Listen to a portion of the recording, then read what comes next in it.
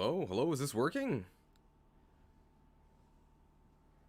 It maybe is working. Okay, if you can hear me, the test is, DIPA. So, if you can hear me, please type DIPA. Otherwise, I'm not gonna do anything. DIPA. Okay, it does work.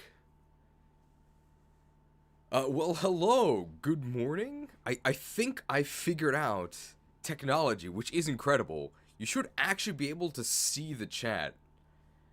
It turns out the secret was resizing it. Wow. Okay, great. Can you hear me? How is the volume? Just gonna make sure that, like, nothing is broken. Nice blue light. Unfortunately, I can't really do anything about that. Okay, I can do this, maybe, because my hand is, like, not in the right positions.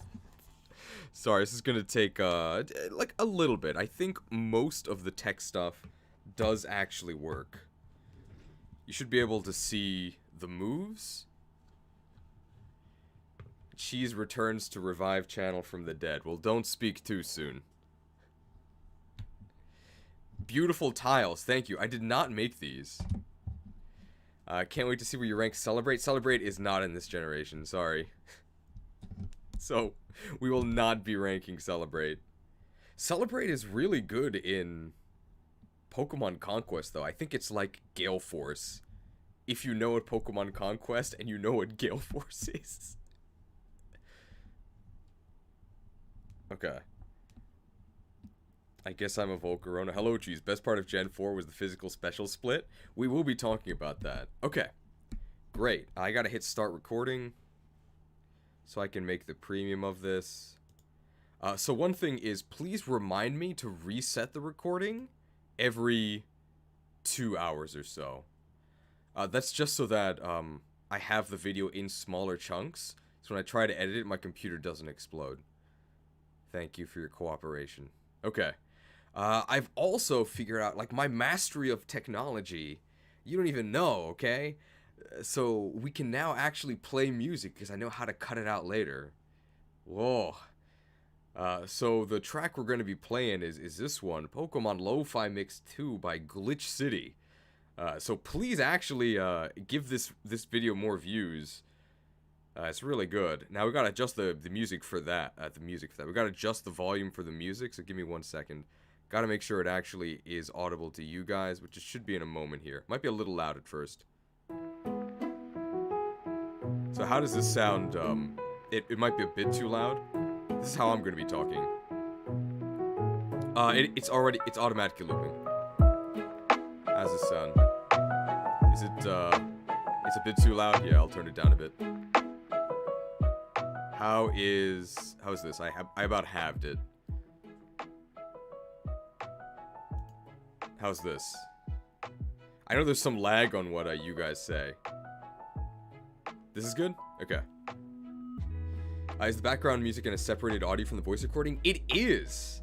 You can do that using OBS, Open Broadcast Studio. Okay, last thing to test. Now you should see that this is the wrong size, but if I do this, it should be the right size. Perfect. I'm so good. Please subscribe. Okay, great. I think that is like record time for the tech stuff, because it's only like 7:05. We're almost ready to go. Oh, perfect. Okay.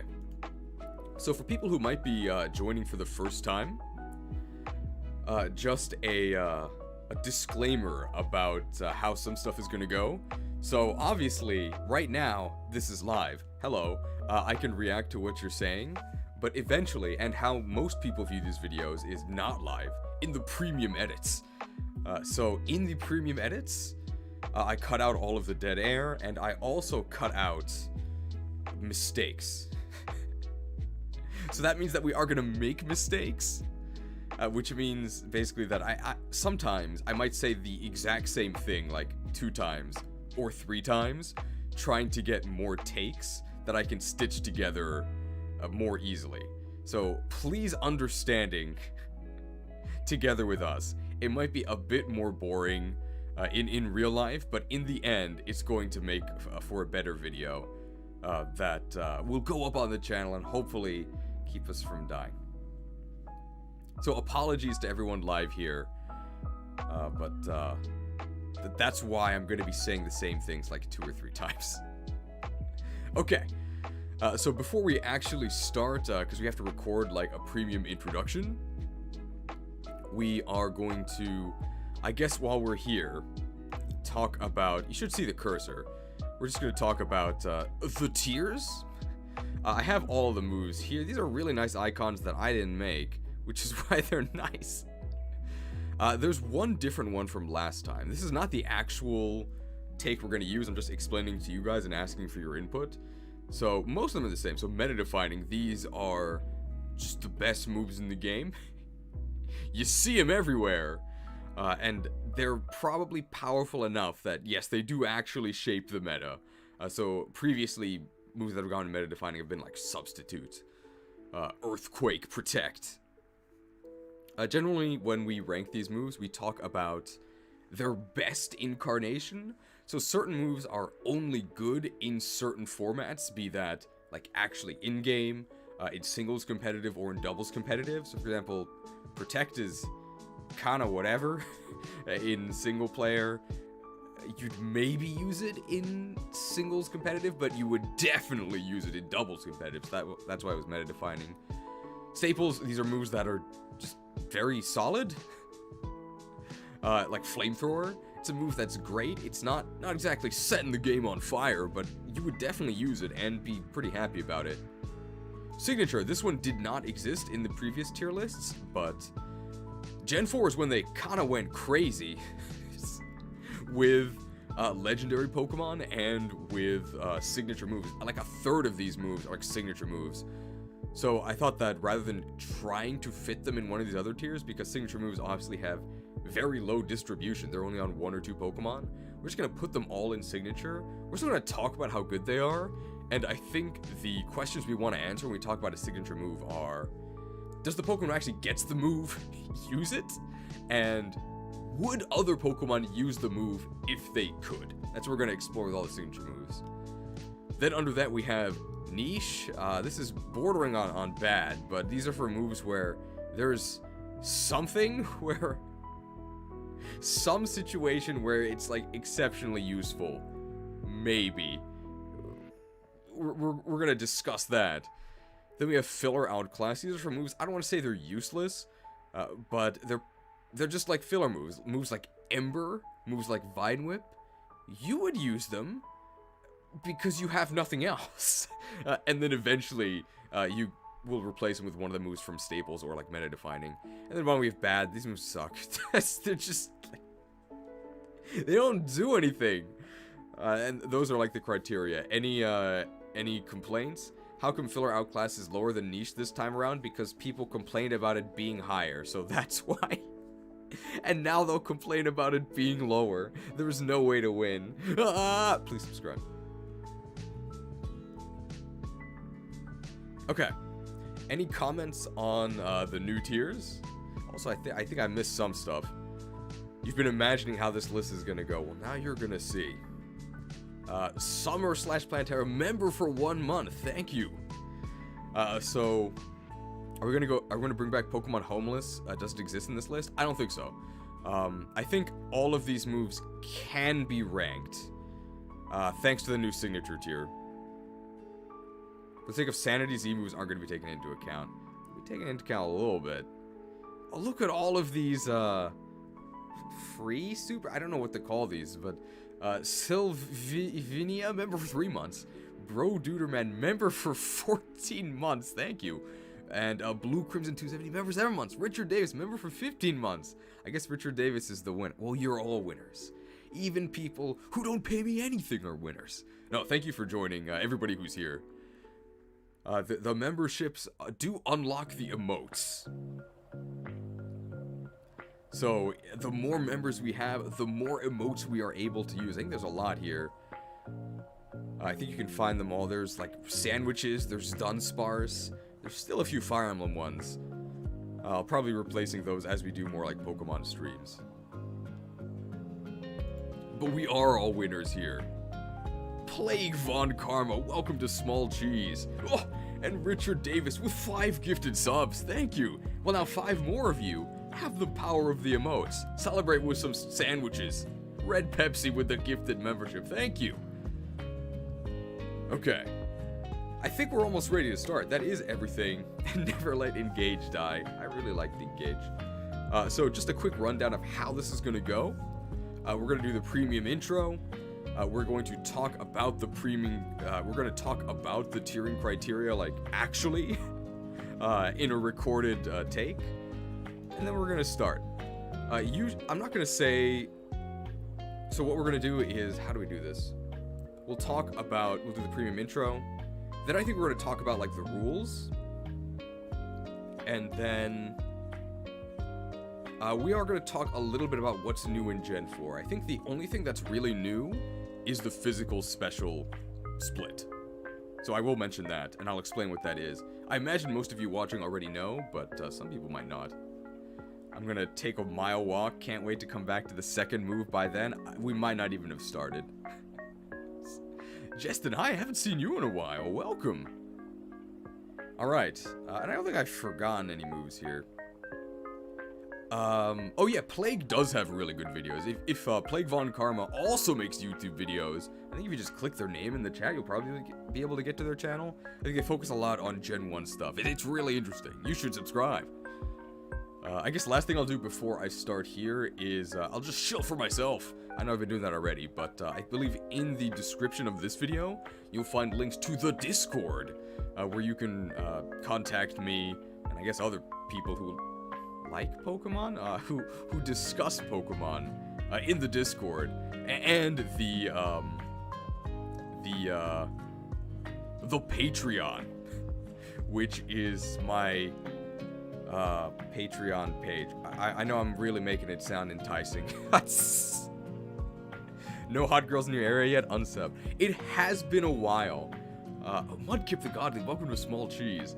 It has been a while since we've had hot girls in U-City. I do have the... It should be ready here, I think. We haven't used this in a while, but the option is here. Oh no, okay, good thing I checked. I have to move it up. Hang on. You probably just heard something but didn't see anything. So good thing we checked this. I have to move this as well. I guess we weren't done with troubleshooting. Here we go. So in the event of hot girls in U-City, or I guess if somebody here does something unfortunate and needs to be removed, Tinkaton can do it for us. There we go. Okay.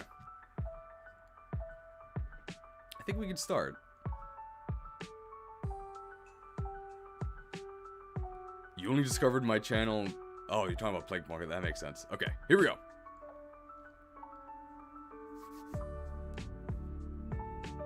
Hello there. You are watching the premium edit of the Pokemon Gen 4 moves tier list. If for some reason you would like to see the full live stream of... Okay. Well, we messed up already. Oh, that is how these go.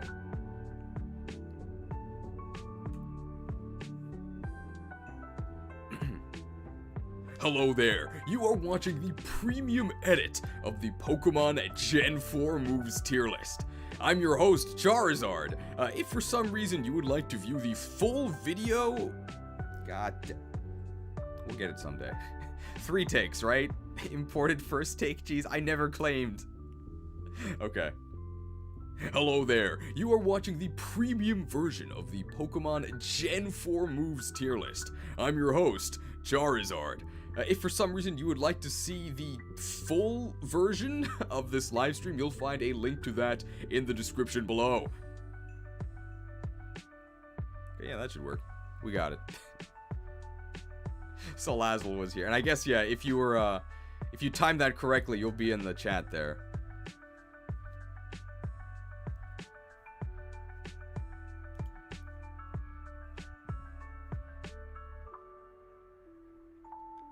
So what is a moves tier list? Well, we've done gens 1, 2, and 3, and I don't think we've quite decided on a formula yet, but we've been trying. So we are going to be ranking these moves here based on their viability. What does that mean? It's a good question. So there's a lot of ways for a move to be viable, and we're going to be very generous. There's a lot of ways for a move to be viable, and we're going to be generous. We're going to consider whatever format a move is best in. So if a move is really good in single player, it gets credit for that. If a move is really good in singles competitive, it gets credit for that. If a move is really competitive in filthy double battles, it gets credit for that too. And we're generally going to consider the best incarnation of a move. So very importantly, this tier list is how good the moves introduced in Gen 4 are. Not how good the moves actually were in Gen 4. That's going to be very important when we talk about moves like defog.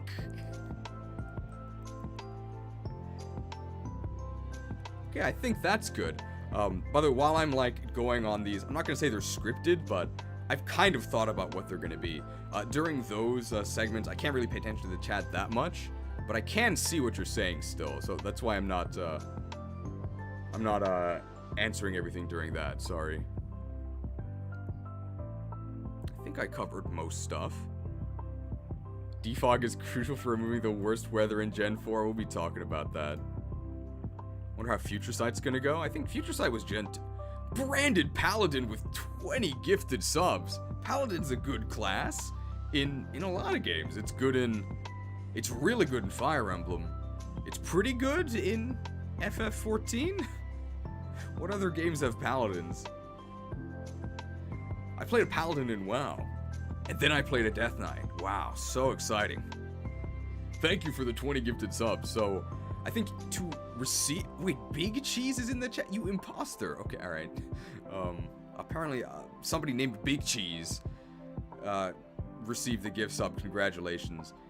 Big Cheese is probably bigger than me. I think people really like to joke about how they're bigger than Charizard, because Charizard is really small. Unfortunately, I am not bigger than Charizard, both because I am Charizard, and because I'm very small. I'm like 163 centimeters, or 5'4", so I'm actually not bigger than Charizard. Palafin is a good mon, that's true. And that's actually, we get to talk about Aqua Jet here, and Palafin gets Jet Punch, which I think is just better Aqua Jet. It's literally just better, unless you have Technician, but I don't think a single Technician Pokemon actually gets Aqua Jet. Alright. Am I still trapped in WoW? No, I'm trapped in RuneScape now. Alright, I think we can now talk about... I don't think I missed any of the criteria, right? I just said, like, these are the moves. We're talking about how good they are. Yeah. Okay. Next up, talk about what's new in Gen 4. So what's actually new in Gen 4? Well, the big thing about Gen 4 is the introduction of the physical special split, which is one of the last major mechanical shakeups that have been introduced to Pokemon. Which is kind of crazy if you think about it, because Daipa came out like 15 years ago by this point. So Gen 4 introduced the physical special split. Gen 5 introduced hidden abilities, which is just abilities. Sometimes better, sometimes not. Always more annoying though. Gen 6 introduced Fairy, which I think is the last major shakeup. It also introduced Megas, which were awesome. RIP. Gen 7 introduced Z moves, which are what if moves, but big. Good riddance. Gen 8 introduced Gigantamax, which is what if Pokemon, but big. Good riddance. And Gen 9 introduced Terrestrialize, and you can bet that by Gen 10, hats are going to be out of fashion. So, yeah, physical special split, big deal. What is the physical special split?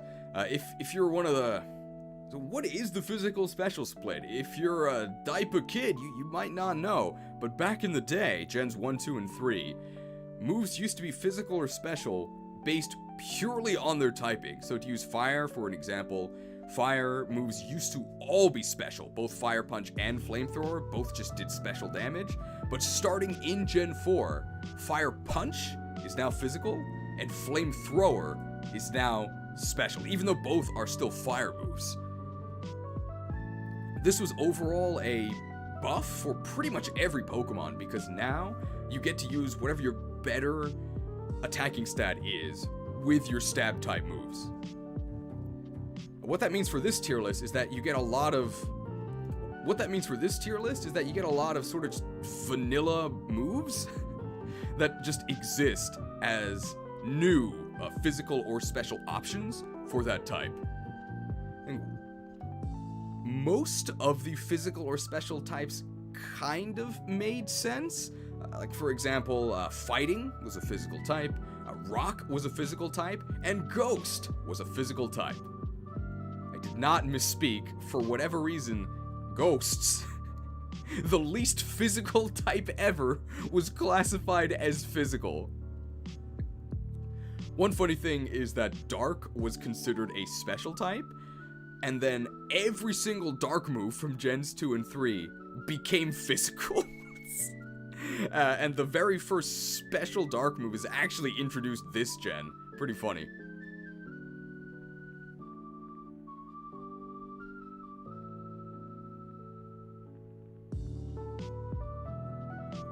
Okay, I think that's everything. One last thing. Challenge for people watching in the future.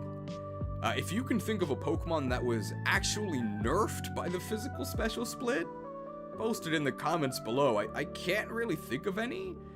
I tried. I guess Snorlax used to use Shadow Ball, but now he can't. But instead, he can just use Crunch.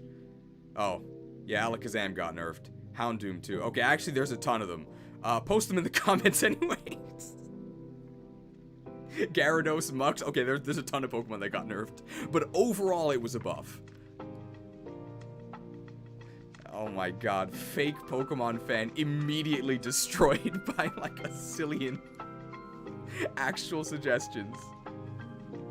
$2 donation from Jacob McBaggins, RIP Electivire. I mean, Electivire never existed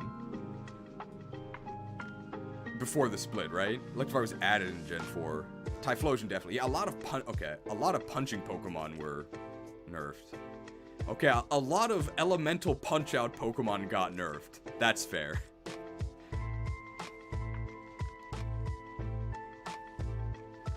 Okay, then I think we just describe the tiers, and then we're ready to start. Is it just you, or is the background music too loud? If it is too loud, I can turn it down if other people feel that way as well.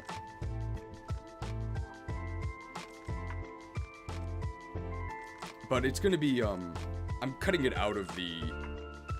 Just a smidge? Yeah, I can turn down a bit. It's also gonna get cut out of the final version. It's gonna be re-added in. I just turned it down. Okay, I think we can start, right?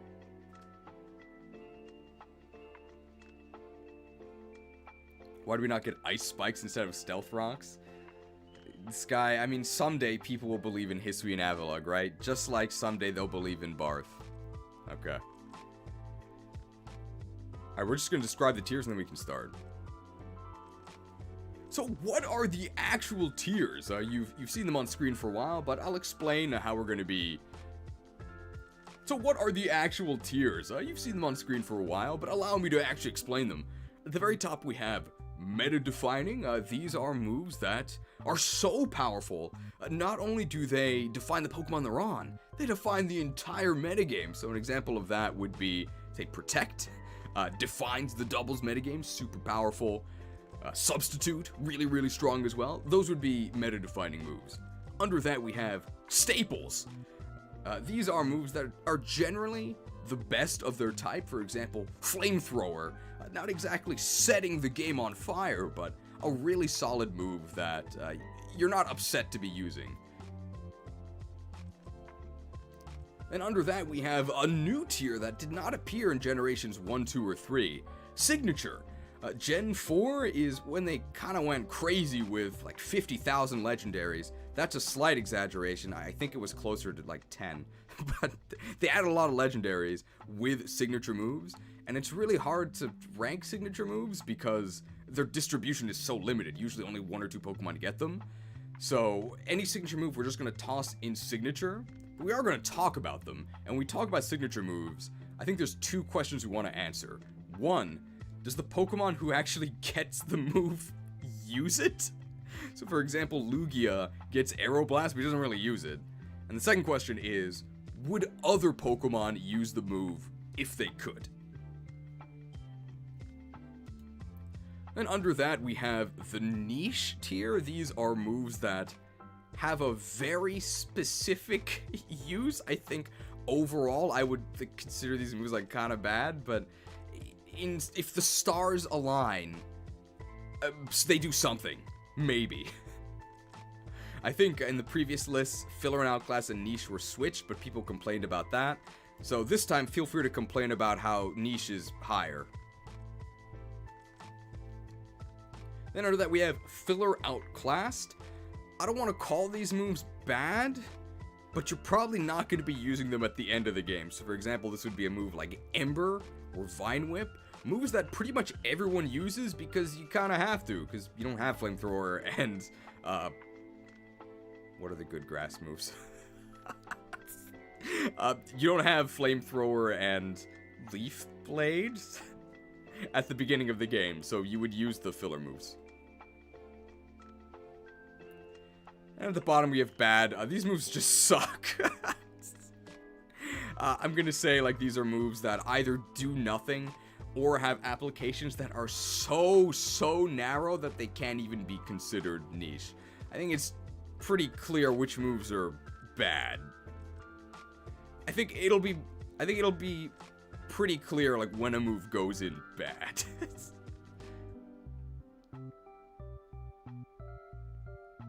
Generally, moves that at least do some damage won't go in bad. I'm weird about that. Feels weird to what? Blue Crimson, you okay? Is Bofa a top tier? Nice try, buddy. It's Rhydon's favorite move, okay? Oh, keyboard issue? Okay. Talk about how Cherim could use Flower Trick.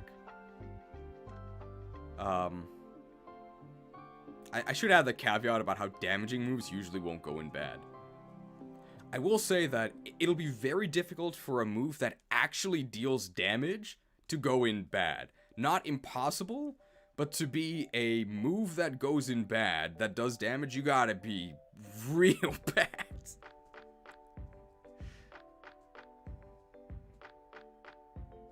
Okay, I think that's everything, right? Construct in filler. This is like an Onyx retcon. No. Mimi's Skin Door. Welcome to Small Cheese.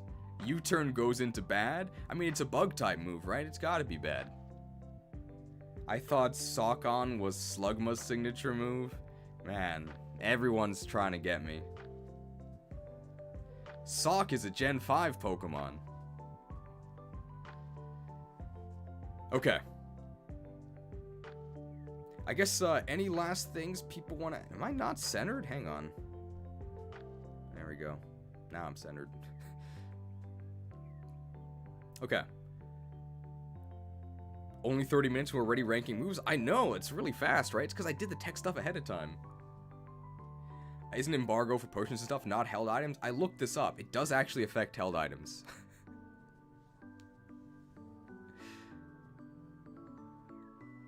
Jeez, have you heard of the new Pokemon? I have not heard of this Pokemon, but I'm not going to read their name because I suspect this is another, like, Rhydon thing. You guys are trying to get me. You like my glasses and my onesie. Thank you. Speedrun stats preparation. I'm seeing a lot of channel veterans, so I'm glad that the channel is not actually dead. I'm glad you're actually here for Gen 4. I'm feeling the acupressure getting into tearings, so feel free to drop your puns in the chat. Cheese, I love your vids. Curious if you're going to do more Fire Emblem tier lists. Absolutely. We're probably going to do the Engage tier list after the Xenologue drops, because then we can do all of the characters, and we can do all of the emblems. We're probably going to do them both in one video. This channel will only die once Pokemon itself is dead? Well, I guess the channel will never die. I guess just one channel definitely fell off. Is acupressure even in the new gen? Well, we'll have to discuss that. I'll try... Okay, so I imagine if you are actually here watching this, you probably share a lot of my opinions on Pokemon. So you probably don't mind if I bash the games. We're going to try and keep the Gen 9 bashing to a minimum, but it's definitely going to come up at some point. Because a lot of these moves actually did get dexed as I was watching this up. That's not a good sense, as I was looking this up. Why is my card so expensive? Oh, like my Gen 1 card. I mean, I'm very popular. Didn't I say my birthday is today? My birthday was yesterday. I think we will mention that at some point. To like, talk about my experience. But I am 29, so I know this definitely looks like the face of a 29-year-old, but this is the magic of being from Kanto. You never age, ever. You'll be 15 forever, until you're 70. Thank you for the birthday wishes. My mom sent me some pork chops. Is acupressure the only Smogon legal way to raise evasion? I thought it was banned.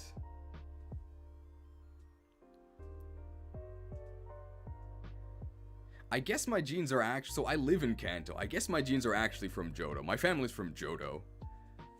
Specifically, we're from real-life Goldenrod City. I guess it's probably more accurate to say Goldenrod City is the Pokemon version of Osaka. We're from Osaka. And my family members actually have crazy Japanese accents. It's really funny. So, like, my Japanese is... It's basically like my English. It's really boring. It's like the standard version. And my family all have the crazy Osaka accent, which is... It's, sometimes it's really hard to translate into English. It's either Southern, like an American Southern accent, or it's like a city slicker accent. Like, hey, you gonna drink that coffee? But, you know, like in Japanese. Do I know all the writing styles? Like the 3 alphabets? Yeah. You need to know them. Alright, I think we can just about get started. I'm just going to drink some coffee, and then we're gonna start. Oh, $4.99 from Prada with an O. Good to have you back. Cerebi has all the dexted moves listed in chronological order. Did I go somewhere? I guess back in the Pokemon sphere. I've been working on the premium edit for the Scarlet Violet Only A run. The script is like 20 pages. I already wrote it, I already recorded it, and I've started assembling it. I'm about 10 minutes into the actual video assembly, and there's an hour of narration, so it's probably going to be a while till it's actually done. But it's coming out soon. That's going to be the next, like, full video.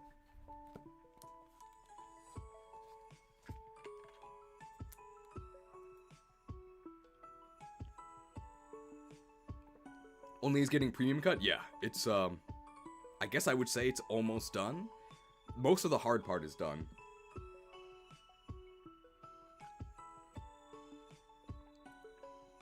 Yeah, the Scarlet Violet list did massive damage to me. It was actually, like, miserable assembling it.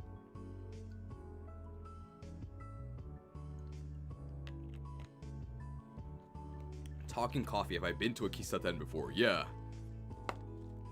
They're pretty common here.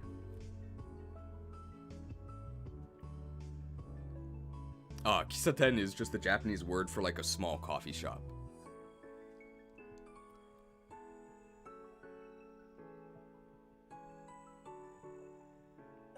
Yeah, like, the Scarlet Violet tier list did so much damage to me, I had to play an MMO from 2007 to, like, restore my health. The SV list was like 16 hours of stream. The stream was difficult. The editing was monstrous. Like, it killed me. It was so bad. It was like 40, 50 hours of editing. It was horrible. This should be much easier. Okay. That tier list most certainly was not convenient. Okay, I think we can start. I think I'm on the right tab. Alright. What made it so difficult in particular, aside from just how much there was to edit? It was purely how much there was to edit. And I think just because of the scale of it, it also included, like, 3 separate, like, full videos. Because the intro interview for Spite Ops, that was, like, a full video. The, actual Spite Ops, call from Area Zero, that was a full video. And the Tsuchinokoin ad was a full video. So there's 3 separate full videos that I included in the tier list. In addition to editing 16 hours of footage. I'm never doing that again. That's why you'll never see Black and White 2. Or X and Y. I'm never doing it.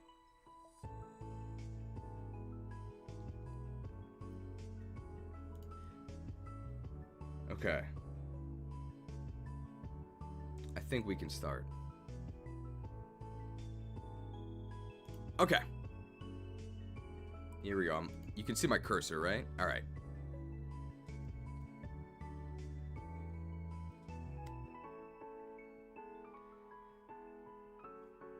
Let's get started. So these moves are all in alphabetical order, which means that leading off the list is A, acupressure.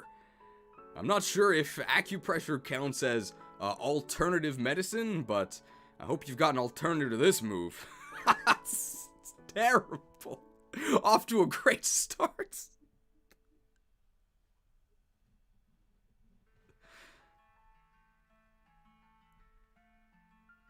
Let's make sure to get the actual... Alright, here we go. And if we do this...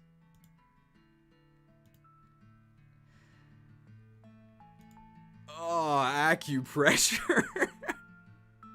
So, it's a boosting move.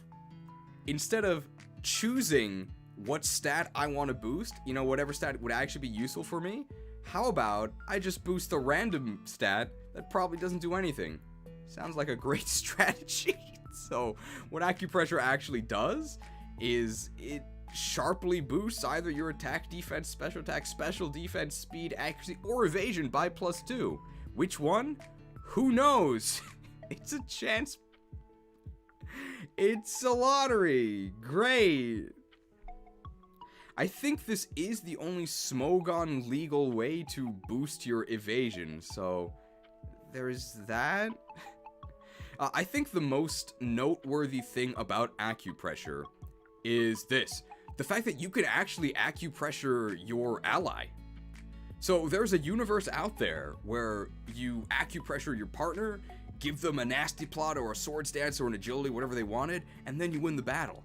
In this universe, though, you probably lost. Acupressure's real bad.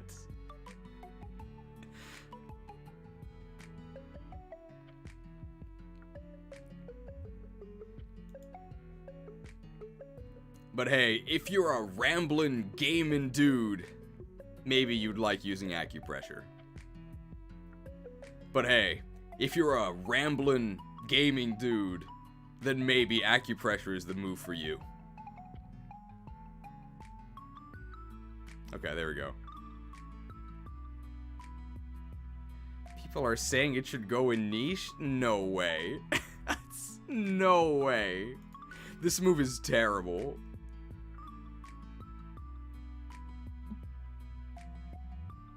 Did I miss anything interesting in the first hour and a half? It hasn't even been an hour and a half, right? Please put it in signature? There's no way it's signature. It's not signature, right? Like a ton of Pokemon. Well, not a ton of Pokemon. Hang on. I gotta scroll down here. $5 donation from Snake Man versus Arbok.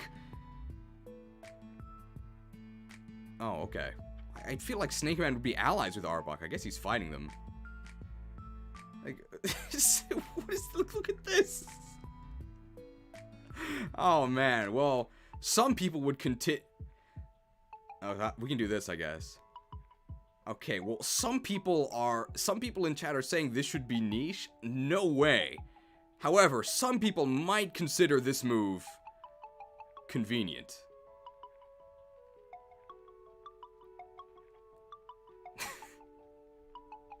Okay, I think that's it. Like, no, this move's terrible. Okay. Please make sure that I actually go to the correct formatting. So this is the incorrect formatting. This is the correct one.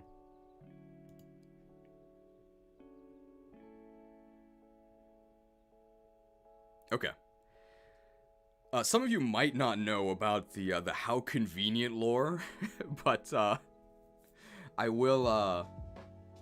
The super chat failed. Oh, okay. Please type your message and I'll read it.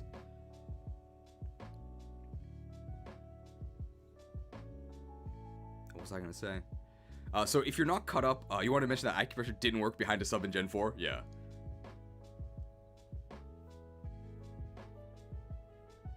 That's so, like, specific, though.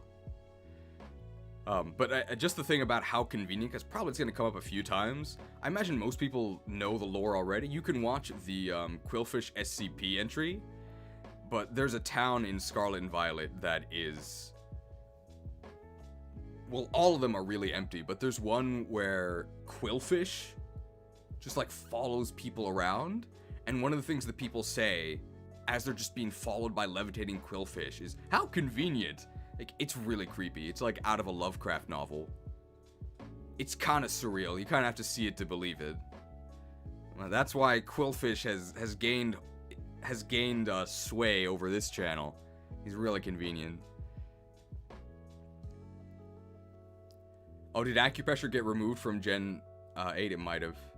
Oh no, if it's not usable, it'll say no longer usable. So don't worry about that. All right, next move. Okay. Next.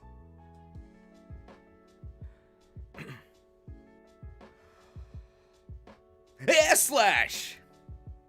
Air Slash is pretty good. It is a physical art, and it is a positional. If you use Air Slash from the side, you can inflict break. Break is really important. Break leads to topple, which leads to daze, which is the best way to get through most encounters. But even if you can't follow it up with Wild Down, just breaking the opponent will interrupt their action, which can change the future. As a recovery move, it's not bad. The vertical height is okay, but you get almost no horizontal distance, unless you're actually in the jump art. Obviously, when you have jump art active, Air Slash gives you insane height, but you have to actually have jump art active beforehand. I think it's also a Pokemon move, so let's talk about that. Air Slash is pretty good. We can put it in staples. Air Slash is a flying type move. I guess we can actually look at all the stats for it.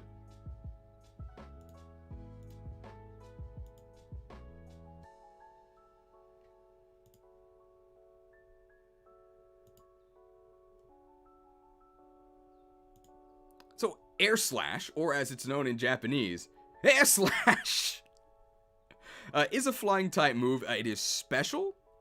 You can see power 75. It is a bit low, but it's not like disastrously low. Accuracy 95, because if it was 100, it would just be too powerful, alright? You gotta keep it balanced. For the most part, this is 100 accuracy, but 5% of the time, I guess you'll be reminded that it's not actually 100 accuracy. Why did they do this? Just make it 100, guys. The most notable thing about Air Slash is that it has a 30% chance to flinch, or as most of you know it, 100% chance to flinch when used by Togekiss. It overall just ends up being a very solid special attacking option for special attacking flying types, I can think of one who might use air slash.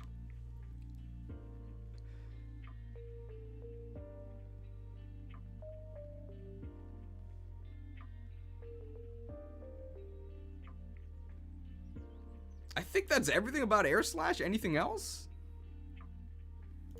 Shaman Sky. Okay, yeah. Shaman Sky also really likes this.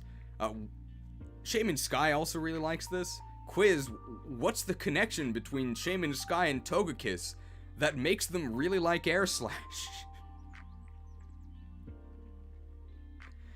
Man, I wish Shulk had Serene Grace, because a lot of the time the air slash break doesn't actually apply.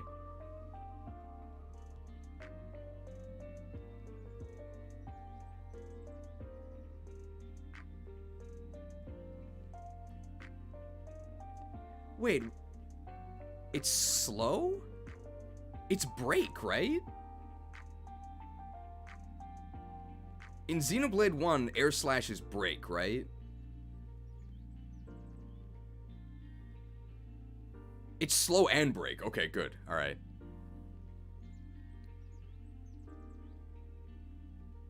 Okay, and it's slow from the side. Okay. It's very important to get this stuff correct, okay? And then Xenoblade 3, it's totally different. It's just more damage if you cancel it.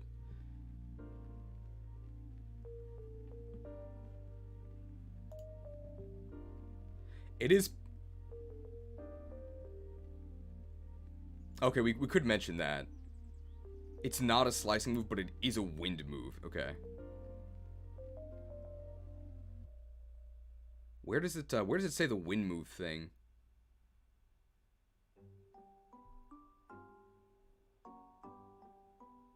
I missed your membership? Oh, sorry. Oh, there it is, yeah. Thanks, MJDXP for the membership.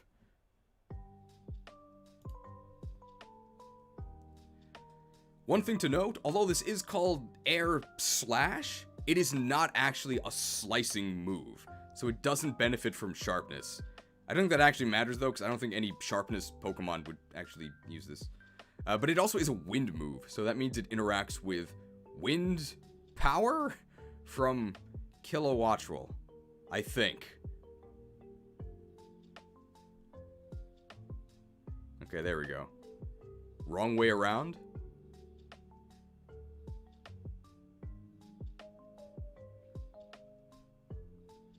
Does Gallade learn Air Slash? And Bramblin? Well, Bramblin has, like, Wind Rider, right? Which I think is different. I think that only interacts with Tailwind.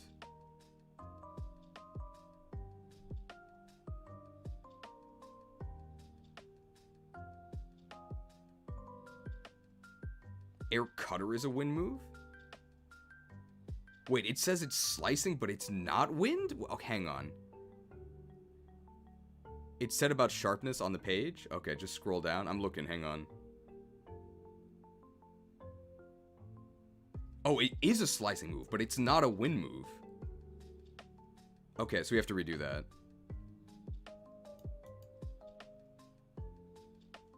Okay, but it's not a wind move. Okay.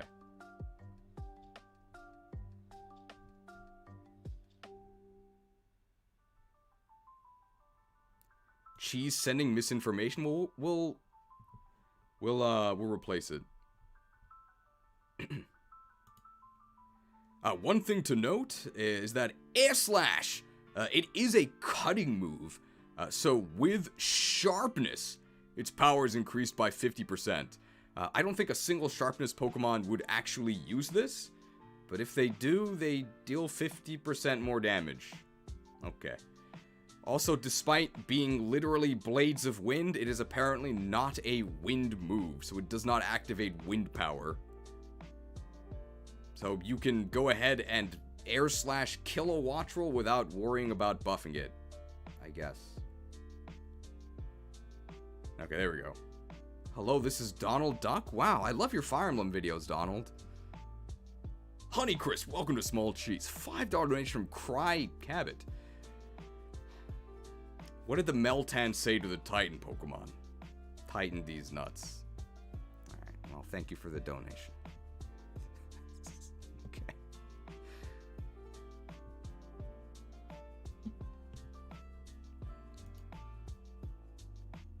Donald Duck is in danger, and he needs your help. All he needs is your credit card information, the numbers on the back, and your home address. Guys, help out Donald, okay? He's in trouble. Okay, I think that's everything. Okay, that's Air Slash. You missed the Pokemon videos? Well, they're back. I guess, Cheese, I think somebody asked earlier, I missed it, why is there Air Cutter and Air Slash? Air Cutter has high crits, as Air Cutter is worse overall. Air Cutter has high crit, but lower base power. Air Cutter is also a spread move, so it hits both opponents in doubles.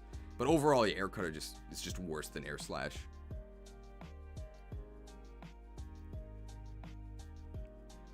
Would you consider splitting Staples tier into two? I think everyone knows Fire Blast is Staples and Tackle is filler, but what's interesting is how staple moves compare to each other. I think in this tier at least, I think there's gonna be few enough staple moves that they can all just be in one tier.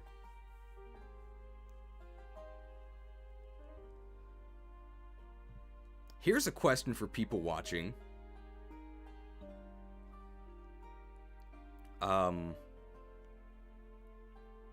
Because I did just make a fully edited Pokemon video.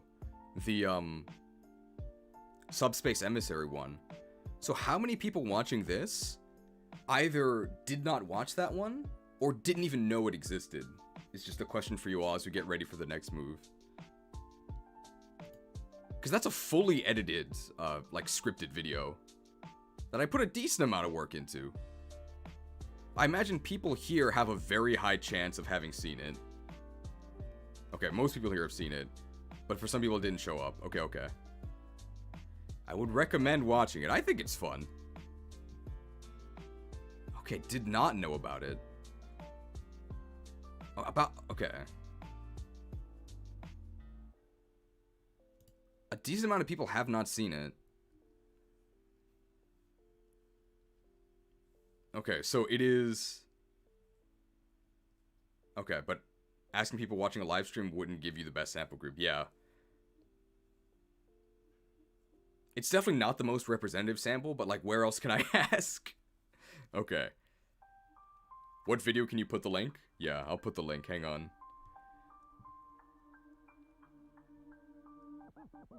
Maybe do a poll. Okay. So let me just link this here. Hang on. I think this will not show up. Yeah. I'll just link it in the chat here. Watch it after this. But I put a lot of work into this. It's a full, like, scripted, narrated glitch video. This is something I was worried about, that maybe some people might not even have been notified about it. It's this one here. No one else can send the link. Only I can. Because all of your links will get blocked, but not mine. I did not link a Rickroll. This is the actual... Discord wouldn't be representative either.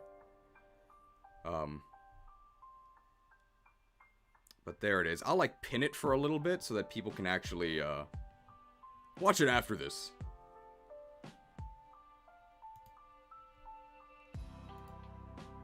Pin message.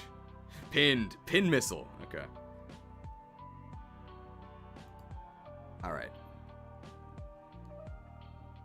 It did look like a stream edit. Yeah, that's what I'm worried about. That people would think it was a stream edit when it's not. It's a fully edited video. The thumbnail didn't feel that imported cheesy. That's true. Because it was just an image from Twitter. I added some stuff in it. Because originally it was in Japanese, so I changed it.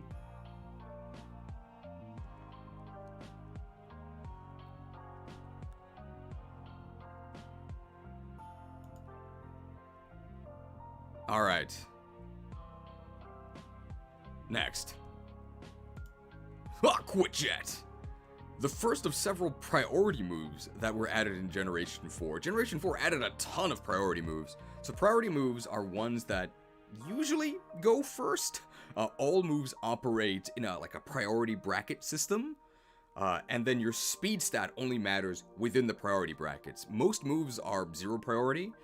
But what are called priority moves usually have some level of plus priority. Aquajet is +1, which is where most priority moves fall. Aquajet is really good. It is only 40 base power, But when you get to go first almost all the time, 40 is sometimes enough. Super, super good. Azumarill loves this move because Azumarill has huge power, literally, and it also has terrible speed. So, Aqua Jet helps it utilize its strength while working around its weaknesses.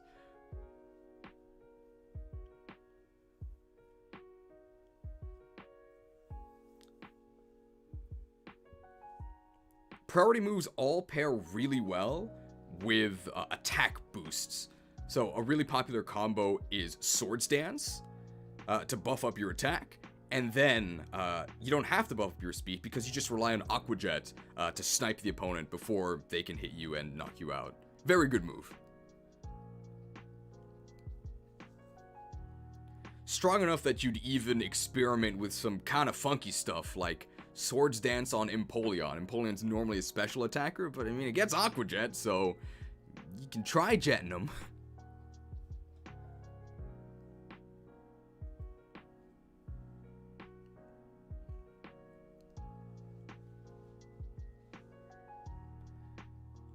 These days, there is a stronger variant of Aqua Jet called Jet Punch, but I think only Palafin has that, so Aqua Jet is available on far more Pokemon. Did we talk about physical special split? Yes, we did. We did at the beginning.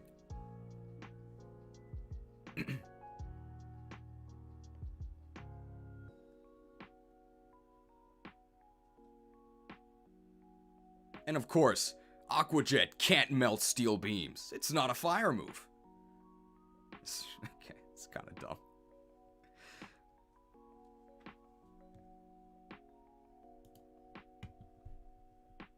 We might cut that. Unless somebody can think of a better way to word it.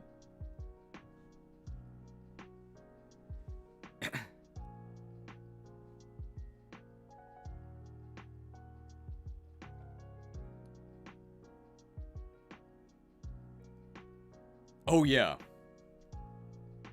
Very good. Somebody mentioned that, of course, this is a water move, which means that if it's raining, it gets stronger. And rain is a very strong weather condition. It's probably the single strongest one. So having a priority move that gets stronger in rain also gives Aqua Jet some extra power that other priority moves don't get. Oh, that's good. Yeah. Aqua Jet can't melt steel beams.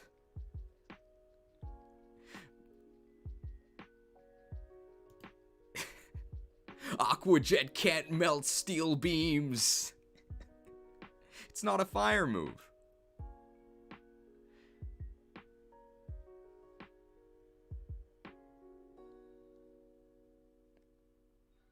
Okay, I think that's everything. Anything else to say about Aqua Jet?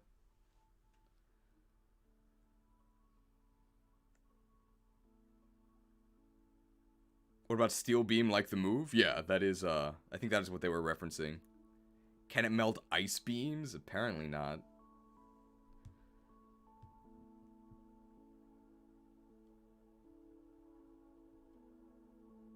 I'm surprised fire moves don't have priority move.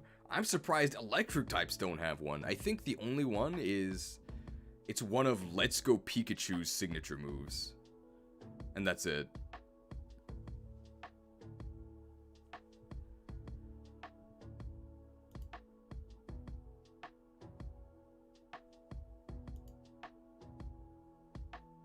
Alright.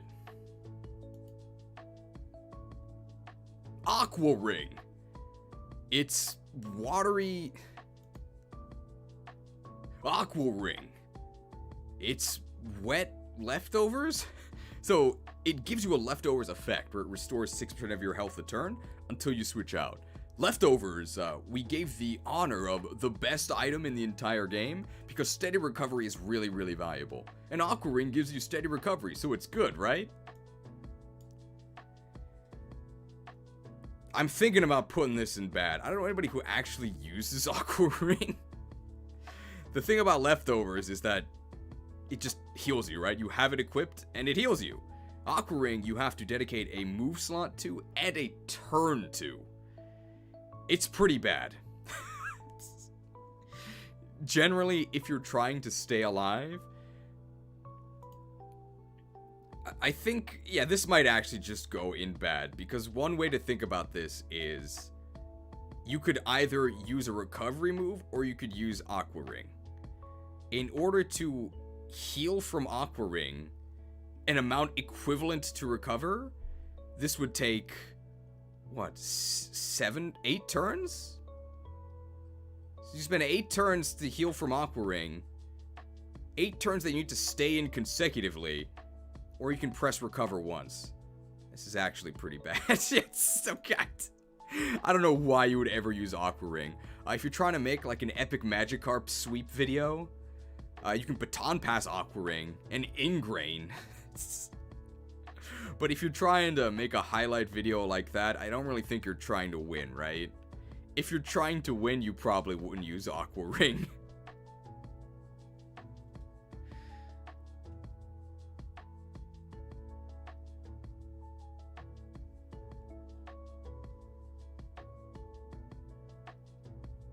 Any objections about Aqua Ring in bad?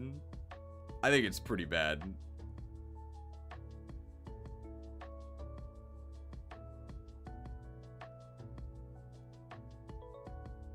Wouldn't go an outclass due to leftovers? I mean, leftovers is not a move. It's just worse ingrain? I mean, it's arguably better. There is a difference between Aqua Ring and ingrain. With ingrain, you get the rooted effect, so you cannot be switched out by roar or whirlwind like phasing moves, but you also can't switch out, so it's both upside and downside. Aqua Ring does not have that. It just gives you the recovery.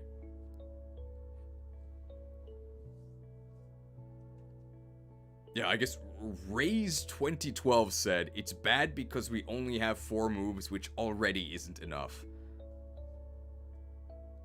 I guess if you were a stall Pokemon and you had infinite moves, at some point, you might actually use Aqua Ring. But, yeah. Okay, look at this. MJDXP says, too bad Big Root doesn't affect Aqua Ring.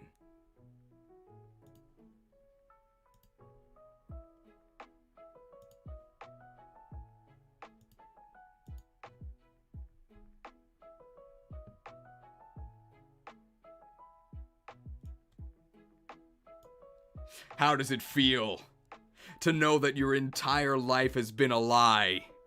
Big Root Gaming can increase... Big Root Gaming can increase the Aqua Ring healing by 30. No, it does not make Aqua Ring better. But look at that. Plants and water working in tandem to still be useless.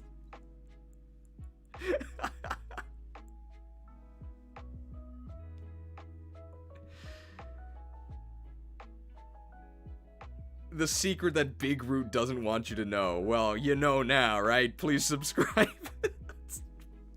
I looked this stuff up, okay? It works with Big Root.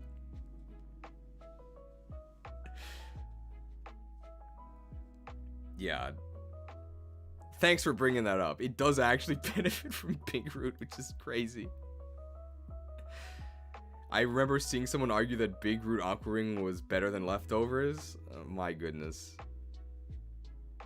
Time to ban myself for getting this wrong. Don't worry.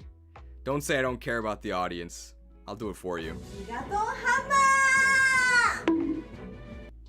Hammered. I didn't actually ban him, guys.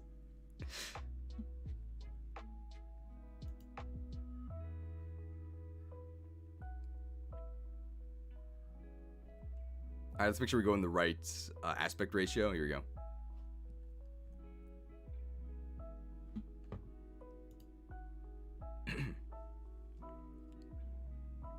Okay, next.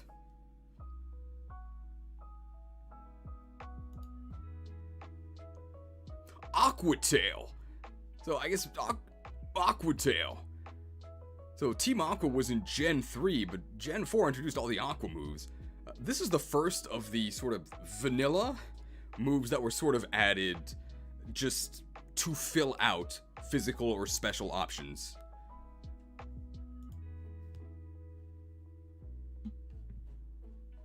Sorry, I'm like bouncing between monitors here, which is why it sometimes takes me a while to change everything.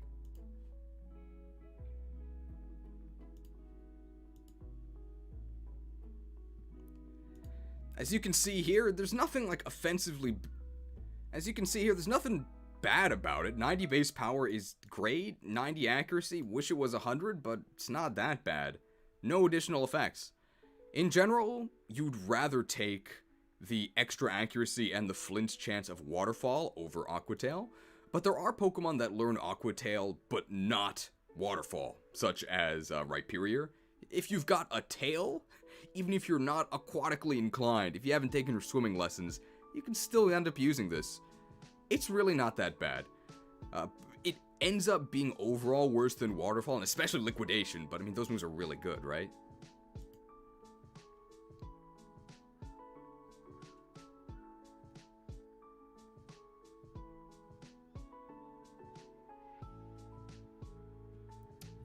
This one, right? It's not terribly exciting, but 90 base power is nothing to sneeze at, so this is probably going to end up in very low staples by the end. But Aquatail is a move that some Pokemon would run with no better options. I think it's fine. Filler, it's 90 base power, like, it's not that bad.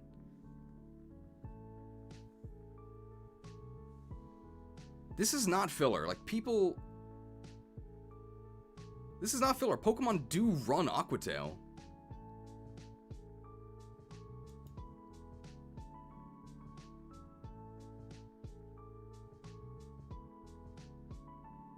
Distribution is bad? Did I mention it benefits from Flower Root? You've never seen it used? Rhyperior uses it.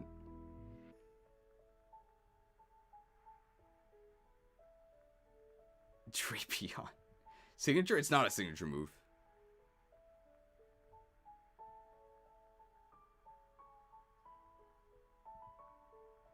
Wow, people really hate Aquatail. What in the world? How much did Team Magma pay you guys?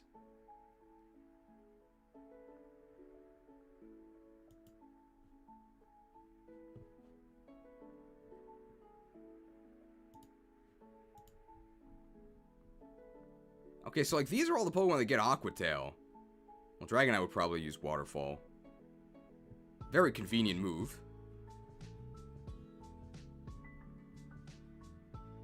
Drugalgi, Goodra, Palafin, Cyclizar. Axew can get it. Nidoking, although Nidoking's mostly a special attacker. Rhyperior is the big one, doesn't get Waterfall Liquidation. Aerodactyl gets this apparently. Steelix gets it. Dunsparce. Tyranitar can get it. Aggron can get it. Ormaldo can get it. Salamence can get it. Garchomp can get it. Dude, look.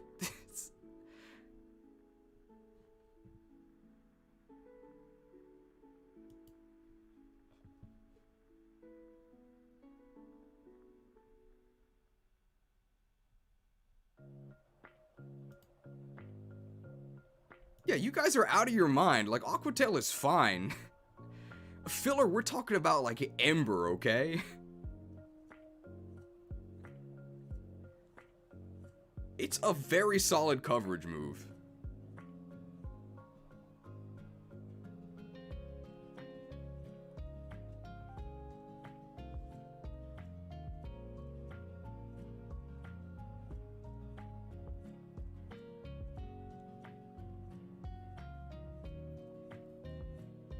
Yeah, this is going to be, like, very bottom of staples. I think it just looks...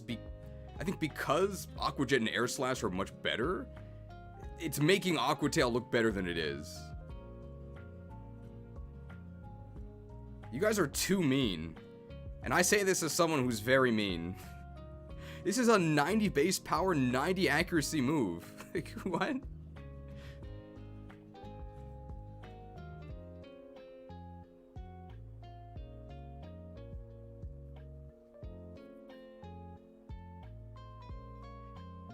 The only problem is 90 accuracy? Like, yeah, it's a bit annoying, but, like, it's not that bad. Yeah, Aquatail is good. Yeah, you guys are out of your minds. Aquatail's fine.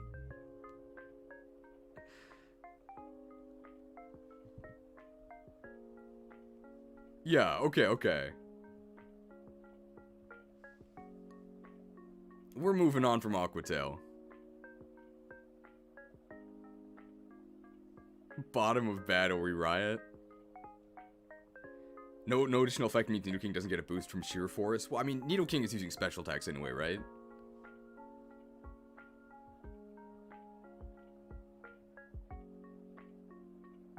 Vaporeon's pointing out you got Aqua Ring and Aqua Tail mixed up in the list? I don't, right? Oh, you're Vaporeon. Okay, that's like a joke. Okay. Alright, next. Assurance. I gotta... Okay, no. I'll probably... Well, maybe I'll put it in the premium video.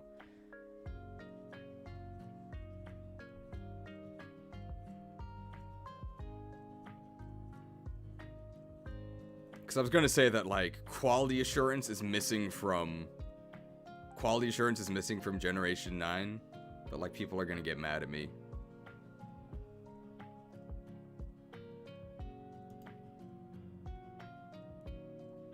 I'll say it if it was actually removed in Gen 9. Let me see if it was. If it was removed in Gen 9, we'll say that.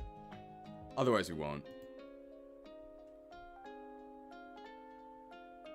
Ah, it's actually in the game. Okay.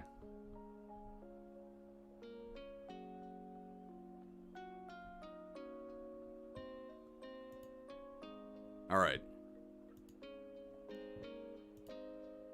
Assurance! You can be assured that you've better options than this. It's a 50 base power dark move, previously 50. It's been buffed to 60. And sort of the gimmick is that if the opponent has taken damage previously on this turn, the power then doubles to either 100 or 120. Quick question, if Assurance is your attack, then how did the opponent take damage before you actually attacked them? There's a couple ways that can happen. If they switch in onto entry hazards, that counts as taking damage. If they somehow damage themselves through like a life orb or through a recoil move, that counts as damage. Or if you're in a double battle, your partner can hit them, and then you can assure, and then deal the extra damage from that. Pretty much none of that is reliable enough to actually choose to put assurance on your Pokemon. The scenario you would use assurance is if you're like leveling up and you happen to learn assurance, you don't have any other dark moves or moves that you might want to use. In that case, I guess you would use assurance.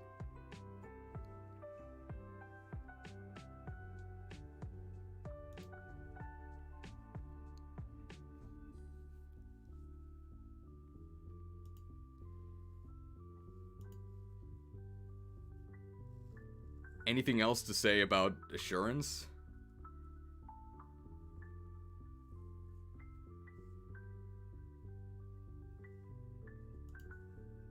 I don't think you would ever use this.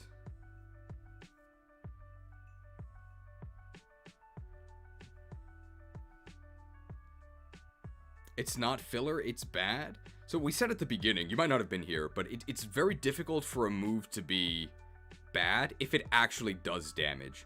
Usually moves that go in bad, like, do nothing.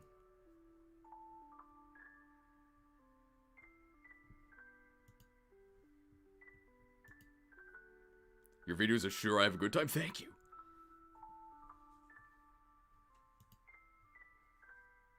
I use Aqua Ring and Acupressure more than Assurance. Okay.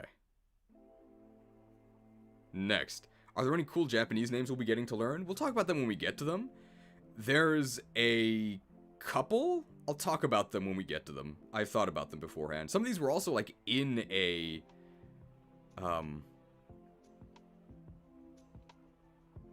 video I made a long time ago. I'll talk about that when we do the first move that has a weird translation. I think the first one on this list that we do will be probably Draco Meteor. I think that's the first one we'll reach. Yeah, it will be Draco Meteor.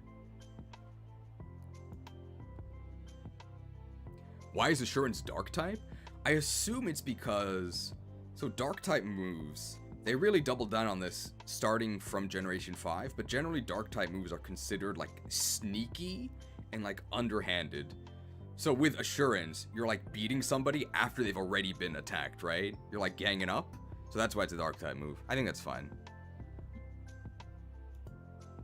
Alright, next. Attack Order. The very first of many signature moves we'll be covering, so we don't have to think about the Turing that much.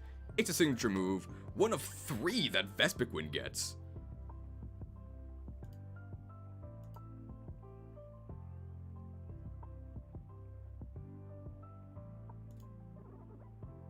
That's not right.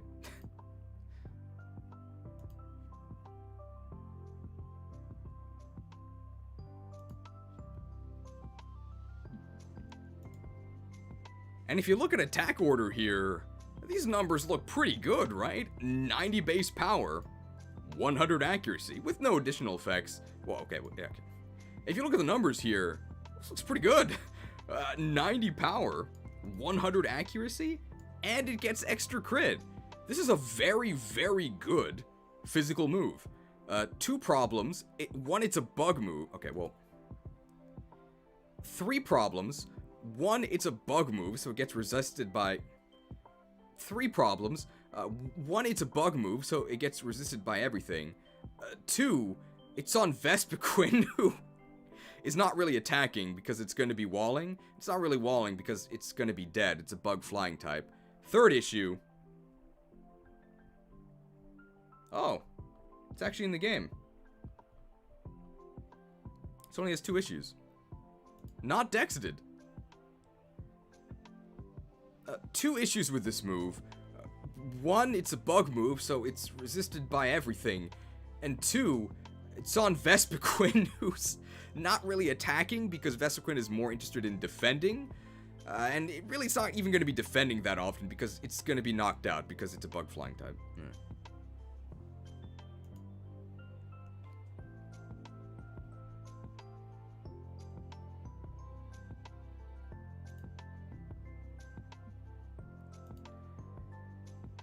So attack order suffers the fate of many signature moves, which is it's on a Pokemon that doesn't actually use it. But a ton of physical bug types would use it if they could.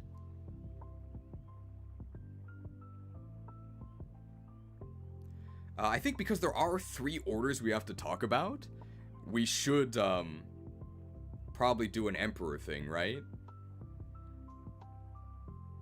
So... Execute order what? What's the what is it like an order number, or is it a is it like a name? Execute order. Attack 69? Well, no, it can't just be 66. That's the actual thing.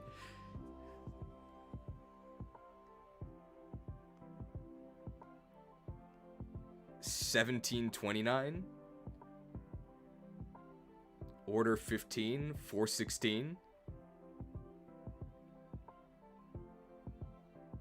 Ah, 416 is Vespiquen? Okay. 416. We can do that.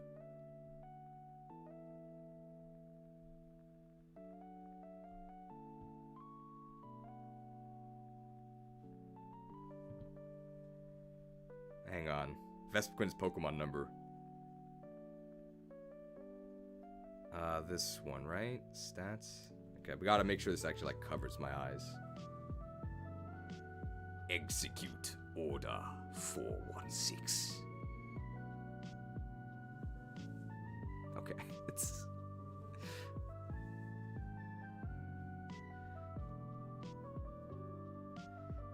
good enough.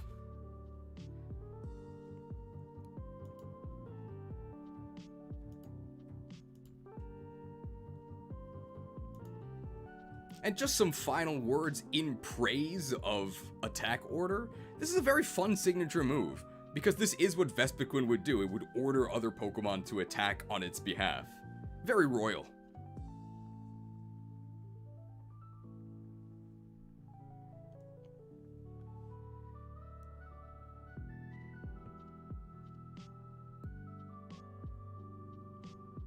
Okay, next.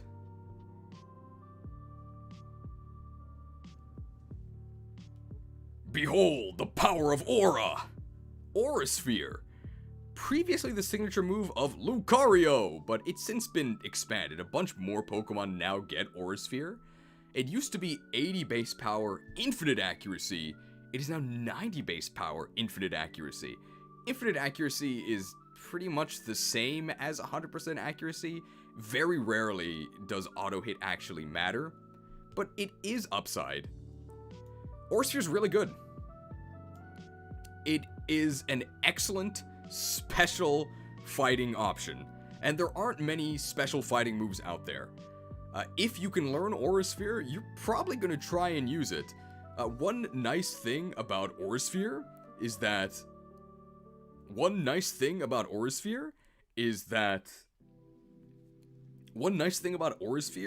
it is a blaster move. So it gets powered up by Mega Launcher. So Clauncher gets a fake stab boost on it, and Mega Blastoise, RIP, used to get a boost on it as well.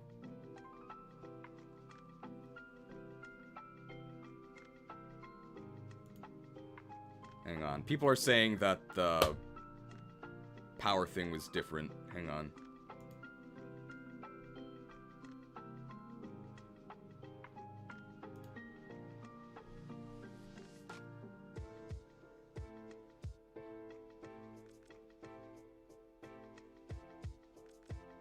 Oh, yeah.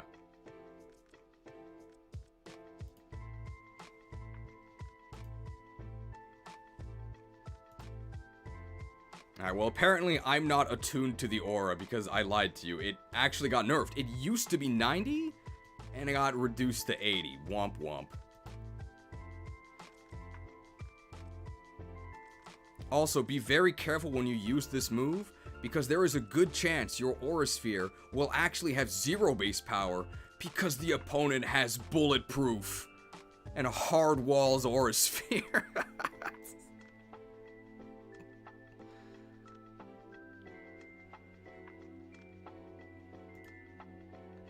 Truly, Chestnut is unstoppable.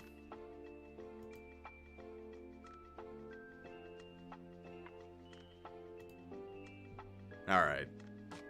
Anything else to say about Aura Sphere?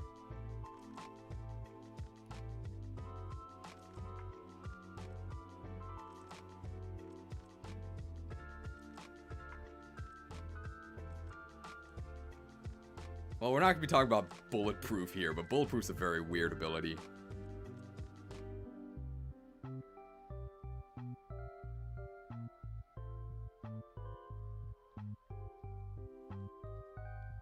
What if they added a gun type? I guess Bulletproof would then get a lot better? That's...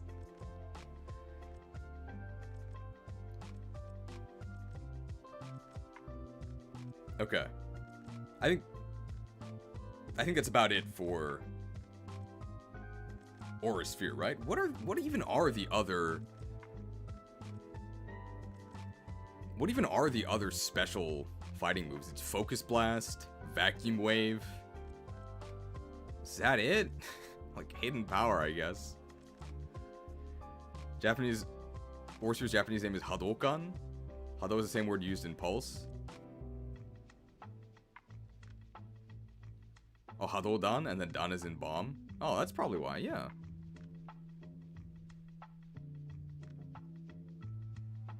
We can mention that.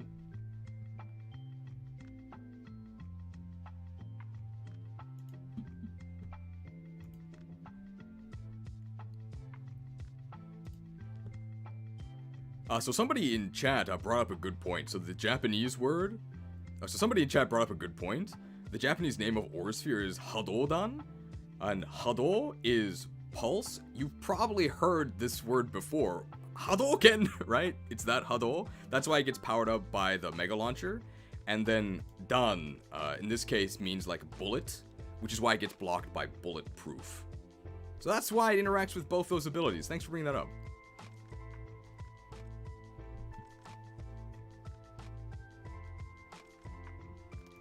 And no, I don't know why he says Hadu instead of Hado. It's definitely Hado. But for whatever reason, Ken says Hadu. Hadu, Ken.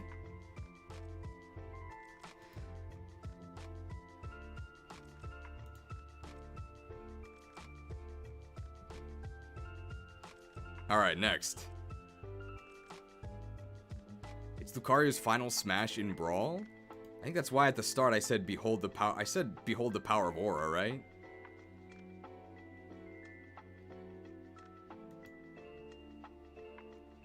All right.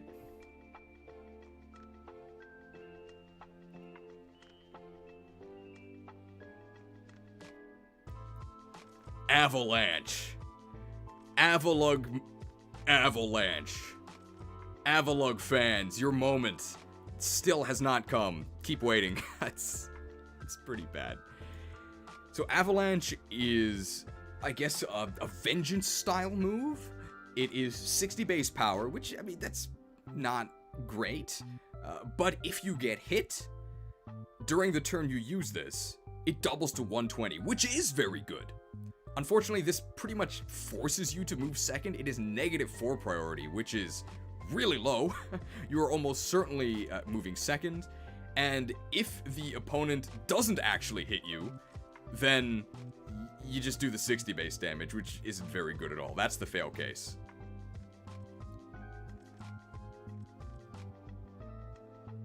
You sure it's not for just going second? I'm sure. You have to actually get hit.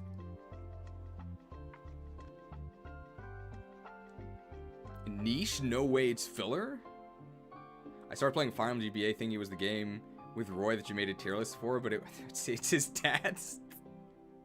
Oh no, Roy fished. You're also an ice type, so you'll probably die before using it. Well, Avalanche is probably most useful on, like, I don't know, Swampert? Because Swampert is almost certainly going second anyway, and his other ice option is, like, Ice Punch. So, for him, you might as well use Avalanche, because you're not losing that much, and you do get decent upside if you get hit, and Swampert is planning to get hit. We might actually move this up to niche, because it's actually a pretty strong coverage move on, like, a couple Pokemon. I don't think it's affected by Big Root, no.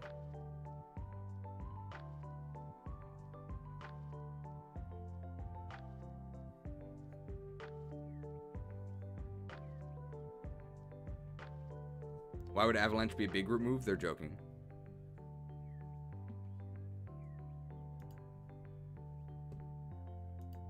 I checked before to make sure that this interacts. You have to actually get hit.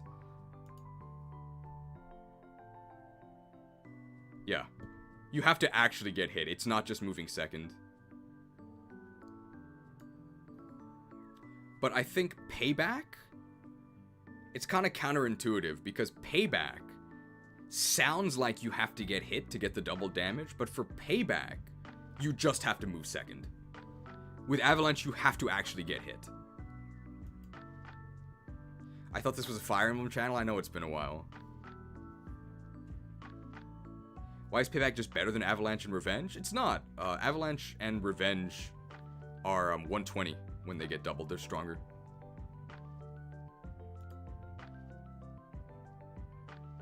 I thought Payback was the one requiring getting hit. I thought that too, but apparently not, no.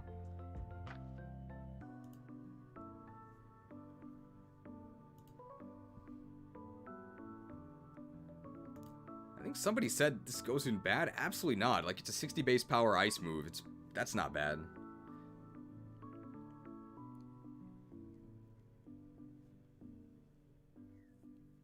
Everybody okay with Avalanche and Niche?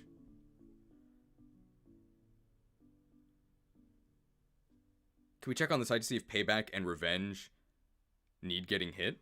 Revenge is the same as Avalanche. And Avalanche requires getting hit. Payback, we'll do it again when we get to Payback, but I checked it yesterday. Payback, you don't have to get hit.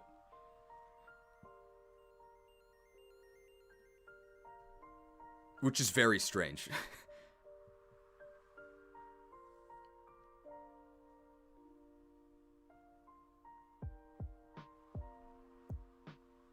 Alright.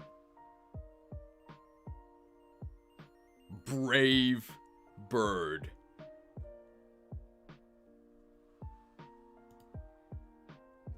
You must be this brave to fly. Brave bird, baby. And I guess while we're doing this, we'll also do Flare Blitz and Woodhammer because they're all type-shifted versions of each other.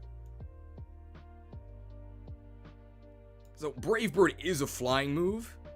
So we're gonna soar all the way to like the top of Staples. You might be thinking like, wait, why isn't this in meta defining? If you played in Generation 6, you might have memories of getting Brave Birded every single turn of every single battle. But that's really because of Gale Wings the ability and not Brave Bird the move. So that's why it's not in meta defining. Where's Flare Blitz?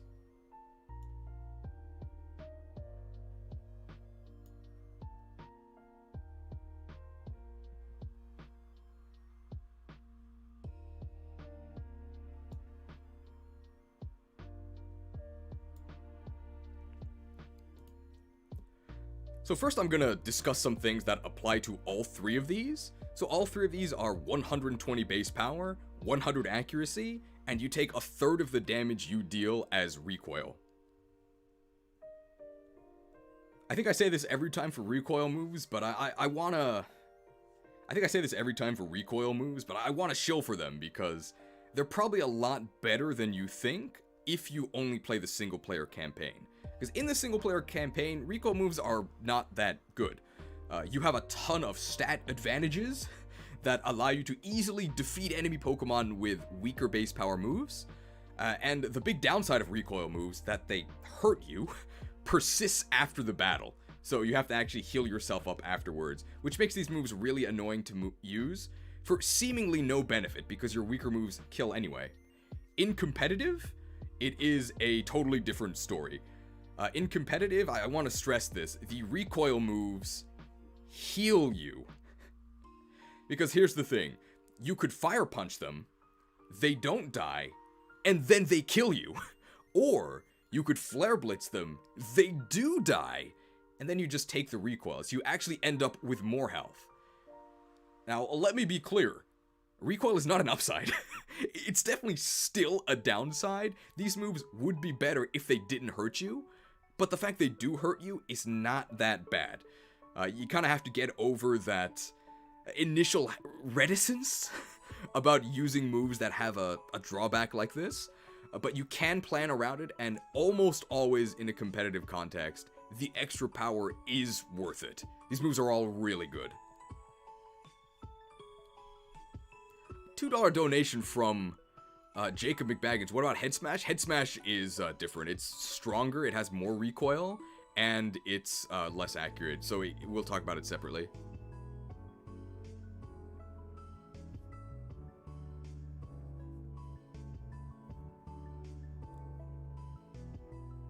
So Woodhammer definitely is the worst of these three because it's an offensive grass move, right? Grass is ass, terrible attacking type. But if you want to use a physical grass move, Woodhammer is one of the best ones you could use. It also appears on quite a few Pokemon that aren't actually grass types, and notably Sudowoodo and Mimikyu can also use this. It gets used sometimes, it's not bad.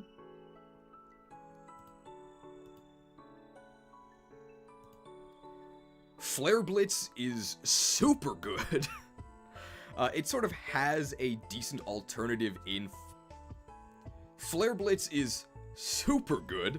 Obviously, if you're a special attack, you're going to be using Fire Blast for near comparable power, but Flare Blitz is the gold standard of physical fire moves. If you are a physical fire Pokemon, you are blitzing. This move is crazy.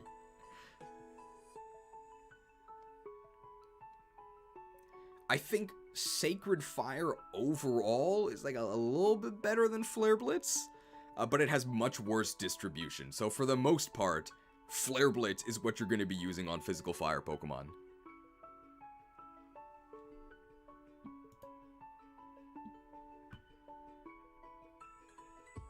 However, I do think Brave Bird is the best of the bunch. So Brave Bird is the best flying move in the game? I think I could say that. There's no alternative you could really use that gets you anywhere close to the havoc that Brave Bird can wreak. Notably, no typing is immune to flying. So if you press Brave Bird on your choice band... So if you press Brave Bird on your choice band Staraptor, something is taking massive damage.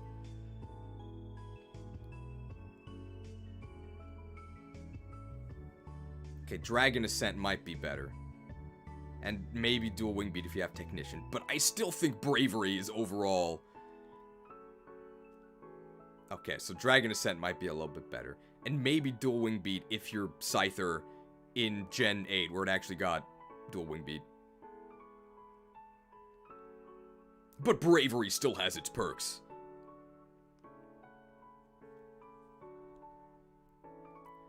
Unfortunately, Brave Bird does not strike twice. Really seems like an error on the...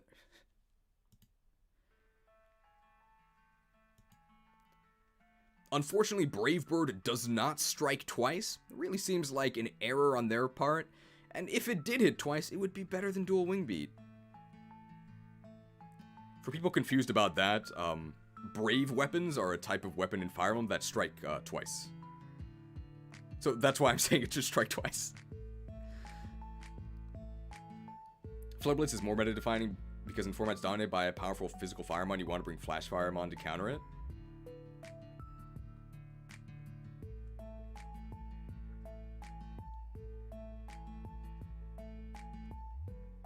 Oh, talk about its animation in SV? Yeah, we'll talk about that. We should also mention for Flare Blitz that it is a fire move, like, it gets a Sun Boost. It's also worth mentioning for Flare Blitz, this is a... Oh, okay. It's also worth mentioning for Flare Blitz, because this is a fire move, if it's sunny, you blitz even harder.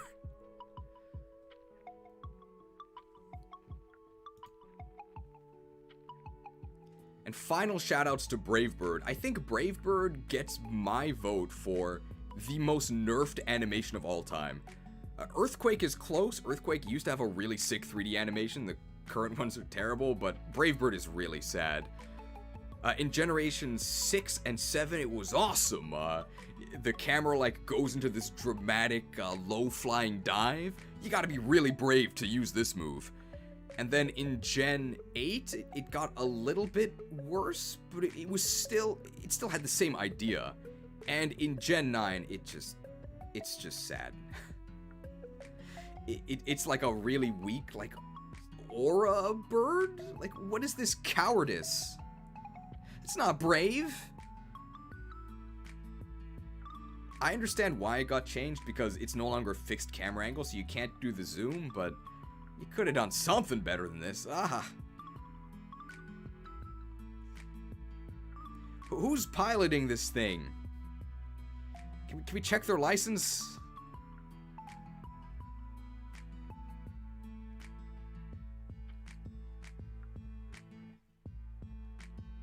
Brave Bird is better than Flare Blitz because flying is an insanely good offensive type. We did mention that, right?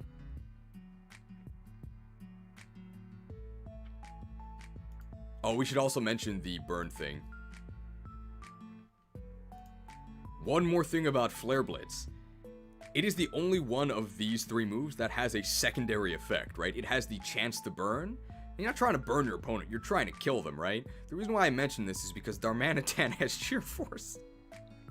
And because burn is technically a secondary effect, that means you can choose to give up the burn chance to deal more damage. So back in Gen 5, you would literally just press Choice Band or Life Orb Flare Blitz, and if the opponent wasn't immune, they were probably dead. Vicious Rend is overall a little bit sillier, but the OG was Flare Blitz, Darmanitan.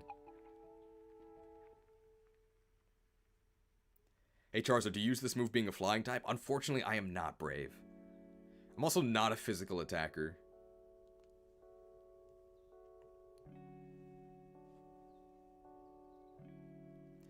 What a nice surprise for my Saturday night. Finally able to watch a tier list stream. Welcome. Alright, I think that's it for these 3 moves. Anything else you guys want to say? And we covered at the beginning why Brave Bird isn't in meta defining. It's because of Gale Wings is what makes it crazy. Is Aqua Ring really that bad? Yeah, it's bad.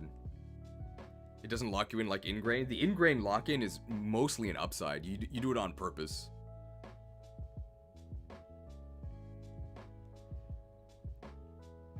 I think Wave Crash is a double-edged clone. And I guess we never mentioned it, but these 3 are all actually clones of... I guess we never mentioned it, but these 3 are not only clones of each other, they're all clones of Double Edge. That was the original.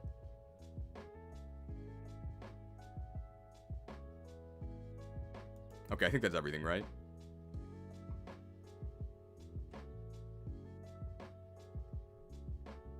Alright.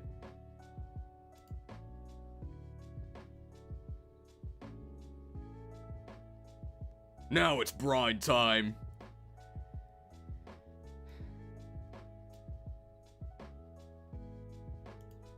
Now it's brine time. And brine time's over. This move's pretty bad. It's probably better than Insurance. So, Brine is a 65 base power water move, but it has an upside. So this is the first, it might actually be the only, execute style move. So it does more damage when the target is already damaged. So execute moves show up in a couple different, like, RPGs. I guess, like, what is it? Garen from League of Legends. At least when I played, like, 12 years ago. His ult used to be an execute. Did more damage if the target was low on health. I think warriors in World of Warcraft literally have a move called execute. That you can only use if the target's, like, almost dead and does a bunch of damage to them. There's an issue that a lot of these execute moves have, which is doing more damage doesn't matter that much when the opponent doesn't have that much health to lose.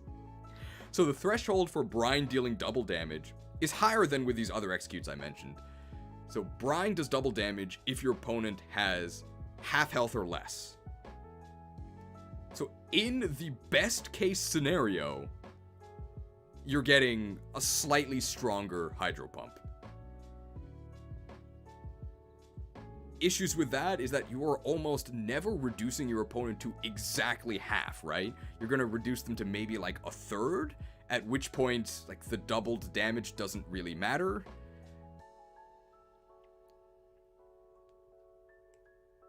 Like, why are you using Brine? If you're an offensive Pokemon, you want immediate power, right? You're either going to be using Surf or you're going to be using Hydro Pump. You might argue, well, I mean, I guess Brine is for when you're trying to chip your opponent down. But if you're a defensive water type, you're not using Brine. There's another water move that defensive water type Pokemon use.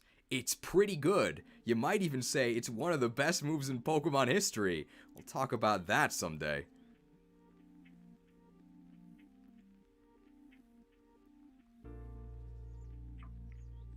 But what about the synergy between Hyper Fang and Brine? You can Hyper Fang with Floatzel and then Brine them. Or you could just waterfall them? Like, what are you doing?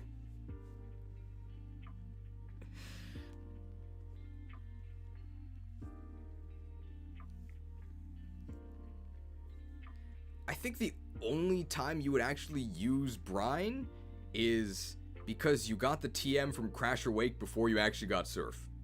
In that case, I guess you'd use Brine.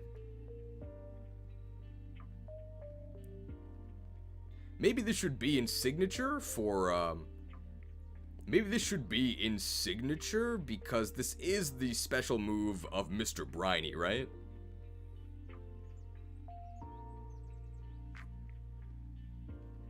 Hero Brine. Doesn't Hariyama get this because some sumo-related thing? Oh, maybe.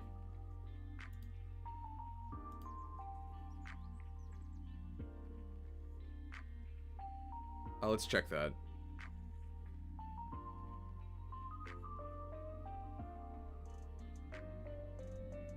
Oh, yeah. We can do that. So you notice the Pokemon that learn Brine here? A bunch of salty sea dogs. You know, Starmie, Gyarados, Lapras. You can see here the Pokemon that actually learn Brine. A lot of salty sea dogs here. We got, you know, Starmie, Gyarados, Lapras, Kabutops, Convenience, Corsola, Pelipper, Hariyama. So the reason why Hariyama learns this is in sumo wrestling, when you enter the ring, you throw salt. So that's why he learns Brine. Obviously, you would never do this because it's a special move, but I mean, that's kind of neat. Lileep and Cradling. What in the world?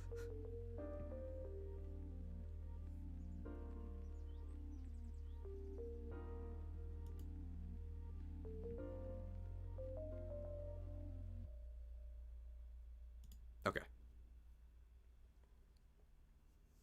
Can Hariyama do Garganacle's move? I don't think so. I lost my Duolingo streak while watching this? That's unfortunate.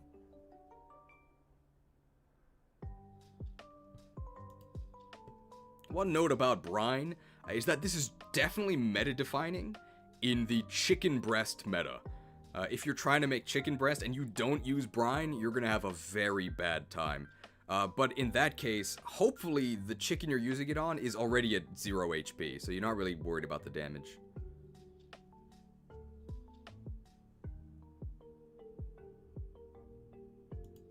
Creating the hot dog meta too.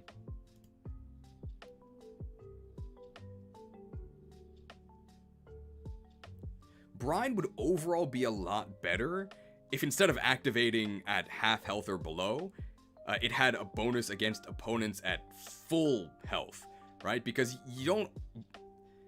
enemies might not be at half health, they might just get knocked out, but you always start battles at full health, right? I mean, you always start battles at full health, right?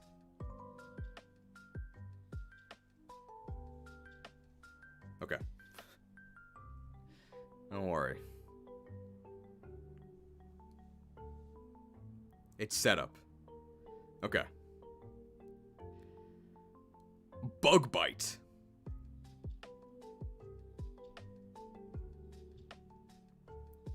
Bug Bite. I imagine none of you here have been struck by brave birds or wood hammers, at least I hope not. But you might have been hit by Bug Bite in real life. Wow. I know I get hit by this all the time.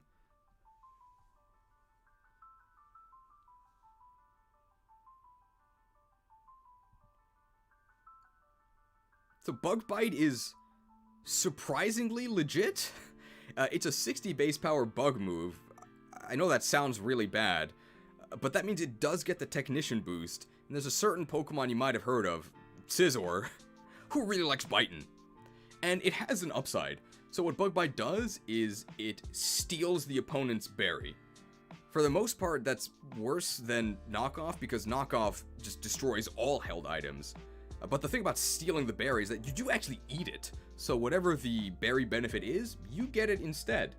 Cool.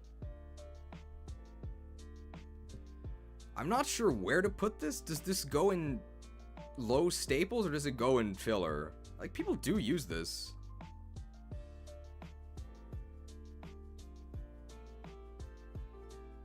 Signature? It's not signature. Low staples? We can put it above, like, Aquatail. Signature actually means signature, not that, like, one or two Pokemon use it. It means that it actually is, like, a signature move. I see a lot of staples. High niche. Stables. Well, it's probably top of niche. Okay, yeah. So it's looking like it's gonna be top of niche, because I guess Scizor uses it. It's probably a lot more useful in doubles where people use a lot more berries. If you try to drum on your belly and someone eats your citrus berry, you're gonna be pretty sad. I think while we're here, we'll also just do Pluck, Because Pluck is the exact same as Bug Bite, except it's a flying type version of it. Flying is a much better attacking type, but I don't think that anybody actually uses this. Like, there's no Technician Flyers that do this. So it just ends up being a very solid, like, filler move that you would maybe use. Shoutouts to Plucky for being one of my favorite adjectives, though. Very fun to say as well.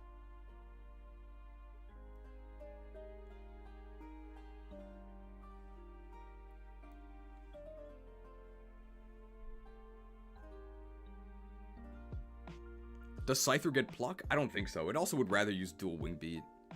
RIP Dual Wing Beat, by the way.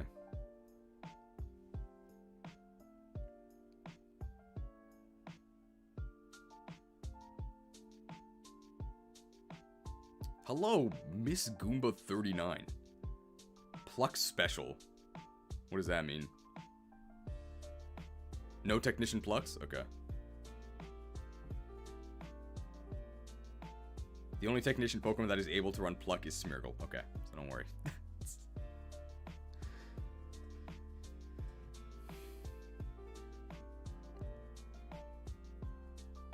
Okay. I think that's it for Pluck and Bug Bite, right?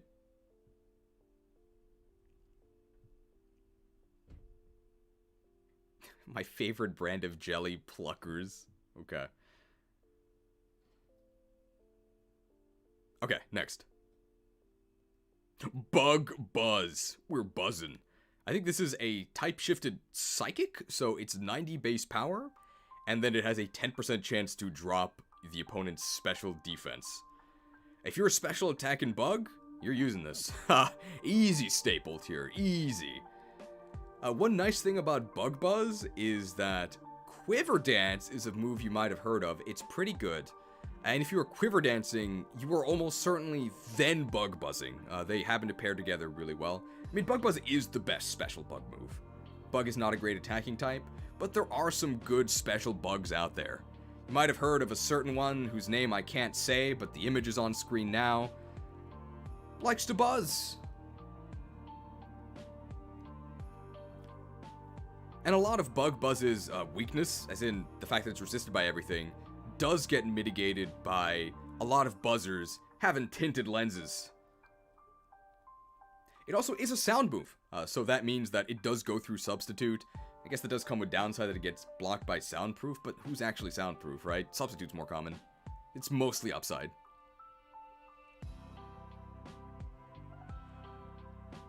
Also, this move design for the chart is such an improvement. It's an improvement because I didn't make it. But it does look good, right? The tier list I used only goes up to Gen 5, so I guess when we get to Gen 6, I'll have to create them myself. But I like this format. I'll definitely use this going forward.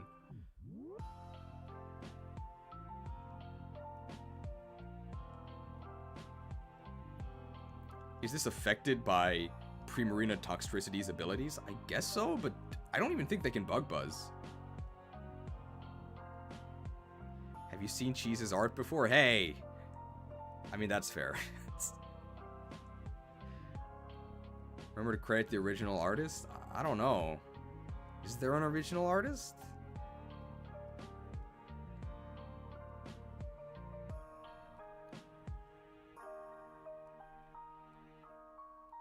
Primarina only affects normal moves? Okay.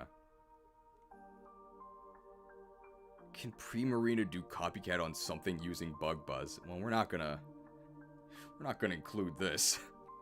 Okay, I think that's it for Bug Buzz, right?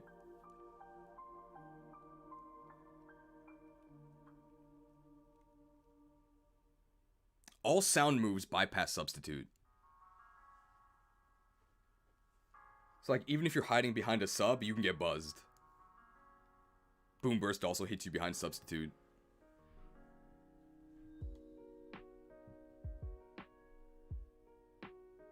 Alright. Where's the camera? Okay. Alright.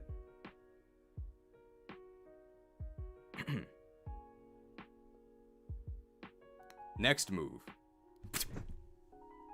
Did you even see that? Bullet Punch! if this was strictly Gen 4, this would be like meta-defining for sure. Because in Gen 4, if you had, I think, like around 60% of your HP remaining, you were dead. Because it meant that Scissor was going to pop up and bullet punch your lights out.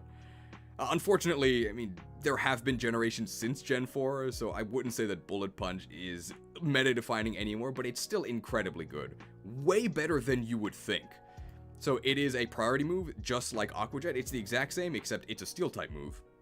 40 base power doesn't sound like much, but when you get stab, when you get technician, when you have 130 base attack, when you have a choice band, you're gonna feel like you got shot. It does a ton of damage. There's lots of Pokemon that run this just to have the option of priority move. Notably, Machamp, despite having 4 arms and apparently being able to punch faster than the eye can see, doesn't get Mach Punch, so he has to settle for being as fast as a speeding bullet. Metagross can use this, Hariyama uses it. Of course, if you're weak to steel, RIP, because you're going to get annihilated by this, but even if you're not, this can hurt if it comes off of a high enough attack stat. And priority moves are always useful, even if they don't do that much damage, because it allows you to pick off Focus Sash or Sturdy users. They hang on 1 HP. As long as you can do 1 HP, you're gonna knock him out, and a priority move can always do at least 1. It literally has bullet in the name, so it gets blocked by bulletproof, right? Right?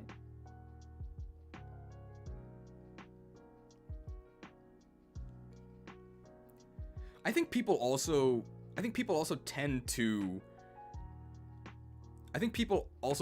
exaggerate how bad steel is as an attacking type. It's not the best, but the biggest thing about steel as an attacking type is that nothing is immune to it.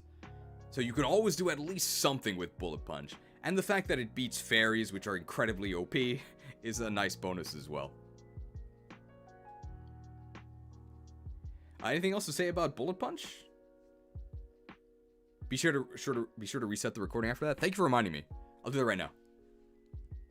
So after 2 hours, please remind me again. Okay, reset.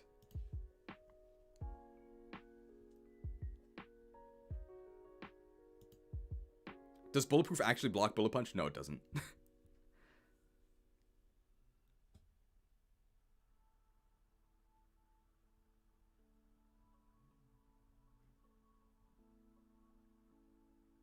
Scissor would be a great word processor for making lists. I mean, can he type? He doesn't have, like, fingers. I am not captivated by this stream and will now leave for dinner. Enjoy your dinner. Magnezone is immune to steel? What?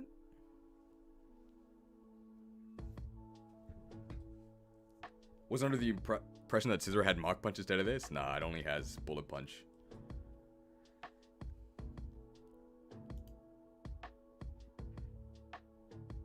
I don't think anything else to say about Bullet Punch, right? I think we've covered everything. Alright.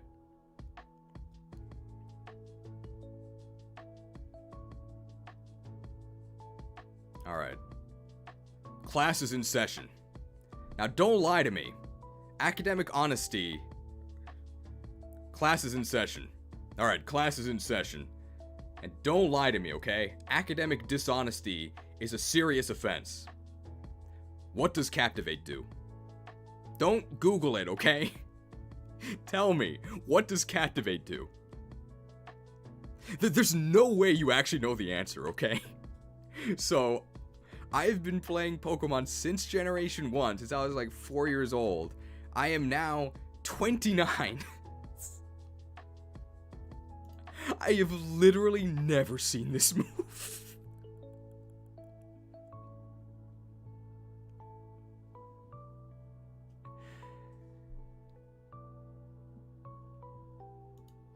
Are you ready?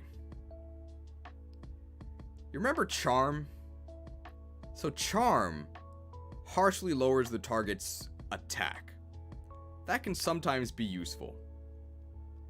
Captivate harshly lowers the target's special attack with a condition. For whatever reason, even though Charm works on anything, Captivate only works on the opposite gender. And if they're genderless, it just fails. Remember attract? Remember where that went? This is so bad.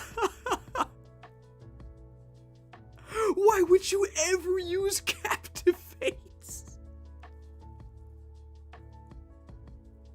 Like, think about the situation you would have to be in for captivate to actually be useful. So first off, it doesn't even work against half of Pokemon.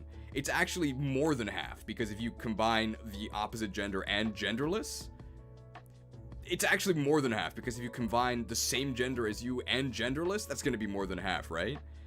And among the group it actually can't even affect. It only matters against the special attackers. Horrible. Captivate, more like craptivate. Oh, I went to school.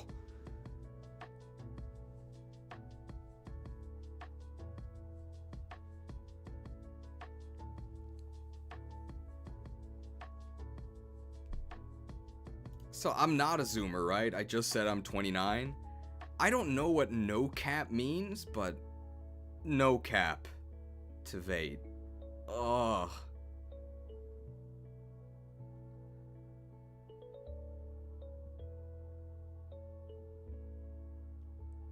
Anything else to say about captivate?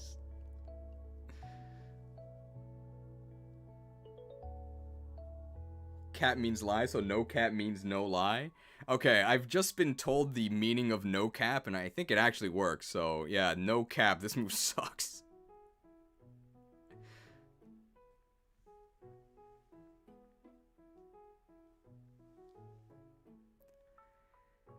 Better than acupressure, it at least does something 25% of the time. I would rather use acupressure.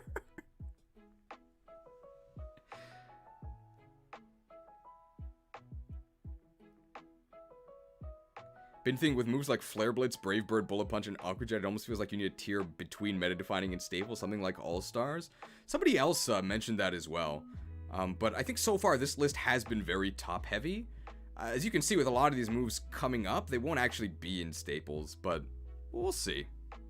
How goes the tier list so far? Faster than usual. We're 2 hours in. We're like 15 moves in? That's not bad.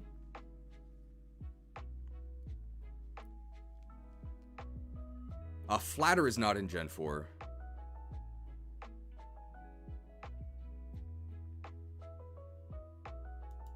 Does Cryogonal get Captivate? I know it gets Attract.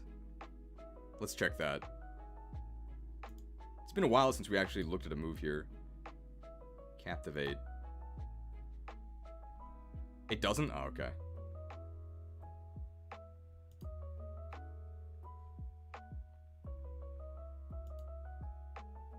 Charge Beam. I should look up the proc chance on this. I think it's 90?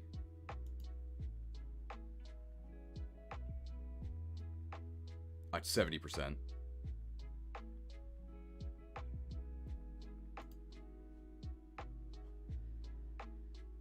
Alright.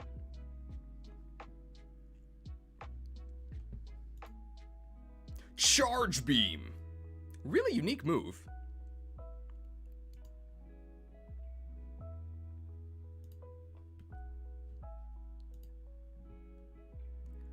So it's an electric type move, 50 base power, 90 accuracy, seems really bad so far, but you're not using this really to attack, you're using it because, hey, you've got a 70% chance to raise your special attack by 1. So it's kind of a compromise between boosting your stats and dealing damage. Notably, if you have Serene Grace, then it always raises your special attack, which is nice.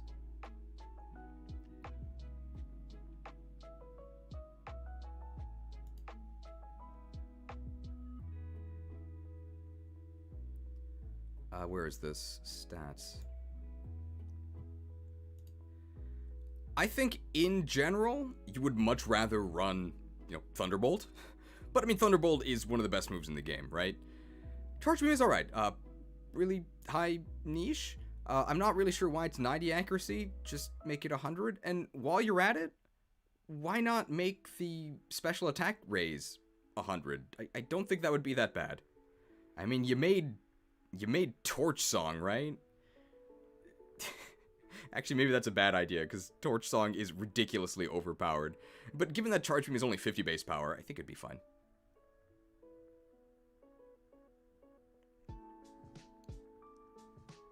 This is sort of like a less reliable, but sometimes better power-up punch?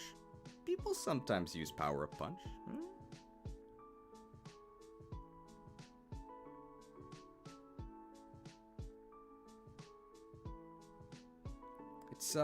It's an alternative setup move. It's an alternative setup move. It's a little gimmicky, but I mean, hey, you get special attack boosts most of the time. Sure. I mean, if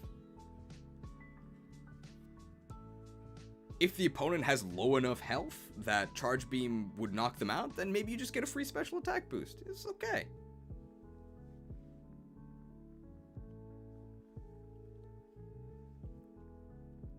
It's okay with something like Miss Magius that doesn't main an electric move. Well, Miss Magius can use Thunderbolt, right? Miss Magius probably uses Thunderbolt. Tier list looking a little flaccid. What does that mean? Serene Grace Charge Beam? We did mention that, right?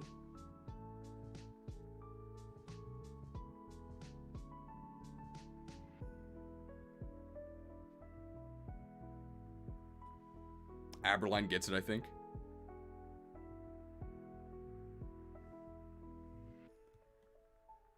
Read the glitch part of it? Okay.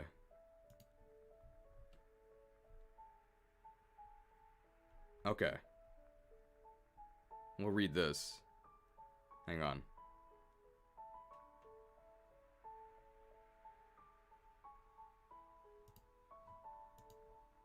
Generation 9. Generation 9. The glitch in which Charge Beam's additional effect, Chance Overflows, has been fixed. Wait, in Generation 9, the glitch has been fixed? Who edited this wiki? Masada himself?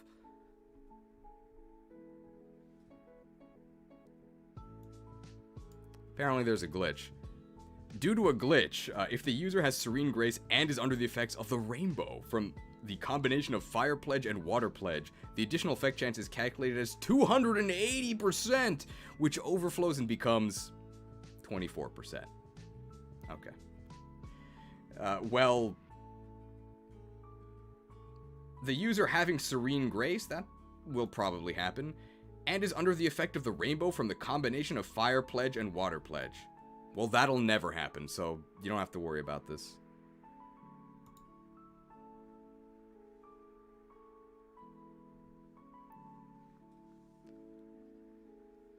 People are gonna comment about me hating on SV again. Glitch the rainbow. Taste the rainbow. Slimlands crit Path of Radiance moment. If people don't understand that, in one of the Fire Emblem games, specifically the Japanese version of Path of Radiance, which is Ike's first game, you can alter the stats of some weapons. And for the Slimlands, if you give it negative crit, it becomes max crit.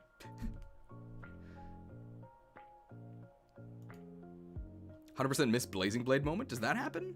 I thought it was 100% miss. I thought that could happen in Roy's game, right? Maybe it also happens in Blazing Blade. Alright. I think it's everything for Charge Beam, right? I challenge you to name all the pledge move combos without looking them up. Oh my god. Well, there's the Rainbow, which gives you Serene Grace, right? Then there's the Swamp, that's Water Grass. I don't know what the Swamp does. And there's one that I think heal. I don't know. I'm sorry. I give up. I fail. Alright. Chatter. Well, let's see. How many people are here? What in the world? Okay, well, apparently 191 people are using Chatter right now, so I don't even know if we can put this in signature. It's got crazy distribution. It's 191 people using Chatter right now. Signature move. Chatter is actually a really interesting move. There's a lot to talk about with this thing. So it was previously 60 base power, but they buffed it to 65. I'm sure that's the chatter buff you were expecting me to mention. So chatter has a bunch of unique mechanics. So first of all, this is the signature move of... The Pokemon is so bad I can't even remember it. Chatot. It literally has chat in its name. And it had...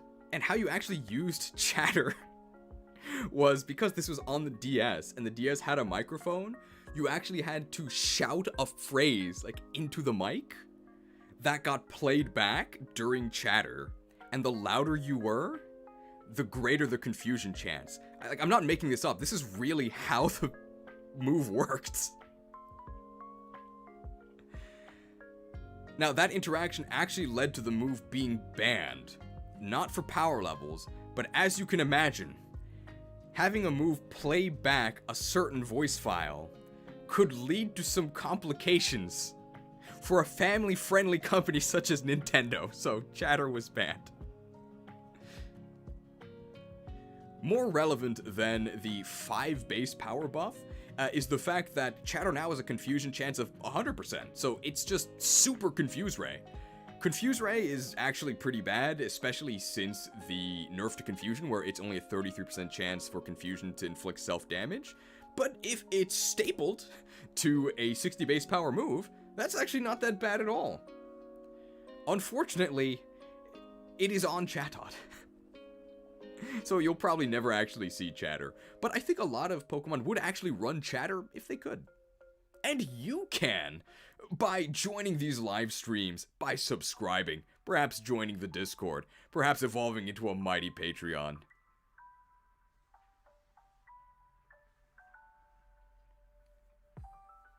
Okay, and anything else to say about chatter?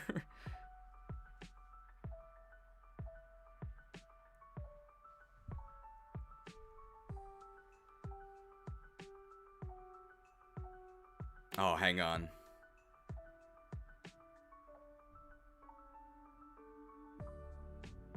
What is this? Oh, 20 gifted memberships from Pikahiri. What?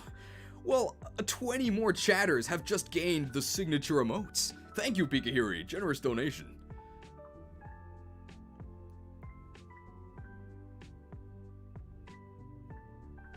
What was I gonna say?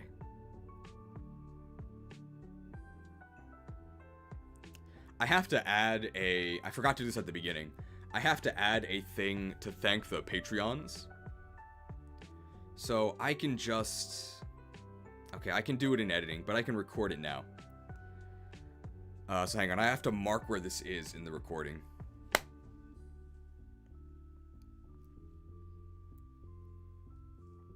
Gen 4 also introduced 2 new evolutions. Gen 4 also introduced 3 new evolutions: Leafeon, Glaceon, and the mighty Patreon, who you can see on screen now. Thank you for your support, and if you would like to evolve into a Patreon, you don't need a special stone. You just need your credit card and the numbers on the back and the link in the description. Thank you. Okay. I did reset the recording. I'm a level 25 Patreon. Thank you for your contributions. Okay, so that does let me put the... No, you can't see it now. It's gonna be edited in. Because I also have to, I have to hide... This is gonna go at the beginning of the video, so I'm just gonna edit in the blank list, and then it's my mistake for not doing it earlier, so I have to pay the price with extra editing work. It's like 2 extra minutes, not that big a deal. Should I accept gifted memberships if I almost never chat comment? Well, it's up to you.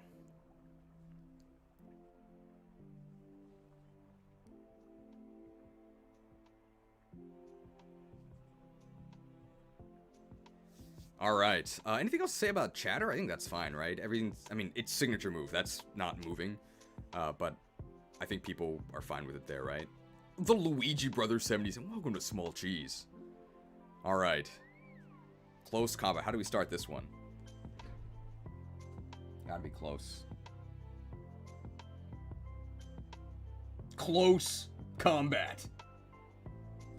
Are you ready?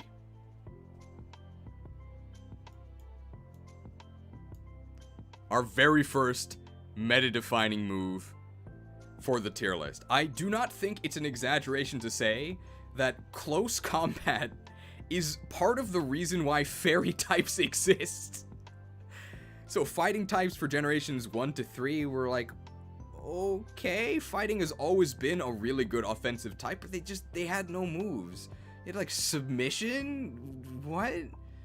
Cross chop was good 80% of the time. Superpower, I mean, the move was called superpower, but had a hideous drawback.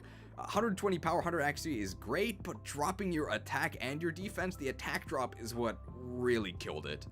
With close combat, you don't get the attack drop. Close combat is 120 base power, 100 accuracy, and it drops your defenses, so it has no drawback. This move is crazy. If you can learn close combat, you are almost certainly using it.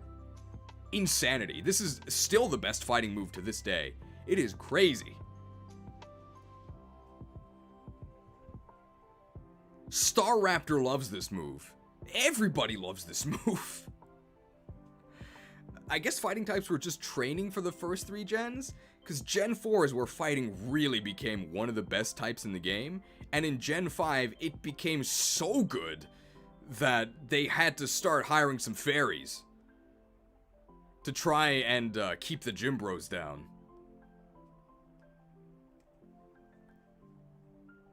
What's the Japanese translation? Infighto!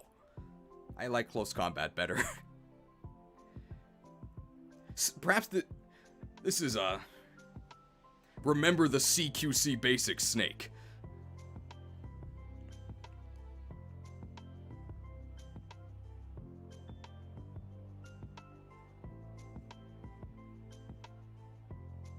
One of the nice things about close combat as well is that this is one of the very few Gen 4 moves that actually had a good animation in Gen 4. So Gen 4 has an infamously slow and laggy battle interface, but that actually works for close combat because, you know, whap them for like 3 seconds.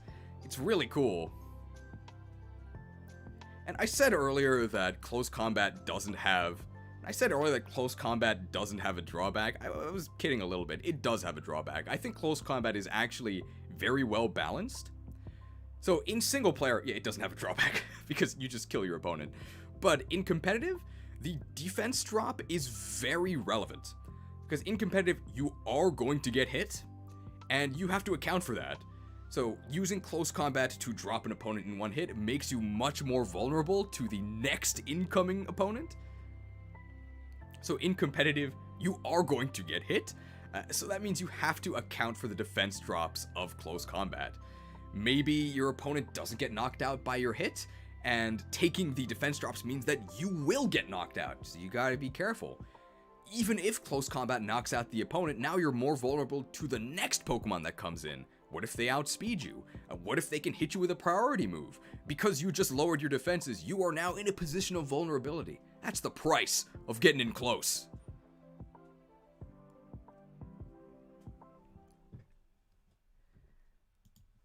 Really excellent move. Overall, excellent move. Need to mention the Heracross versus Blissey in Gen 4 cheese. That'll probably just be on screen. Nothing else to say about close combat, right? We mentioned the Metal Gear memes, right?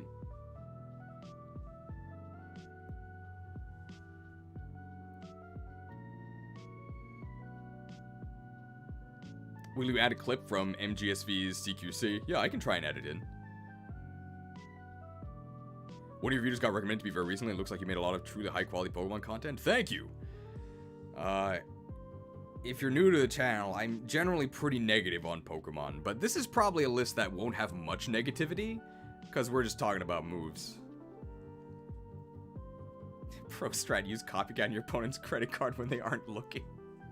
If you were truly a brave bird, you'd use it when they were looking. But I guess you're not a bird at all, you're a cat. Can you also add muda sounds effects to CQC? I can try. No guarantees though. Not every joke can make it in, but maybe. I'll try. Alright. Copycat. This is one of the cheesiest moves ever.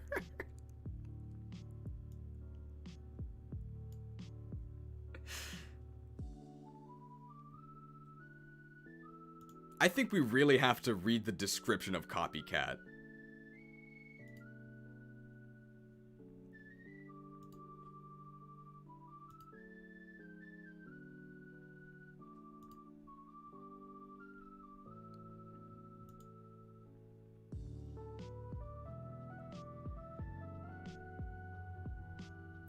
Okay, maybe we don't have to read the whole description, because it's kind of long.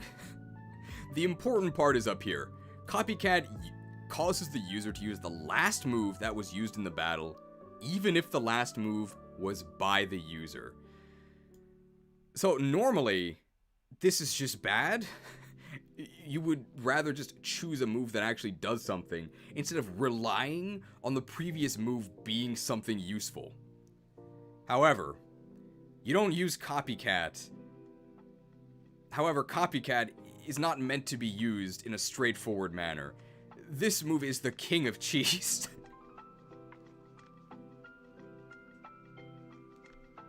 So one thing you used to do is Riolu has Prankster, which means that its non-attacking moves get priority. And this move doesn't technically do any damage, so it gets priority. What does that mean? So you could also use a move called Circle Throw. Circle Throw is 60 base power, and it switches the opponent out. However, because it is a phasing move, it has like -6 priority. So you're always going to go second. But what you can do is you can equip a Focus Sash, you can Circle Throw them, you'll survive because of your Focus Sash, and now the last move used was Circle Throw. Now you can Copycat it, so instead of having -6 priority, it has +1. So now your opponent is stuck, eternally tumbling like an Ouroboros of... eternally tumbling in an Ouroboros of entry hazard damage. Horrible. Definitely a Giga gimmick, because then you can just bullet punch Riolu and knock it out. But if you can't do that, I guess you lose. The Endless Now. Get me out of here. I thought it was Roar, not Circle Throw. You could use both, right?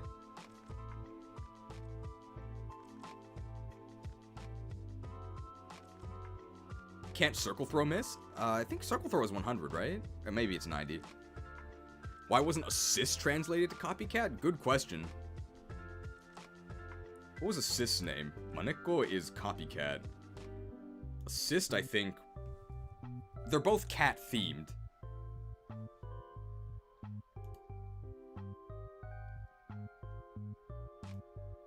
Oh yeah, it's literally Catspaw. Yeah, Assist should have been Copycat. But Maneko also means Copycat.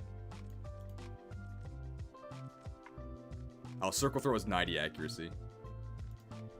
So can this also be used in Dive Cats? I think it can, right?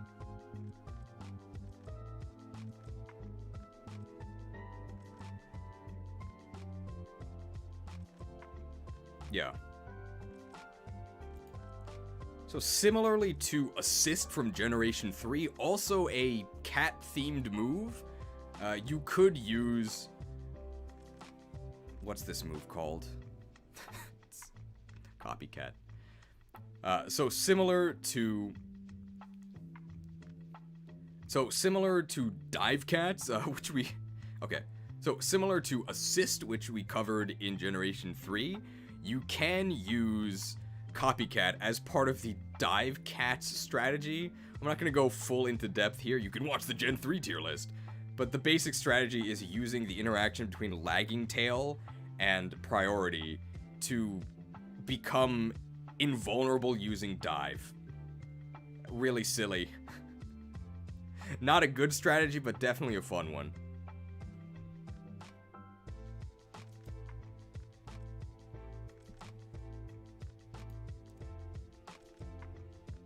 Anything else to learn? Anything else to say about Copycat? Apparently this wasn't implemented correctly on Gen 4 Showdown, and Lucario used to occasionally run it. Interesting.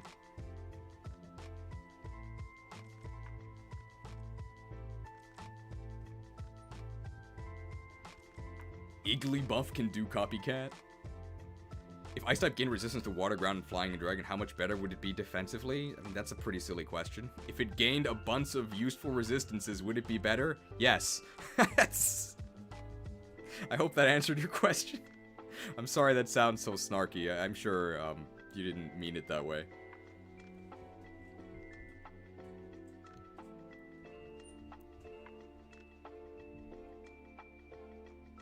I think that's... Anything else to say about Copycat? Anything else to say about Copycat? Anything else to say about Copycat? Anything else to say about... Okay. That's enough.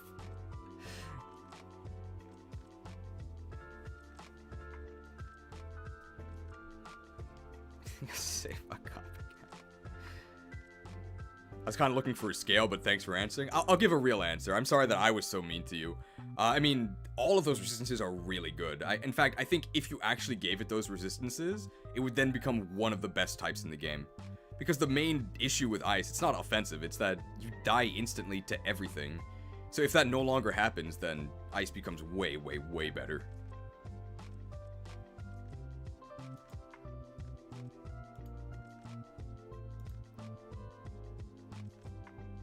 So sorry, that's my real answer. What I think it should have, at least, is a water resist. It should also be super effective against water, because water's too good.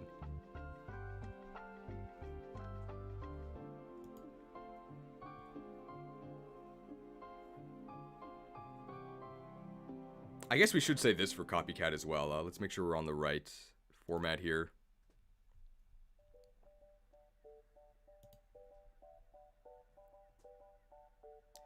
Just for the sake of completeness, here are the moves that Copycat can no longer call. I'm not gonna read out this whole chart, but here it is on screen if you want to reference it later.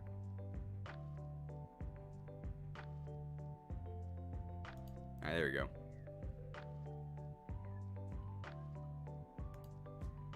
But then freeze dry would be useless? I mean, yeah, I guess. I mean, but that's okay. Every move would be freeze dry. Just get rid of freeze dry. Alright. Cross Poison!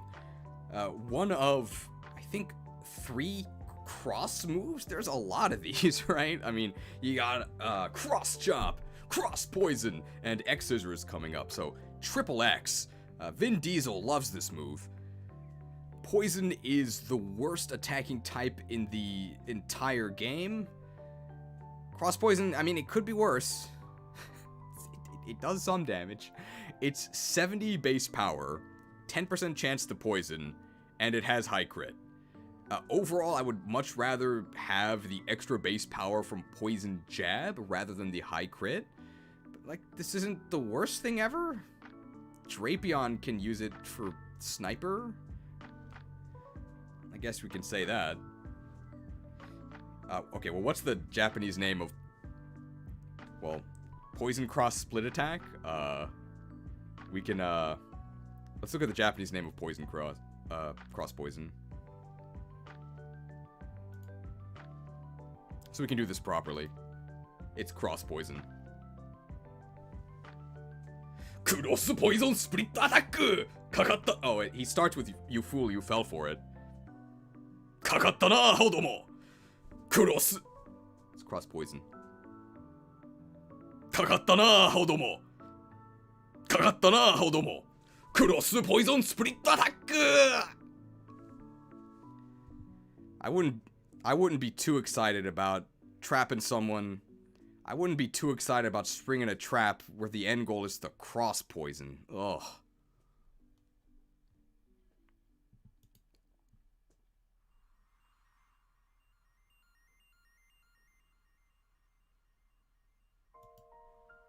I think that's it for cross poison, right?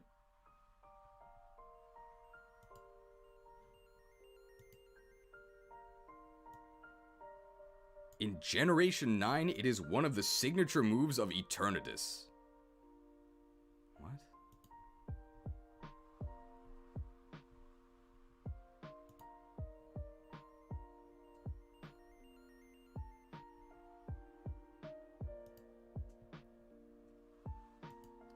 Alright.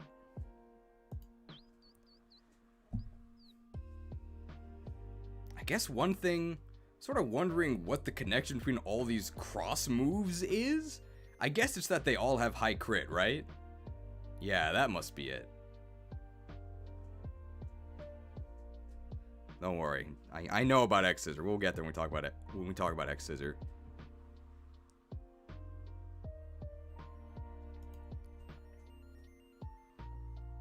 And here's a fun thing. So you've probably seen games like Monster Hunter Generations or Xenoblade Chronicles X. In Japanese, you actually pronounce it as Cross. So it would be Xenoblade Chronicles Cross or Monster Hunter Cross. It's very weird.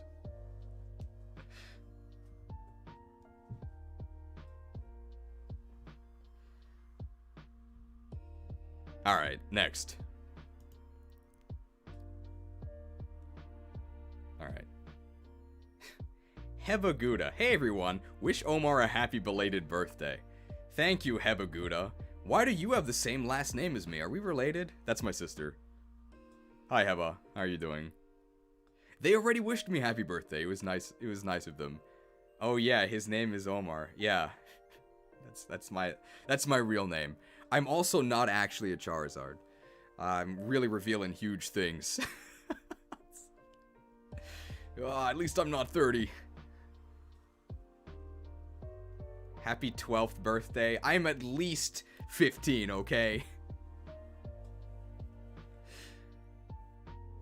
They localized it as X because cross has religious connotations. I feel like it's more that it just sounds very weird. Like you would never say cross. Face reveal when? There's a legendary imported cheese comment, I think. It was some guy commenting on, it was I think the Gen 4 abilities tier list, where he said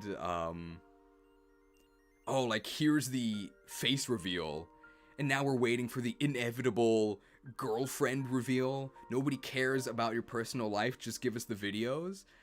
Like, a lot to unpack with this very strange comment, but I think the most strange thing was that if you've seen, like, any of my videos, almost all of them, like 90% plus, I'm in them, right? I have no idea why he said this was a face reveal video.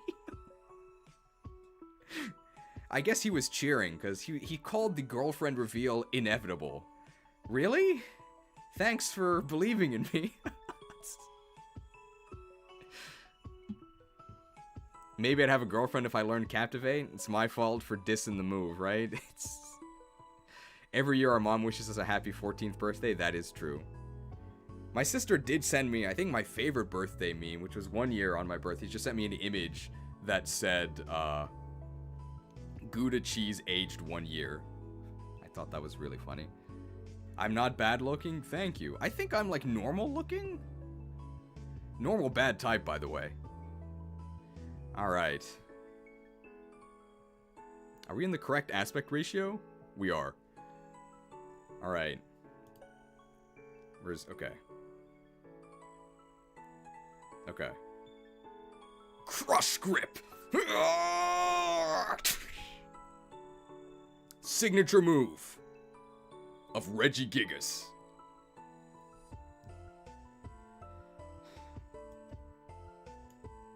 Regigigas! Oh, God. Crush grip.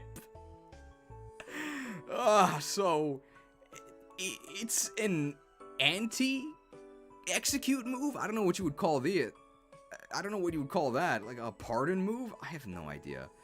So how Crush Grip works is the higher the opponent's health is, the more damage this does. Now that's much better than an execute move because every Pokemon starts the battle at full health, right? I mean, you start battles at full health, right?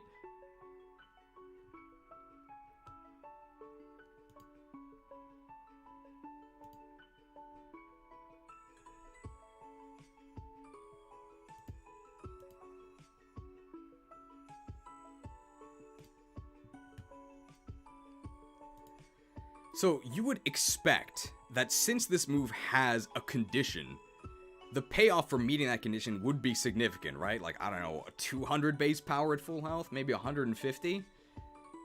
Maxes out at 121. Okay. Just use return, bro. Pretty bad.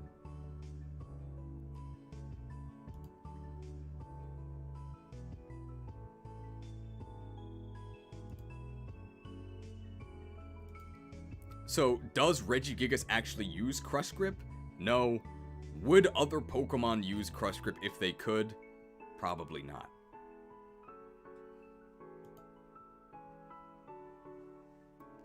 If you're running Crush Grip and if you're running Regigigas and Crush Grip, I'd say to you, one of two things. Either get your act together or get a grip. Very original.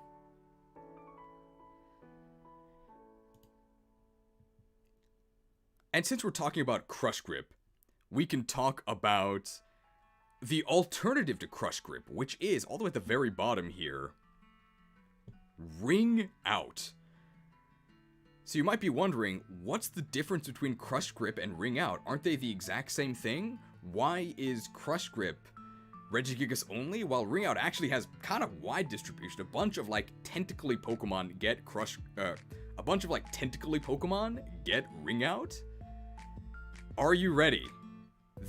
My entire worldview was shattered when I looked up Ring Out. Are you ready? So hang on. Let me show you something. I need a cloth.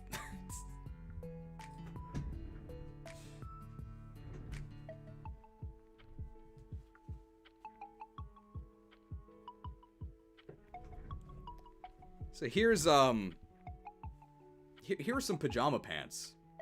I'm gonna use Ring Out right now. Alright, really wrung that cloth out using my physical strength, although I am a special attacker.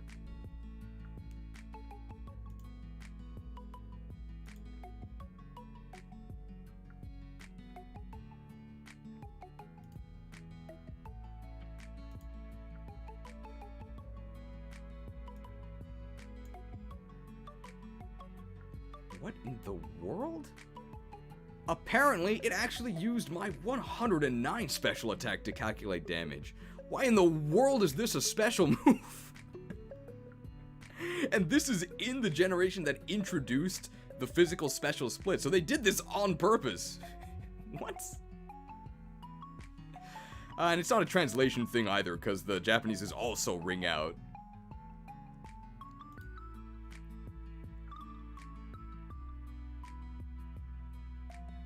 So it's a special move that makes contact?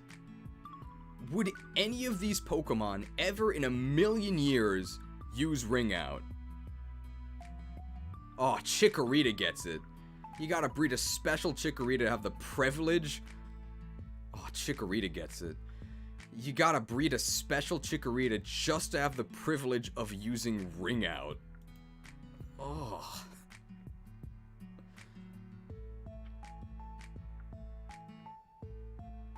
Lickitung gets Stab? So Licky Licky gets Stab on it.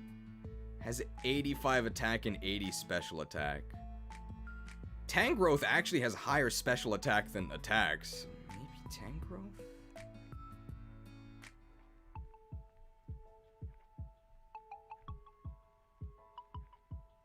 I'd rather breed a Chikorita with Vine Whip.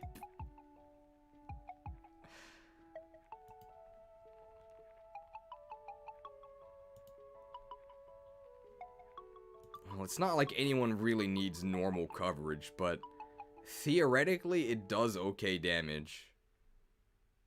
Filler outclassed?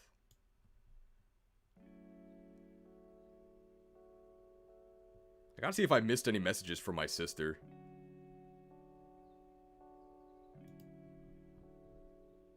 $2 donation from Jacob McBaggins. All things Regigigas must go in Regigigas tier. Nah. I mean, we made the signature tier for a reason. I think my sister might have left, but thanks for stopping by, sis. If she left, she can't hear this, right? So who am I talking to? The music is pretty nice, by the way. It is! It's the Pokemon Lo-Fi Mix by Glitch City. Please give it a listen.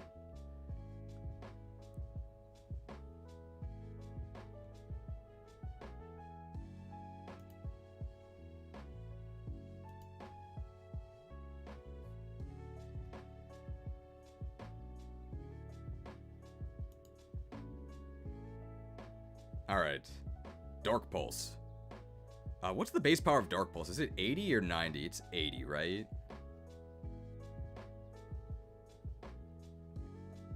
It's 80? Okay.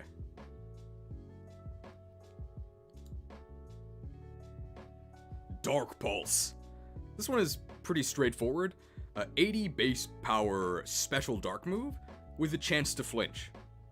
Very solid special attacking dark move. If you're a special attacking dark type, probably gonna use this. It's good. I think we mentioned it in the beginning, that this is actually the first special dark move, even though dark was considered a special type for 2 generations. This is pretty funny. I also really like the description for Dark Pulse. I think it says unleashes an I also really like the description for Dark Pulse. I think it says unleashes an aura imbued with vile thoughts. Oh, so vile that you flinch 20% of the time. And it is a pulse move, so gets powered up by Mega Launcher. Oh yeah, Glitch City saved Mecha from his hack. Mecha, not Tesla. And it has a fun sound effect. Doo doo doo doo. Ah.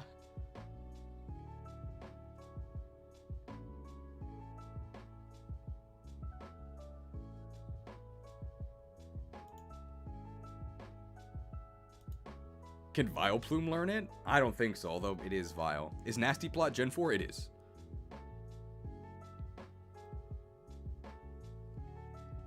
Fun fact, Ghost and Dark have nearly identical offensive coverage. It's true.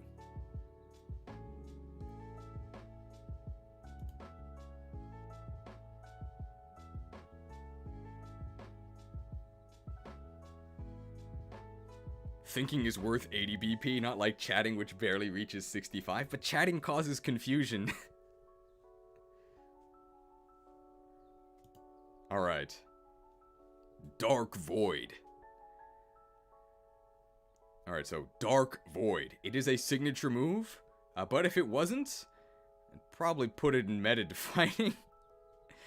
This also might be the most nerfed move of all time. So Dark Void used to be absolutely crazy. Dark Void was the signature move of Dark Rye, and it's an 80% chance to sleep the opponent. Now, Sleep Powder is 75% chance. I mean, Dark Void's not that much better. So Dark Void hits both opponents. So Dark Void used to be like pretty much an instant win button in doubles. It was disgusting. Smeargle used AI to trace Dark Void and use it for his own. Really stupid. So I think it definitely did need a nerf. I think they also nerfed it way too much because Dark Void now has 50 accuracy. R.I.P. It is now worse than Hypnosis. Really sad. I think it should be that it's 80% accurate against single target, and then against 2 targets is 50%. I think that would be fair. But no, now Dark Void. Sent to the Dark Void of the Shadow Realm. You should never use this anymore. But back in the day, as in before the very recent nerf, this move was crazy. Which move would you say was gutted more, Gen 5 Booms or Gen 7 Dark Void? Definitely Dark Void. Dark Void is, I think, worse. Explosion is no longer worth using, but you might still use it to, like, get out of the way. And it still does okay damage. Also a big nerf, but Dark Void is, like, unusable. It's horrible.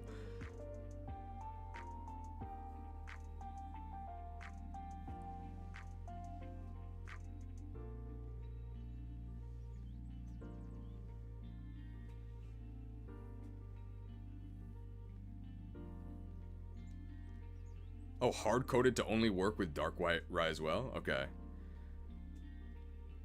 Another nerf is that your counterfeit art no longer has any buyers, okay? If you try to use Dark Void and you're not actually Darkrai, it no longer works.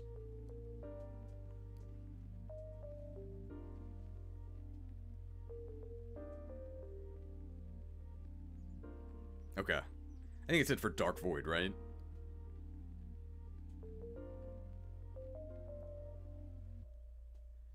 Next, Defend Order.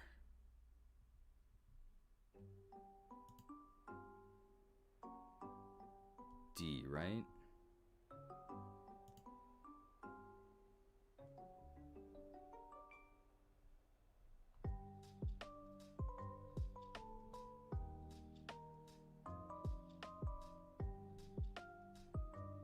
Okay.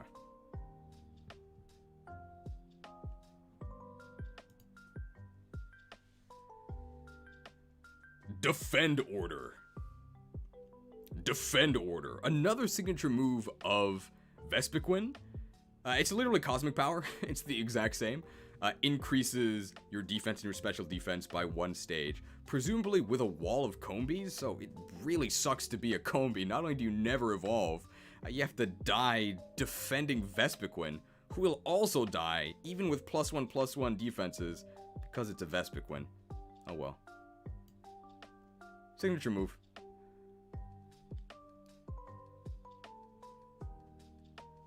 Does Vespiquen use it? I guess sometimes? Would other Pokemon use it? Yeah, because other Pokemon use Cosmic Power, and Defend Order is Cosmic Power. Plus flavor. Signature is also outclassed by Stockpile, though? No, because Stockpile can only go up to +3. Vespiquen. Hey, how come Game Freak lets you have 3 signature moves?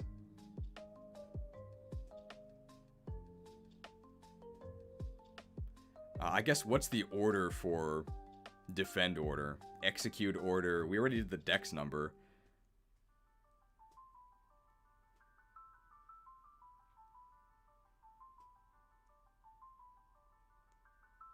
Any suggestions for the number for 415? That's Combi.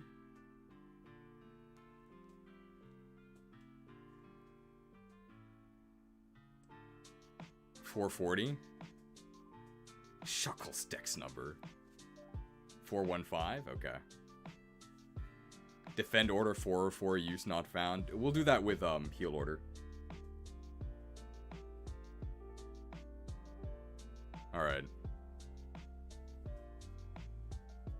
Execute Order 415. I think that's Combi's Dex number.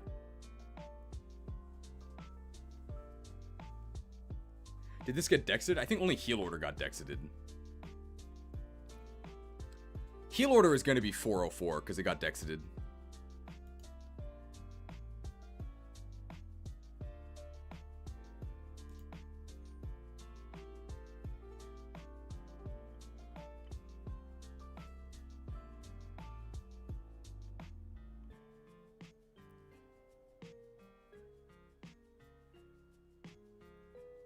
All of Vespiquen's signatures got Dexed, I thought? I think it's only Heal Order. Because if it's no longer usable, it'll say. So, like, Heal Order. Yeah, Heal Order was Dexed, but only Heal Order.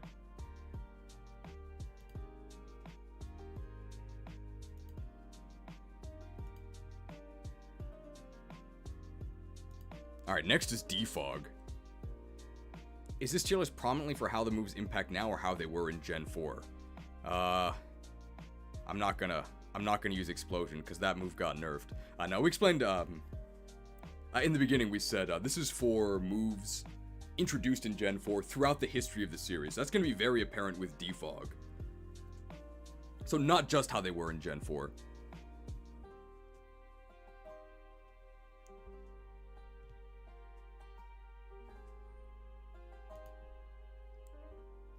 Defog.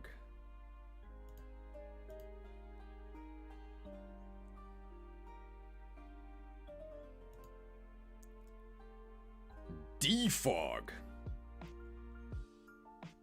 Defog. So Gen 4 is infamous for being an HM hellscape where you spend your entire salary playing. So Gen 4 is infamous for being an HM hellscape where you spend your entire salary paying your team of HM employees. I think you needed like 8. And one of them is Defog, which does nothing but remove an incredibly annoying accuracy and visibility reducing field effect on like 2 routes in the entire game.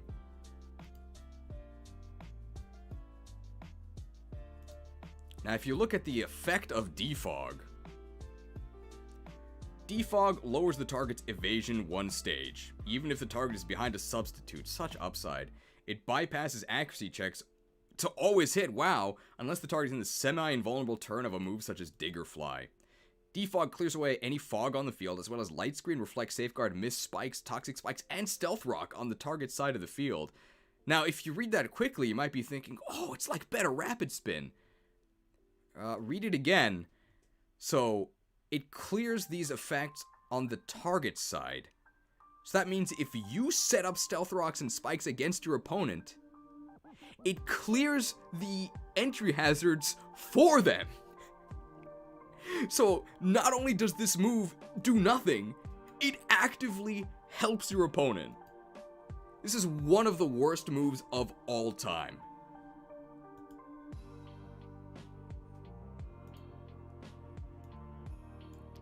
Meta defining, by the way.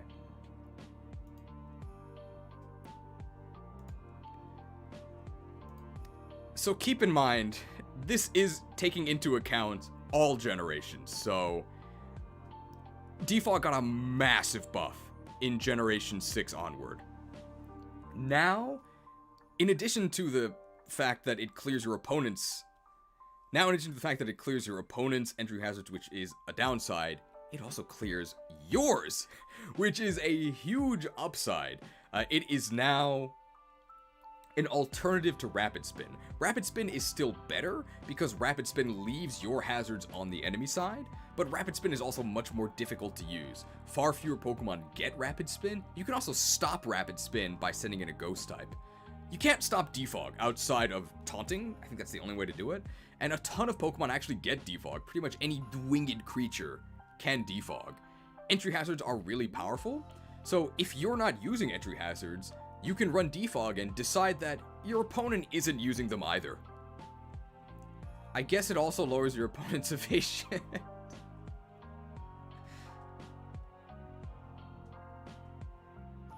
Apparently because of the stat lowering effect, Golden Go can block Defog, so watch out. As if Golden Go wasn't pay to win enough already.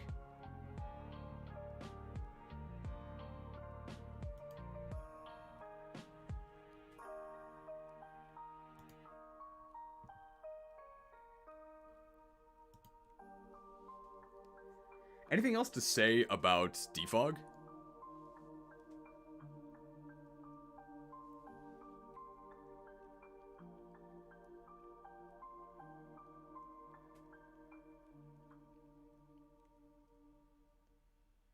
Haze.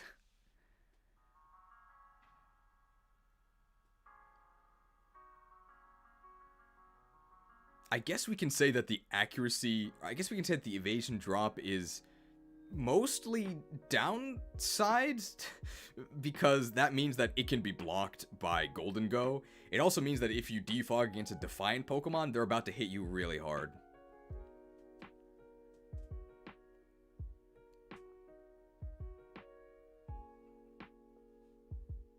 Anything else for defog?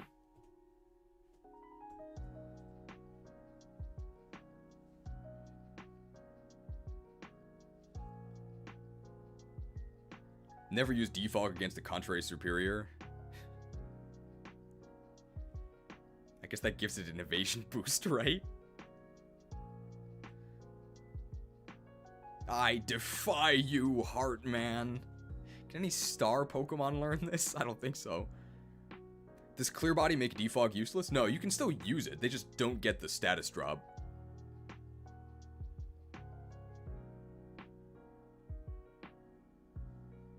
But Good as Gold actually stops it.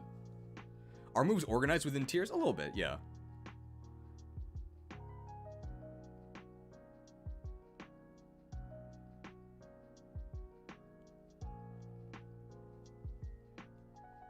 Wombo combos into Hurricane? No, don't worry. Okay, next.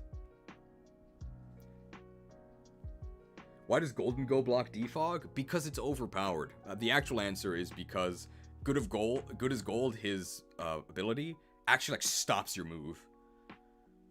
So not only does he not take the stat drop, you never even use the move.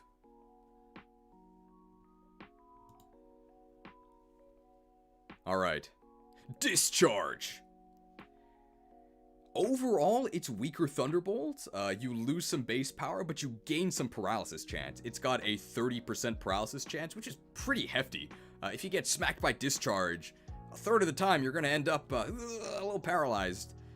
The main use of Discharge is that it is a spread move, which means that it hits both opponents. It also hits your ally, which sometimes you might actually want to do. So for that reason, Discharge is actually quite useful in doubles. Somebody just typed Disquake Gaming. Yup. If your partner is a ground type, they just ignore Discharge. They can't be hit by it. Sometimes they might have Motor Drive, Gen 4 Elective Fire. Hey. In which case you boost them. What if they have Lightning Rod? Pretty useful in doubles. And it's okay in singles. Like, it's not that bad at all. Maybe, like, above Aquatail?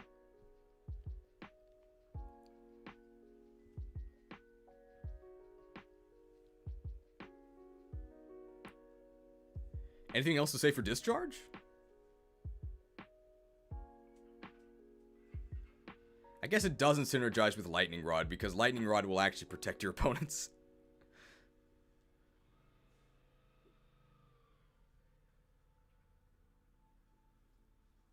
Zapdos uses Discharge over Thunderbolt in singles. Yeah. But Zapdos is more like defensive, right? So that's why. Like, Discharge has enough base power that it is sometimes worth the drop in power for the extra paralysis chance. Very solid move. Honorably discharged.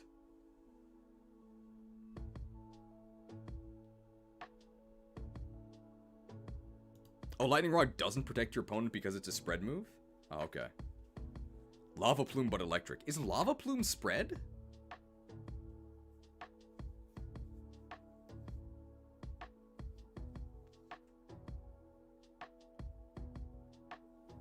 Oh, okay.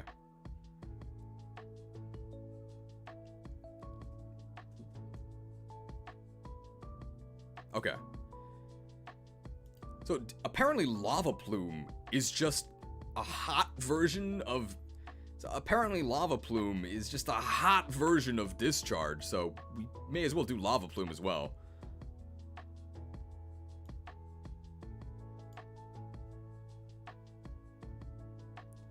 %30 burn chance on a move is really good. I think it's kind of strange that hot water and lava have the same burn chance, but okay. It's generally more difficult to use Lava Plume in doubles because fire immunities are far more rare than electric immunities. It's a fire type Scald. So Lava Plume ends up being a bit better in singles, because it's a very high burn chance for a singles move, and it's a little bit lower in doubles because you might end up hitting your ally a bit more frequently.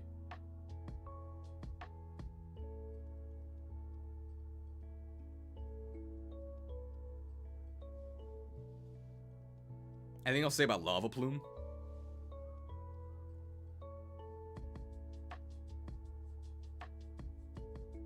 Lava Plume Torkoal. Just use 4 Flash Fire Heatrans. That's true. In doubles, you would probably just be using Heat Wave anyway, because Heat Wave doesn't hit your partner. Okay. I think that's it for Lava Plume.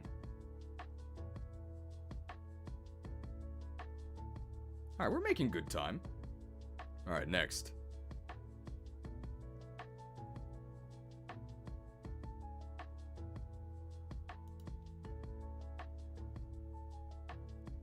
Double hit! I got made fun of once in the, I think it was the Japanese trailer explanation for Legends Arceus. Because I saw a move in Japanese, I didn't know what it was. In Japanese, it was double attack. And it ended up being double hit. I didn't know this because nobody ever uses double hit.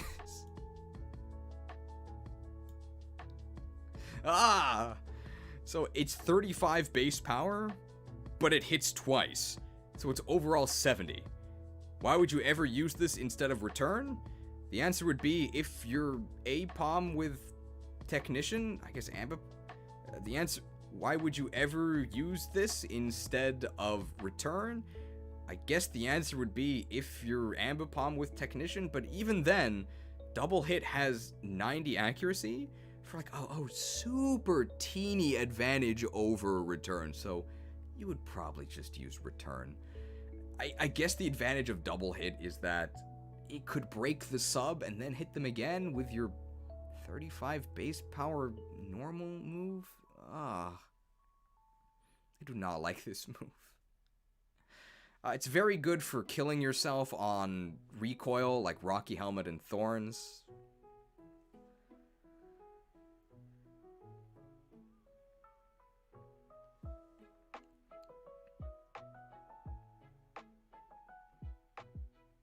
Yeah, the exact numbers, a Technician boosted double hit is 105 compared to return at 102. And you lose 10% accuracy for that. No thanks. We can talk about the unique PLA version of double hit.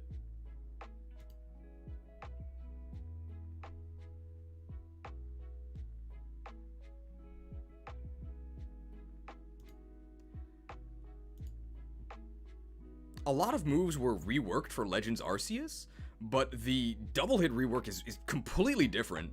So double hit is now a status move with 10 PP that causes the user to become primed, causing its attacks moves to deal 50% more damage. It also increases the user's action speed. So it lets you, it's pretty good it's actually pretty good in Arceus. You would use it because it's a weird like buff move. If you use it in Agile style, you might actually use it for free, although Agile style is kind of underpowered. It's definitely better in Arceus than it is in the mainline games. It's worse than Victory Dance? Well, everything's worse than Victory Dance. PLA bad game, though. I think the next tier list we do will probably be mainline Pokemon game tier list. So you'll be hearing about PLA in that one.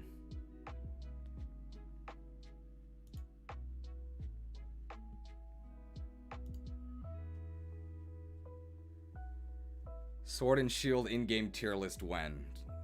On my deathbed. PLA is a spin-off though? I don't know. It might be ranked.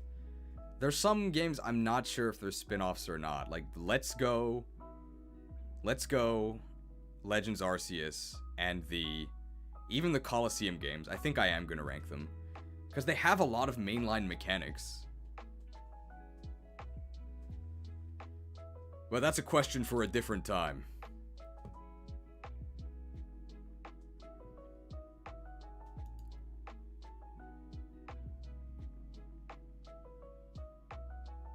Alright, next.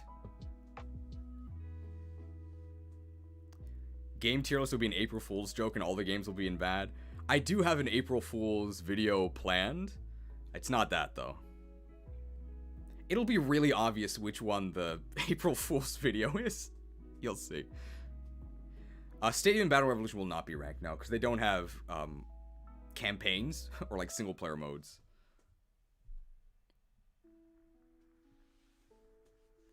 Draco Meteor.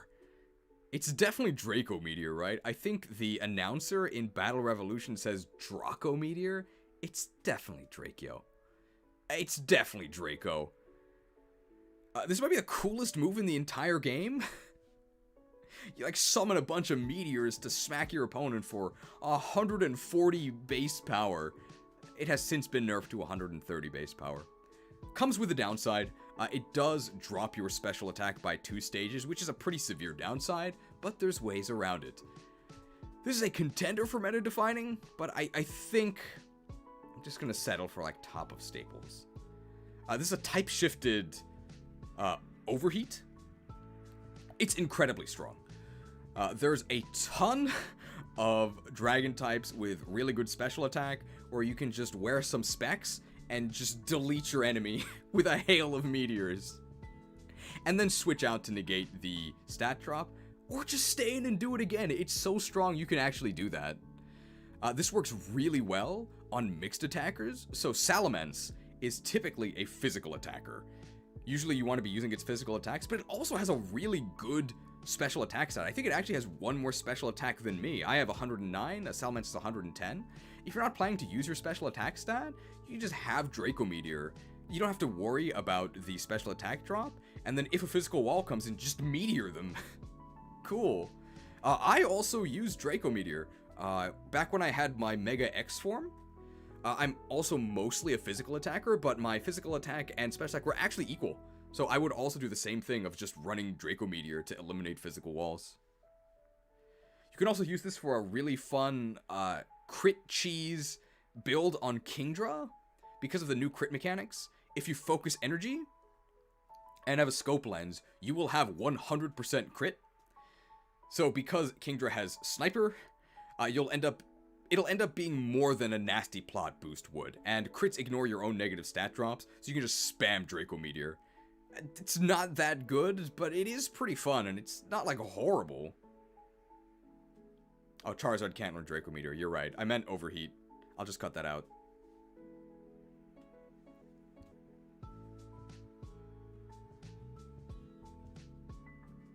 My vote is that Draco Meteor deserves to be in meta-defining. I don't think it's that good. It's very good. It is very good, though. Do people want meta or top of staples?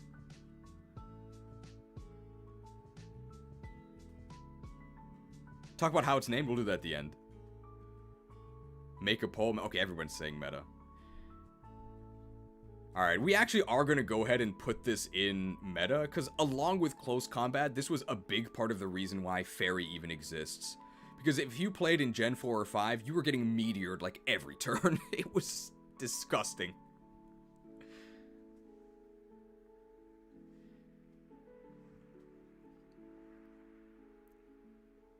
Notably, Penny gives you this move at the end of the Starfall Street arc. It goes very well with her signature Pokemon, which is the Dragon-type evolution that they introduced in Generation 9.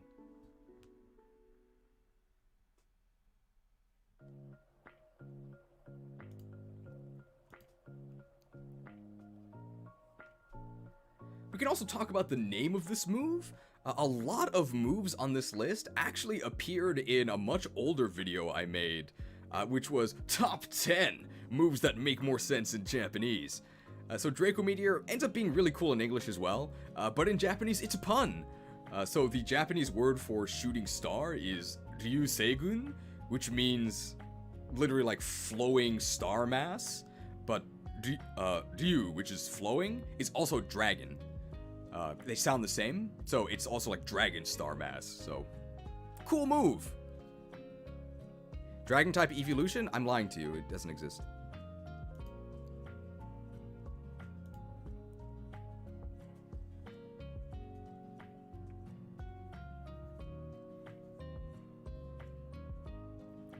Draco Meteor is a type-shifted overheat, so I think now is a good time to talk about Leaf Storm, which is also a type-shifted overheat. Unfortunately, that type was shifted to Grass. It probably is the best, or one of the best, special Grass moves out there. All of the same upsides of Draco Meteor and Overheat apply. Super strong move. Unfortunately, it's a Grass move. This does get special credit for being the move of Contrary Superior, because when used by Superior with Contrary, instead of dropping your special attack by 2, it increases it by 2, so it's nasty plot plus a 140 base power stab move. Even if it's Grass, you're getting hurt. This is the real Razor Leaf, it's in a storm. Watch out.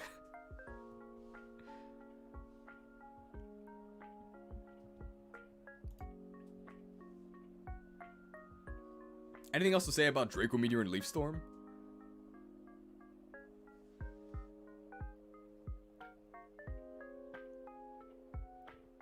There's a ROM hack where Superior was Dragon type and Draco Meteor. It looked fun to spam. Ugh. Even though it's grass, it gets a pass? Okay. In competitive, grass is actually pretty good. I don't know about that. It's definitely not as bad. I think one of the only grass types I would say is good in competitive because of its grass type is like Ferrothorn. That's because it just happens to pair really well with Steel, and also Ferrothorn has crazy stats.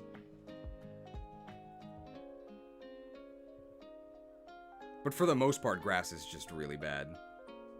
Rillaboom's also good. But like, think about how good Rillaboom would be if it wasn't a grass type. Oh.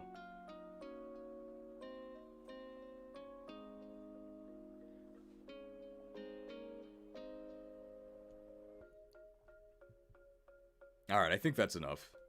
Okay.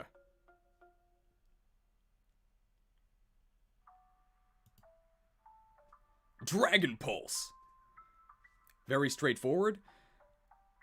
I was gonna say it's straightforward. It's 90 base power, right? Is it 90 or 80? It's 90, right?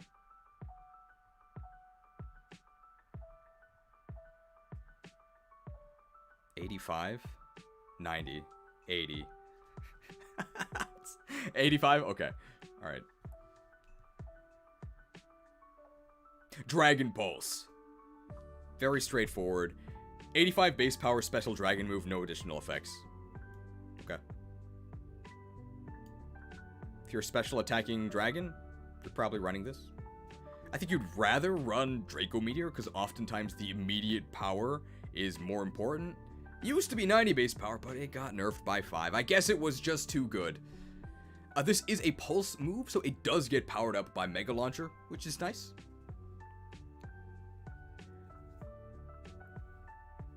But this is pretty underwhelming, I would say, even though I am putting it in staples, because usually you don't run Dragon for coverage. Dragon is very bad coverage, but it's very good stab.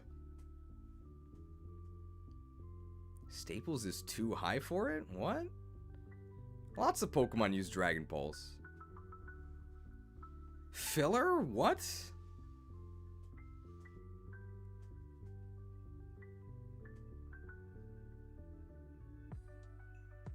Doesn't Serperior use this? Lol.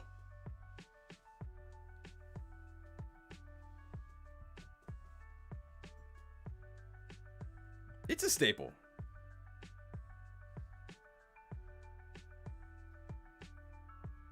Yeah, Dragon Pulse is fine. Yeah, Draco is way better. I mean, that's reflected, right? Yeah, obviously Draco's way better.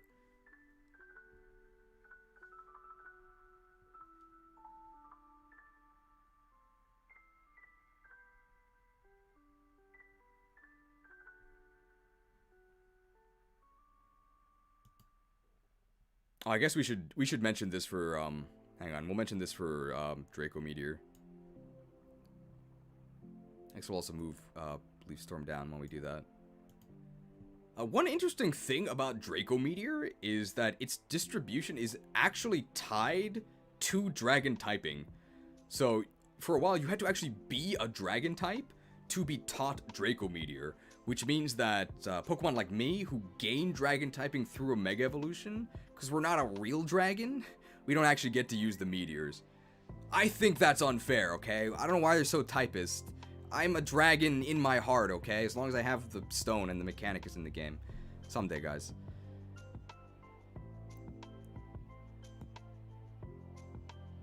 Where did we have Leaf Storm? Leaf Storm was like right below Woodhammer, right? And Dragon Pulse we put next to Dark Pulse.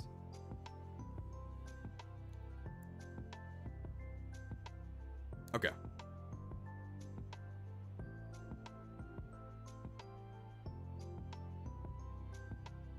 Alright, I think that's it for Dragon Pulse.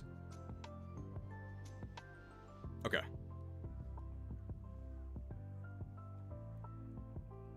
Sceptile is only a dragon when he megas, right? Which is not... So he doesn't get to use Meteor. Okay. Dragon Rush, Dragon Rush. I think this is a move. Maybe this is a conspiracy. I think this is a move that was added to nerf NPCs. So it's 100 base power, which sounds good. It's 70 accuracy. That's bad. I think they added this to give it to Cynthia's Garchomp to make it weaker.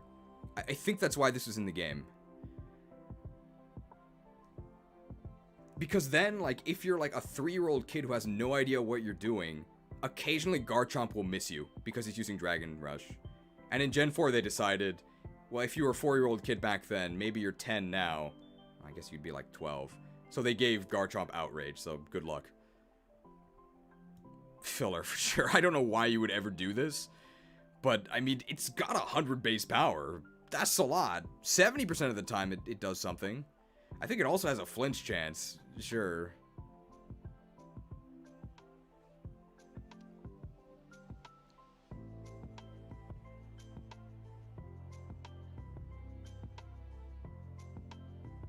I think it's kind of like Swordmasters being a mostly enemy class. Because when Swordmasters are on your side of the field, they're giga garbage in most games. But when Swordmasters are on the enemy side of the field, they like double and crit your axe users. It's really sad. So like how Swordmasters are an enemy unit that you can also use, Dragon Rush is an enemy move that you can also use if you want. But Kagetsu is good, Cheese. He's good because he's Kagetsu, not because he's a Swordmaster. No respect for Swordmasters? I like Swordmasters. They're probably like one of my favorite classes. I think I like Hero more. Swordmasters are really cool, but yeah, they're terrible. They're really bad.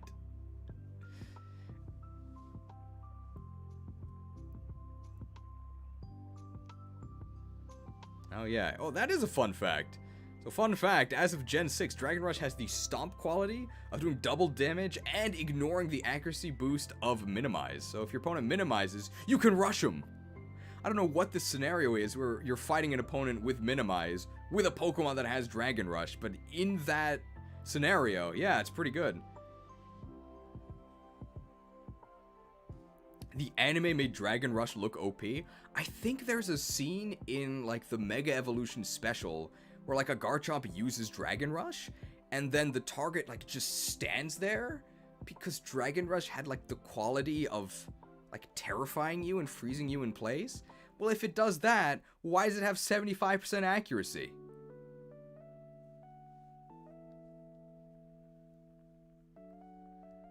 Okay, now it's Fire Emblem chat. Okay. Anything else to say about Dragon Rush? I think that's everything, right?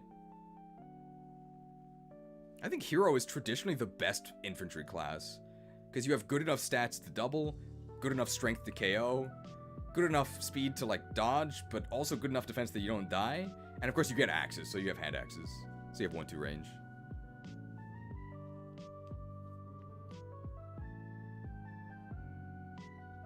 You fool, you ignited the emblem. Dragon Rush, Alir can't use it. Okay, enough Fire Emblem. It's my fault. I shouldn't have mentioned Swordmasters.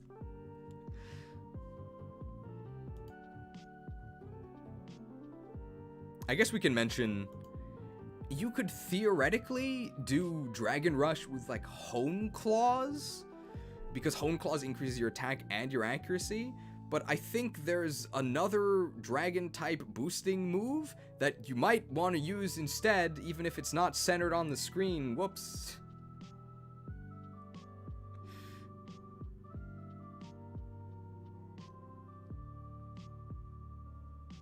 And that'll just make the editing easier, because then I don't have to add it later on.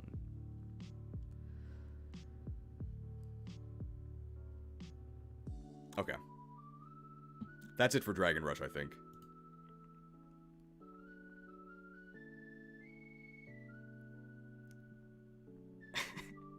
Drain Punch. It's just like Nosferatu. I've ignited the Fire Emblem, and now we can't extinguish it. Drain Punch is really good.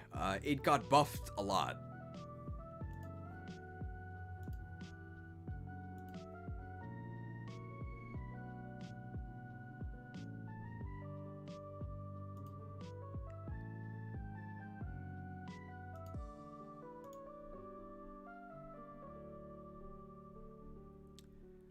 Drain Punch is overall really good. It got 2 major buffs. So it used to be 5 PP and only had a base power of 60. So that made it really bad for sustaining yourself because you didn't do that much damage, so you didn't heal that much. And you also only had 5 PP. So if your plan was to set up and then like tank with Drain Punch, you really couldn't because you would just run out of PP. Even if you had the mighty Big Root equipped, you were probably going to be forced out sooner rather than later. Then there were huge buffs. So now the base power got increased to 75, very nice buff. And perhaps even more importantly, you got 5 extra PP. So now you can bulk up and start punching. This is kind of sinister. I don't really know how you're absorbing their life force. This is like a JoJo thing. It's kind of scary. But very, very reasonable base power. And often on the bulky Pokemon that use this, you hit so hard that you get like multiple turns of leftovers recovery in a single punch. Very nice.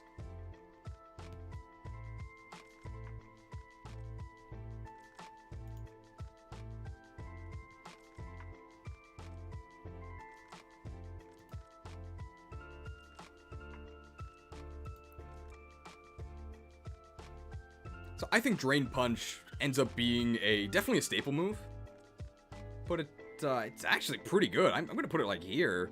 Drain Punch sees a lot of use. It's very strong. This was also key in the only A run. This was used as this is the sustain mode of Monkey. Look forward to that video coming out soon-ish. We'll see.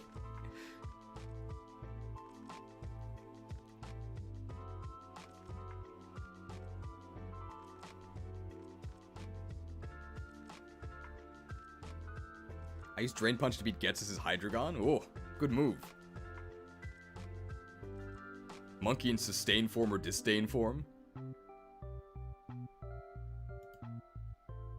I think Aqua Jet's overall a little better. Aqua Jet's really good.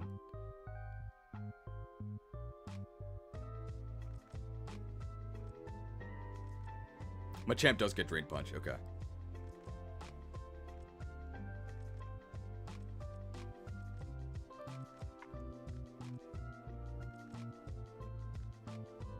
Had to go do something going back now. Drain Punch is a pretty good move. Yeah.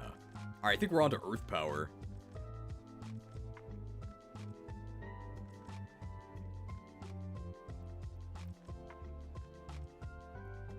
Alright. Earth Power. Alright. Earth Power. Really cool animation. You create like a Gaia explosion under the opponent. Isaac for Smash, by the way. I don't mean as an assist trophy, okay? I don't care about move. I want Earth Power. It's type-shifted Psychic, I think. It's a special ground move with a chance of reducing the opponent's special defense. But it'll never do that because you're getting the sheer force boost on Nidoking, who's using Earth Power. There's not that many special attacking ground types. It's Nidoking, who actually has higher physical attack, but his better moves are all special. And then there's Camerupt, who I guess is a special attacker? Claydol? It's very good coverage. I guess Skeledirge would use this. I mean, ground is an excellent attacking type. There's plenty of Pokemon who would use this. Around Aurasphere? Probably put it below Aurasphere. There's just not that many Pokemon that use this. But it is very good for the Pokemon that do use it. I guess I'll say here, like, I wouldn't pay that much attention to the tiering within the tiers. They're, like, slightly ordered. Landorus Incarnate used it, okay.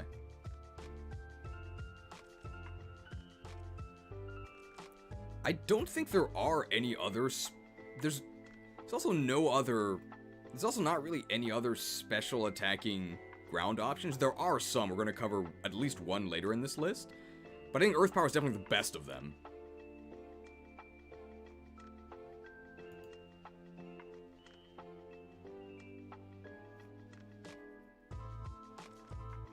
Oh, Mud Slap is. Okay. Oh, Scorching Sand? Oh, Scorching Sands is special as well. Mudshot. Mudshot is the one we're going to talk about later today. Mudshot gaming. Mud slap in the face. Okay, alright, that's it for... I think that's it for Earth Power. Everybody's okay with, like, mid staples. It's okay.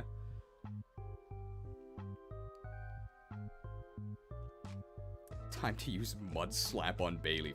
Mudshot was Gen 3. Mud Bomb is Gen 4.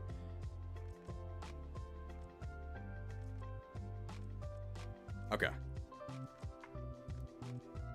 Alright, next.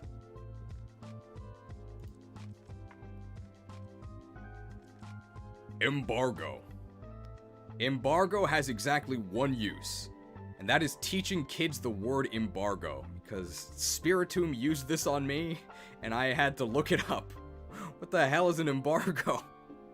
Well, in the context of Pokemon, it's a useless move. Wow, this move sucks. God.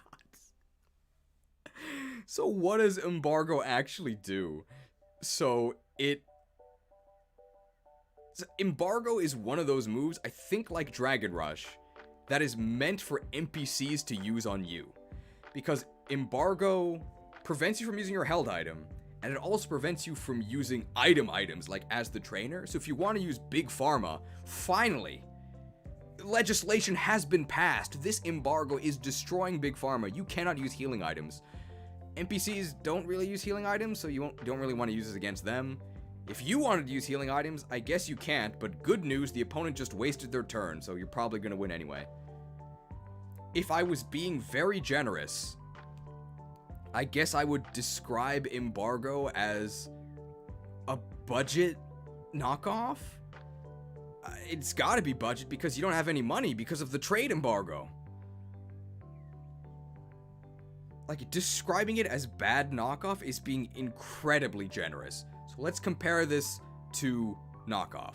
If you embargo the enemy, they can't use their item. Okay. For 5 turns. If you knock off the enemy, they can't use their item ever because it's gone, and because they're dead, because embargo has crazy power.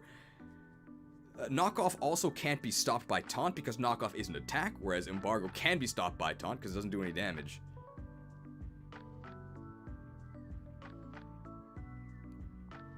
How does knockoff embargo interact with Arceus? I think it's the same, where it just doesn't do anything.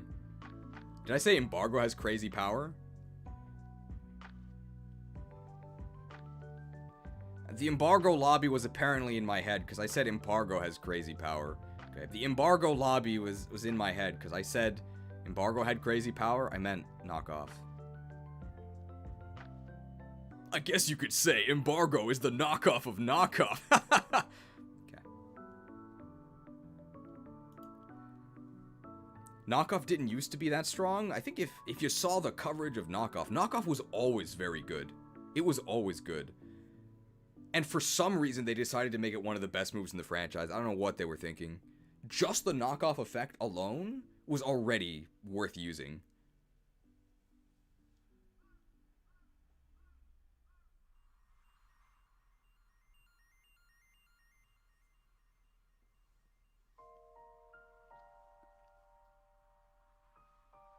What if you use embargo in doubles when your partner has a choice scarf?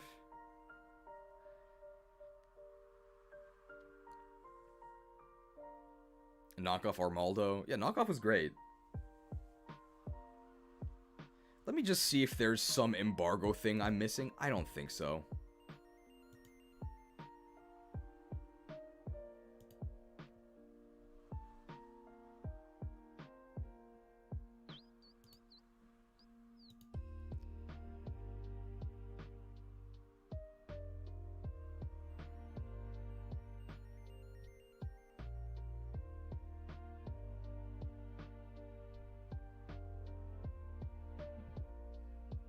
Yeah.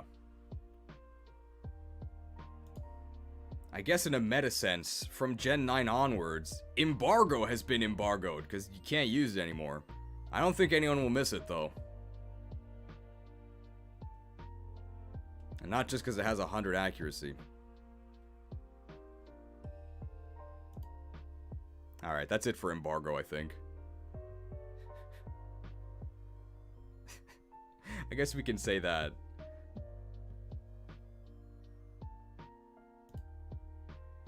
I guess embargo is super effective against me because you can't import cheese if there's an embargo. Embargo, choose another move. Oh. Would I rather use embargo or corrosive gas? Probably corrosive gas.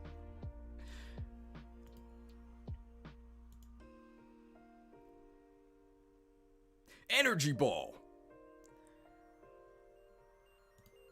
Energy ball. It's a grass coverage move. This is probably going to be one of the very, very low staple moves. Nowadays, it is almost entirely outclassed by Giga Drain.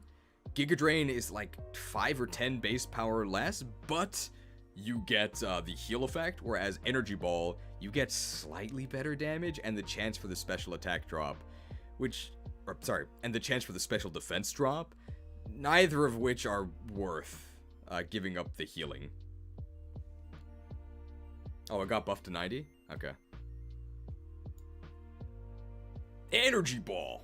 Lend me your energy to deal 90 base power of grass damage. Okay. So Energy Ball has pretty good distribution, but overall, if you can learn both Energy Ball and the new buffed Giga Drain, you would usually rather use the Giga Drain, because the healing effect of Giga Drain is actually pretty relevant a lot of the time. But Energy Ball at 90 base power with wide distribution, some Pokemon would use it. Notably, when used against Jellicent, it not only one-hit KOs the Jellicent, it also knocks out the Jellicent's trainer and several other innocent server members. Never forget.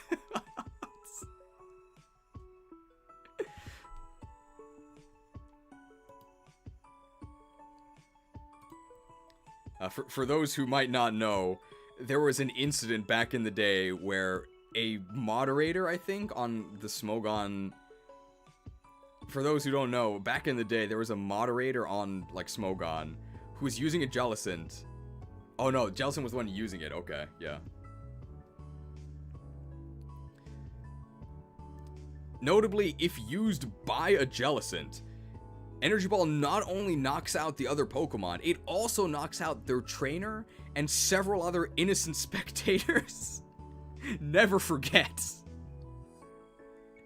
For those who don't know, there was an incident back in the day where I think a Smogon mod named Somalia was caught off guard by a Jellicent running Energy Ball, and he had a bit of an overreaction, I guess you could say. He's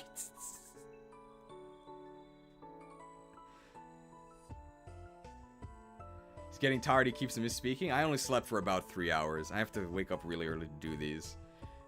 Good thing it's not live, right? Ah, well, we can just redo it. No problem. I think that's it for Energy Ball, right?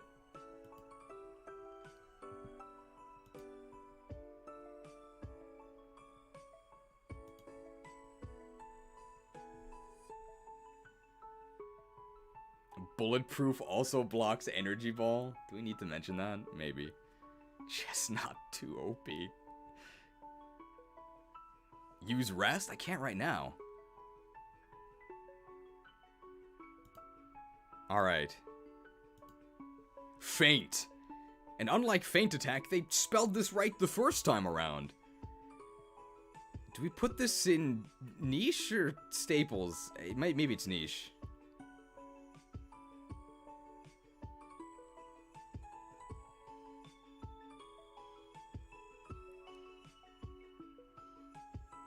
Niche. Low staple because of VGC. Doubles are niche. High niche. Pretty bad in Gen 4. We're not only considering Gen 4. Niche for sure? Okay. Probably high niche. Yeah. So Feint, if you're a real-life Psychic type in a double battle, is really good. So it has a very specific and powerful effect. So what Feint does is it has really high priority. And if your opponent protects and you use Feint against them, you'll hit them for like 30 base power through protect. That doesn't really matter. But the important part is that it cancels their protect. So if you correctly predict that your opponent will protect, you can Feint and then open them up to an attack from your partner. I'm sure that Feint has won a couple people some battles. In singles, obviously, you would never use this. But if you're a genius in doubles, it's pretty good.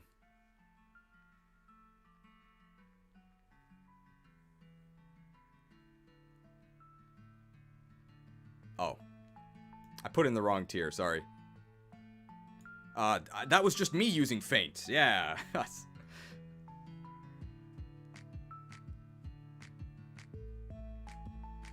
Oh, one interesting thing. Okay. This is one of the only moves in the same priority bracket as Extreme Speed +2. So you could use this as like a poor man's quick attack, where a quicker attack, but in exchange for going even faster, you lose 10 base power. I don't think you would ever do that, but you can.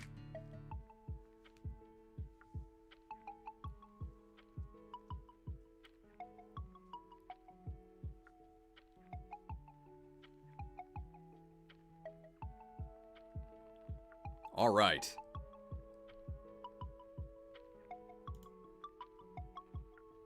Hits through protect too. I think we did mention that.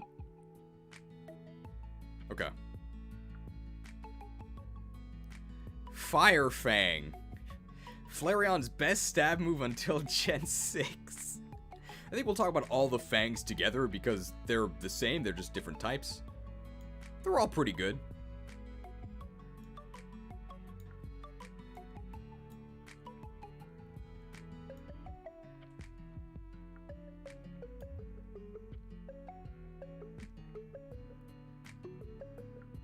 So the Elemental Fangs are Ice Fang, Fire Fang, and Thunder Fang. They're all the same except for their typing. Compared to the Elemental Punches, you lose 10 base power in exchange for some different effects. The punches are generally better, but if you go with the Fangs, you get a flinch chance, which almost never happens. You also lose 5 accuracy because I couldn't make it 100. That would make them too strong. Some people are a little bit wary about these being in staples and not like filler or niche. Oftentimes, if you're running these, it's because you can't punch, because you perhaps lack the limbs. But one definite upside that these three have is that if you've got a strong jaw, you can do 50% more damage with these. So on strong jaw Pokemon, these moves are really good.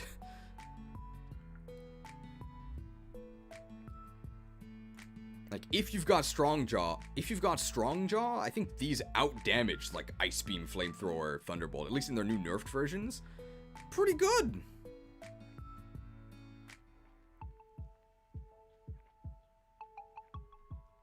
And even if you don't have strong jaw, these moves aren't, like, disastrous. You just wish they did a little bit more damage, but just having moves of these types can be very useful.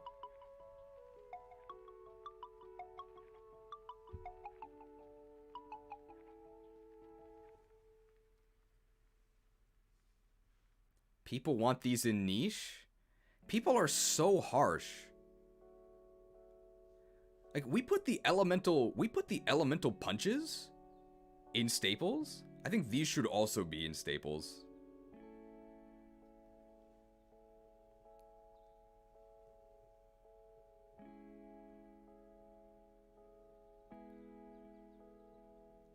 I think the placement is right, but that we should revisit the idea of 2 staples tiers. So this is really top heavy because okay, so the list so far is really top heavy because this generation introduced a lot of just good moves that were meant to fill in the physical special split. I think if you go back to like the Gen 1 list, there's a lot more just like random garbage. There's plenty more random garbage to come later, don't worry. But we will maybe split staples into 2 tiers if it gets too crowded.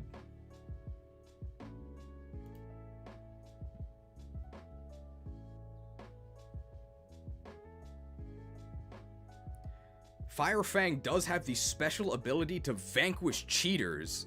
So if you have Wonder Guard hacked onto some Pokemon, the only way to get through is to Fire Fang them. For some reason it hits through Wonder Guard. You got some really strong teeth, I guess.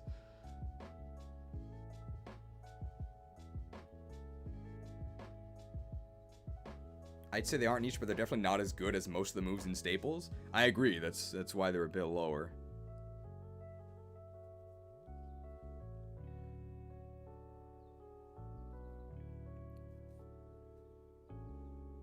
The Flareon Hack Police. Anything else about these three, aside from saying they should maybe be lower? This is Energy Ball slander, by the way. Just use Giga Drain, bro. Lava Plume is just better Fire Fang, isn't it? Yeah. But it's, special. Like, far fewer Pokemon get it. Thunderfang and Spark are the same BP. Isn't Spark only 60? Energy Ball is... But people really hate the Fangs. The Fangs are not bad.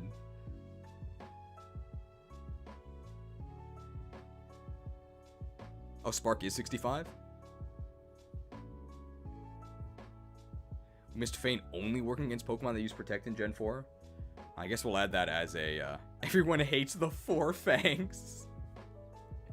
Well, we don't have, Poison Fang on here. That was last gen, right? Alright, people... Okay.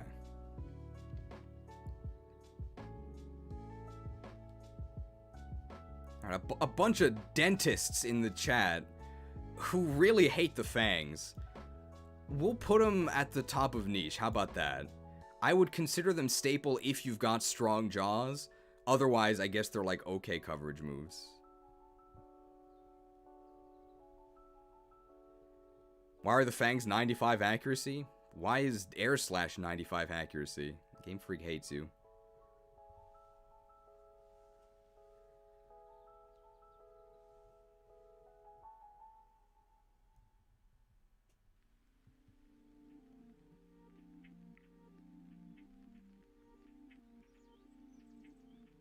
Because Shaman Sky deserves to miss.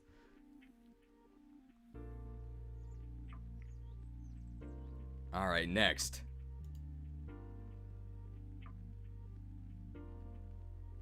Flash Cannon! I thought this was... Flash Cannon! I thought this was Magnet Bomb, but I guess it's a different move. Flash Cannon! This is the premier special attacking steel move. Where's Dragon Pulse? There you go.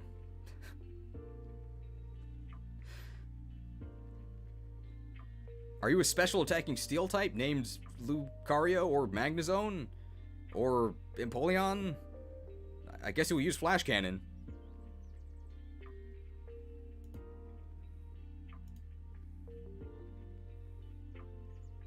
I think it has a chance to drop...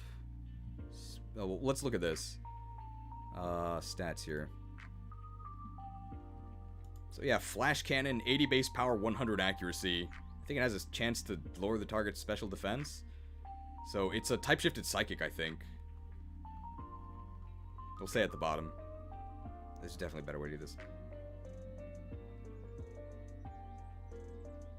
Good lord. Hello?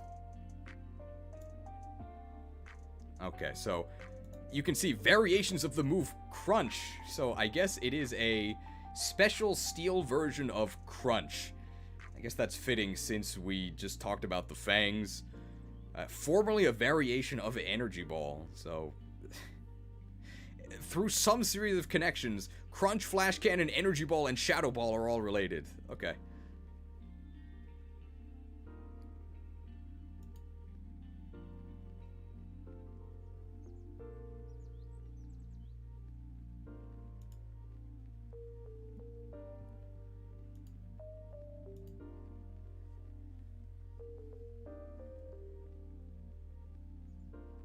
If you've got a fairy problem, you might consider arming a Flash Cannon and firing at them.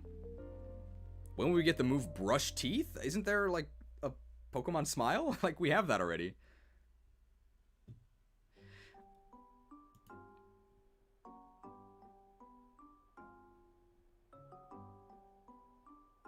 I guess I can say... Oh, hang on. Wait, what did I move here? What in the world? We can do that. Hang on. Just gonna move this for one moment. Man, all these Fang haters, they must be playing Pokemon Frown. Okay.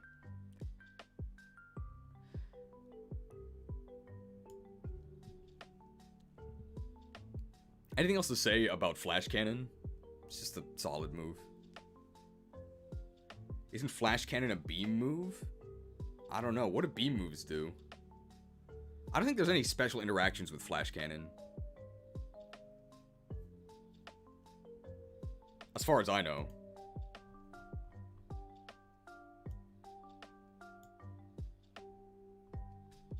No, there's none.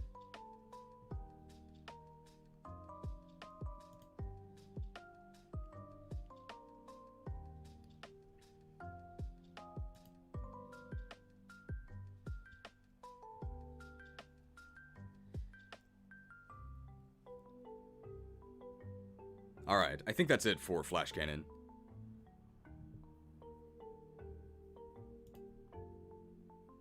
Have you made the obligatory Adobe Flash jokes? I have not. Alright. Fling! After you hit him with Captivate, it's followed up with a Fling. A really weird move. With a bunch of potentially useful effects.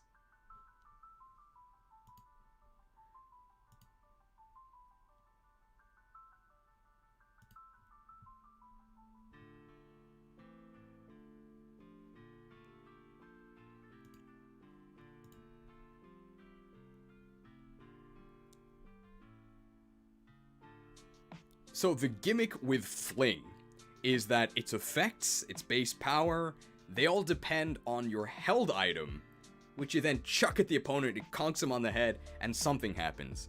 What happens?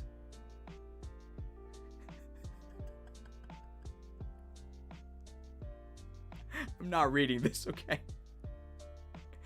All you have to know is that Iron Ball is 130 base power if you fling it, and perhaps notably, these items, if you fling, have an effect.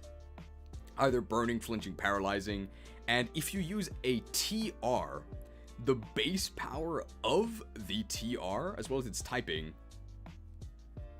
no, the base power of the TR becomes the power of Fling, so you can Fling Overheat to do 130 base power of dark damage without actually having the Iron Ball downside. You'd probably use TR43, or I guess 71 Leaf Storm instead of Iron Ball for that Fling. There you go.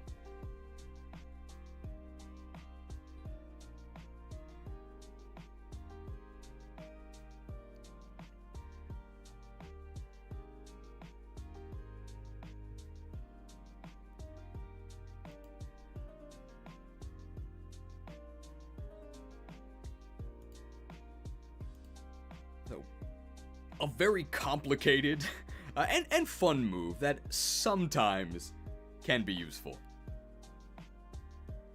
But generally, I would rather have an item instead of tossing it at my opponent. Anything else to say about Fling?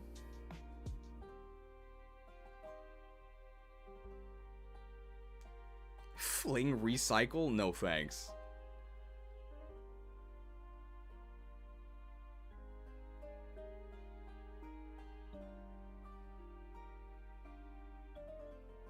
Big Yoshi, you okay?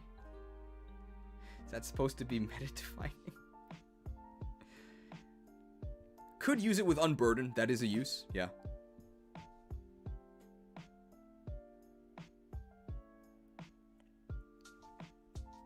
I guess one of the big uses for Fling would be for Unburden or for Acrobatics. With Acrobatics, you don't actually need to lose your item, so you could just start with no item.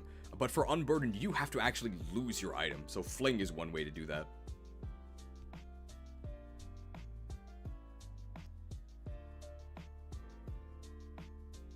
Fling plus Acrobatics Pelipper, now we're cooking? That sounds like something Boonette would cook, no thanks. Alright. Focus Blast.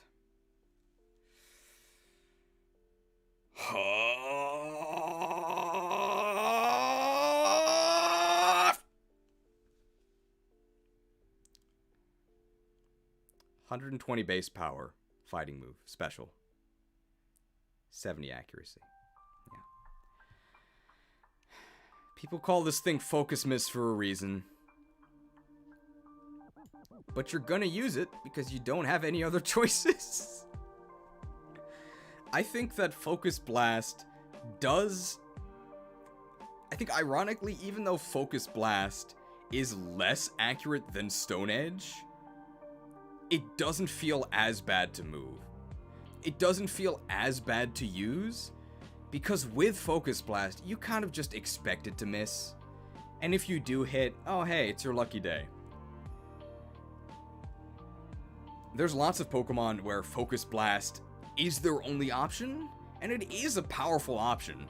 70% of the time, it's really good. 30% of the time, you just threw the battle.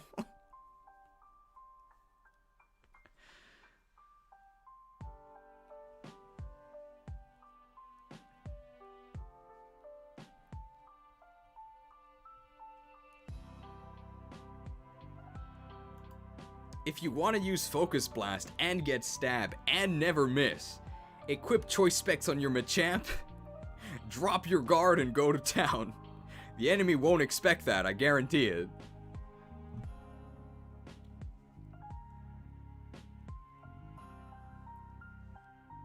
Anything else to say about Focus Blast? I think that's about it, right?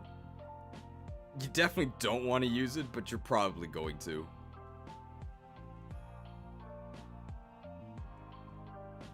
Hone Claws Focus Blast.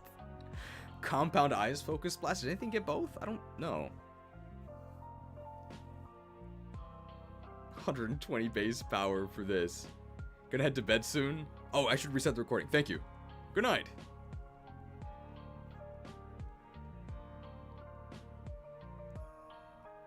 Alright. Reset the recording.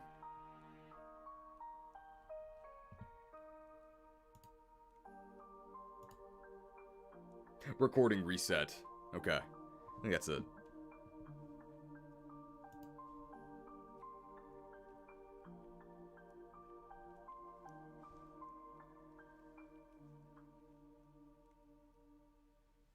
Force Palm! Okay. Force Palm! I think this is Lucario's side B? It's like a command grab in Smash, where if they're close, you grab them, but if they're far away, you, like, shoot them with, like, energy. Neither of those happen in the actual Pokemon game. I think it's 60 base power with a 30% chance to paralyze. It's like fighting Dragon Breath. It's okay. As far as filler moves go, this one's not bad. I don't know if any technicians have forceful palms. Maybe Breloom? Am I crazy?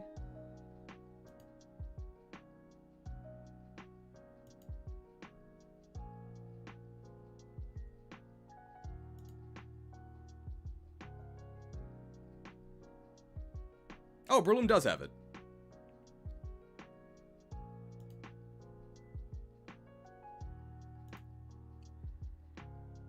Breloom does actually have Breloom does actually have Force Palm.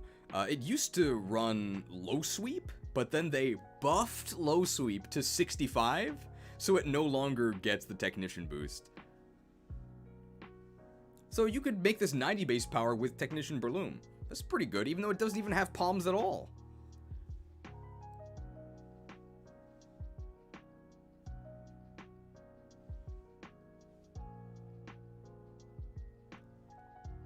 Low Sweep is 65. What a forgettable change. It was a nerf. It was definitely a nerf. Because that now means you can no longer use Technician.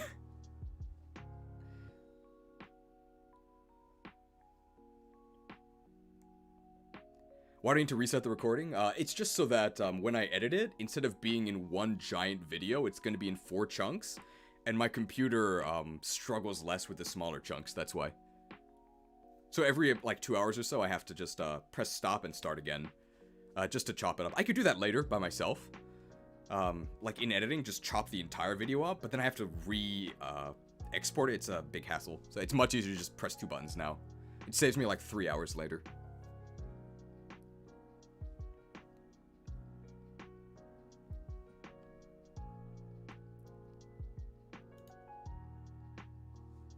Gastro acid. Oh, I'm feeling a little gastro acid right now. As in, I'm gonna go to the bathroom. So, I'll be right back. I am going to... There's a very dark type move I could use here. I think you can see it. It even says so right here. Now would be a good time to insert ads. Well, thanks for the suggestion. I'm gonna hit the add button, so I'll be right back. This one.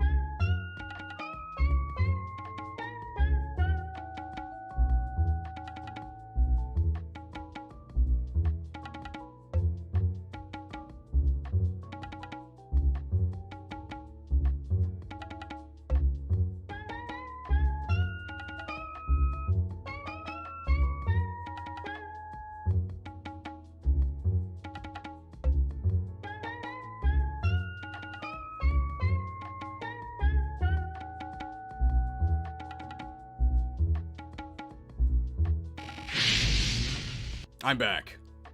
Okay, hopefully I didn't miss anything. Hang on. Sure to go to the right. Here you go.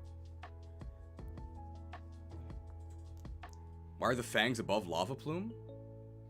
They're not. What?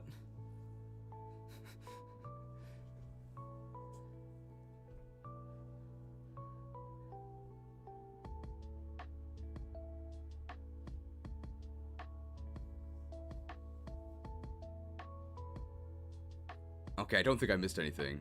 Okay.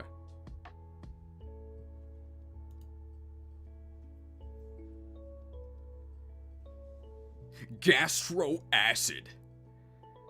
Well, it's no garbotoxin. So what gastro acid does is disable the opponent's ability. When are you going to use a move to disable your opponent's ability? Almost never. Can I say never?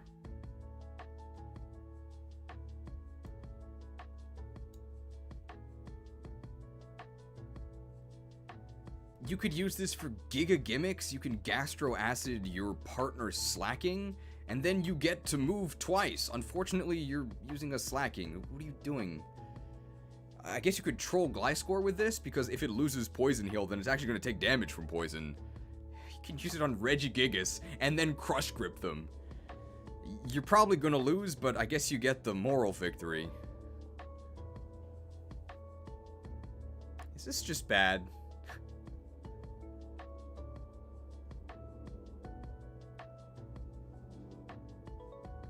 It might just be bad.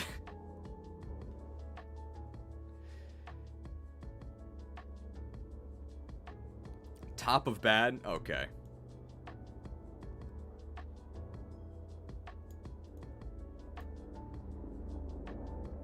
So what is something that you might want to do? What if the opponent has an incredibly powerful ability, like Golden goes good as gold? That's something you might actually want to negate. Too bad good as gold makes you immune to having good as gold negated by gastro acid.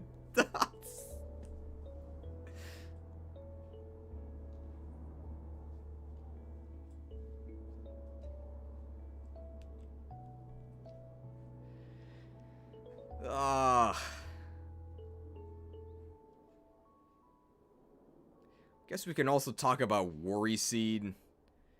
So Worry Seed does the same thing, except instead of...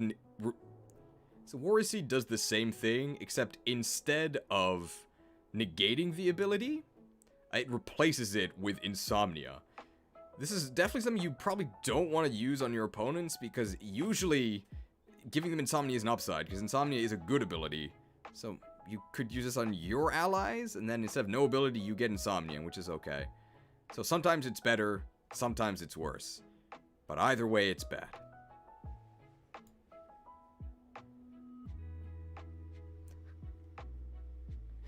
Anything else to say about these two? I guess Shedinja quakes when he sees these. That's about it.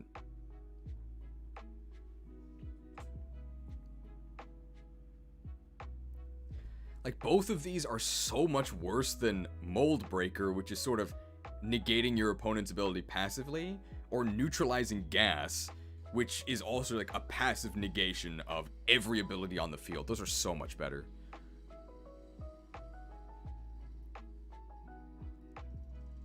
Worry Seed your Delibird for triple no sleep ability action. You gotta meet those deadlines for his deliveries.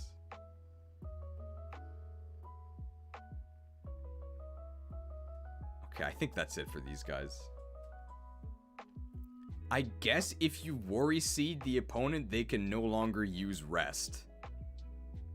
Cool.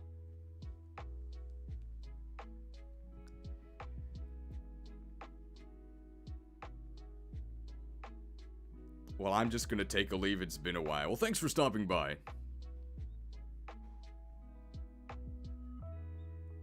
Alright. Giga Impact. Oh. Horrible. Hyper Beam got to be a lot higher up, because Hyper Beam at least existed in Gen 1 with, I think, the fair version of Hyper Beam, where if you knocked out your opponent, you didn't have to recharge. Which was huge. It actually made it a high-risk, high-reward move. With this, it's, like, very little reward and you lose the game. It's horrible. Losing your next turn is about the worst drawback you could have. You're basically surrendering at that point. It is so bad. Giga Impact is good. Write down the names of everybody who says Giga Impact slacking is good. I want their names on a list, okay? We're gonna deal with them harshly.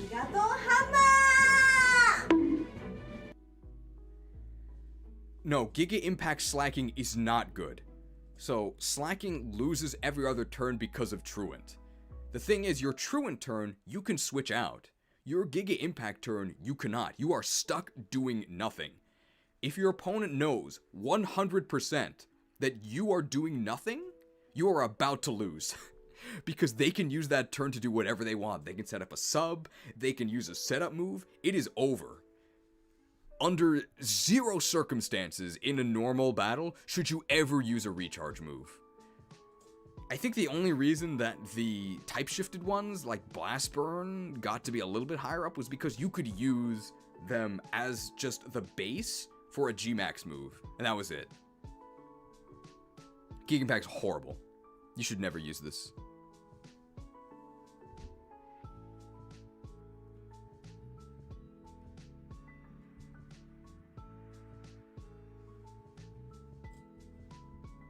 Anything else to say about Giga Impact? I already reset the recording.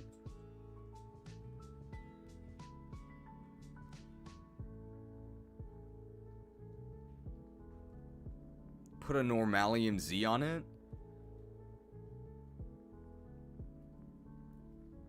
Apparently, Kartana could do Normalium Z Giga Impact in Gen 7. We'll put it above Ring Out. How about that?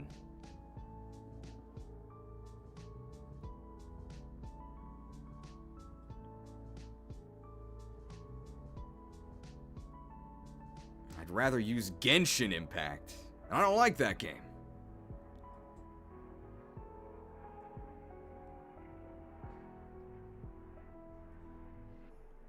I think that's it.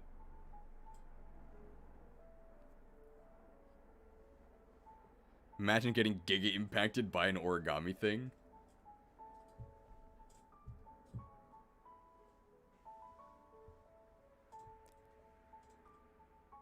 I also wish they kept the Gen 1 mechanic of the Hyper Beam recharge. I know it was a bug, but I think it actually ends up being quite fair. That or these moves should be like 200 base power. And like auto crit. And I probably still wouldn't use them.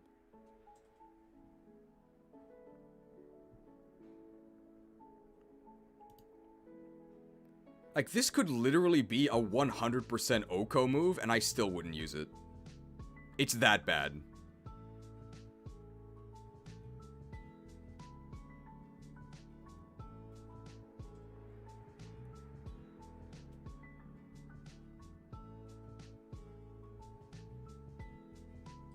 Okay, I think that's it.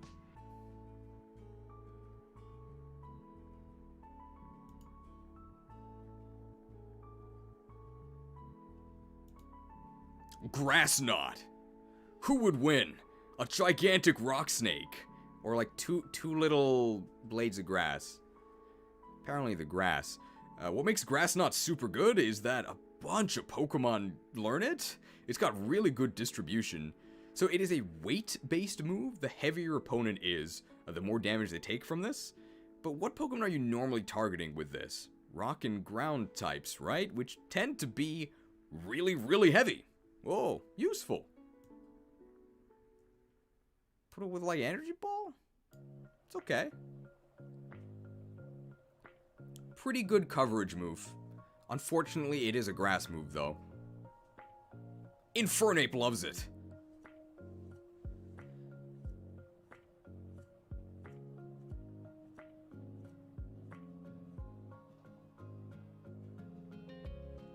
It's Plusle's best move? Isn't Thunderbolt better? Okay. And I have to confess, I lied to you. I said that the Dunsparce was not better. I have to confess that I lied to you in the Gen 9 tier list. I said that 3-segment Dunsparce was purely cosmetic. Apparently, 3-segment Dunsparce is strictly better than 2-segment because you deal more damage with Heavy Slam and like weight-based moves, but you don't take more damage from Grass Knot. Better farm for that 1% chance for the 3-segment, otherwise you're not playing optimally with your Dunsparce.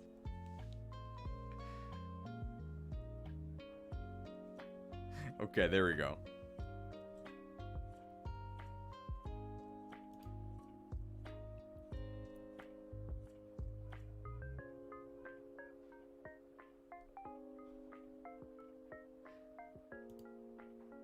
Oh yeah, also despite Grass Knot, I guess, physically tripping your opponent, it's a special move. I don't get it. Go with light metal Metagross to reduce Grass Knot damage? Now Scizor, despite being kinda heavy, and having quadruple resist, if you're scared of Grass Knot, don't worry, you can always run light metal. Oh yeah, okay. So I also Grass Knot, despite tripping them with like blades of grass, it's a special move, but it also makes contact. I don't get it.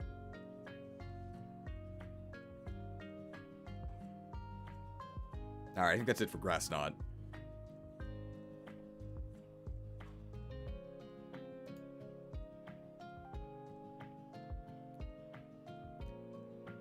Grass Knot is the only contact special move? I think there's some other ones. Like, they're very rare, though. Use Long Reach Decidueye with Grass Knot. Okay. Ring Out is one. Lol. Alright. Gravity. Alright, we can start a different way. Do you understand the gravity of this situation? Probably not, because who in the world knows how gravity actually works? This has gotta be the most weird field effect in the game.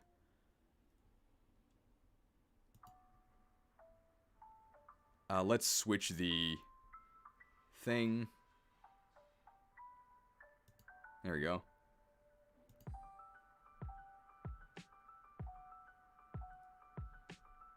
Gravity.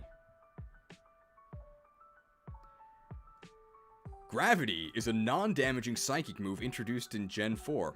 So if it doesn't do damage, what does it do? Okay.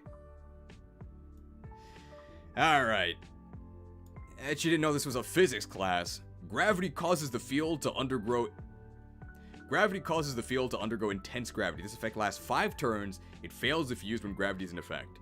During intense gravity, the accuracy of all moves, except Oko moves, is multiplied by 5/3 in Generation 4, or 6,840 over 4,096, approximately 1.67, in Gen 5 onwards. Intense gravity causes all Pokemon on the field to become grounded. Grounded Pokemon lose their immunity to ground-type moves due to their flying type, levitate ability, effects of magnet rise or telekinesis, or their held air balloon. Grounded Pokemon are now also vulnerable to arena trap and entry hazards. Poison-type Pokemon that are usually airborne will remove toxic spikes when switched in during the effects of gravity. Grounded Pokemon also become affected by terrains. Intense gravity also prevents Pokemon from using the moves Bounce, Fly, Flying Press, High Jump Kick, Magnet Rise, Sky Drop, Splash, and Telekinesis. If a Pokemon is in the semi-invulnerable turn of Fly or Bounce when gravity is used, that move is cancelled immediately. If a Pokemon has no other usable moves besides the moves blocked by gravity, it will use Struggle.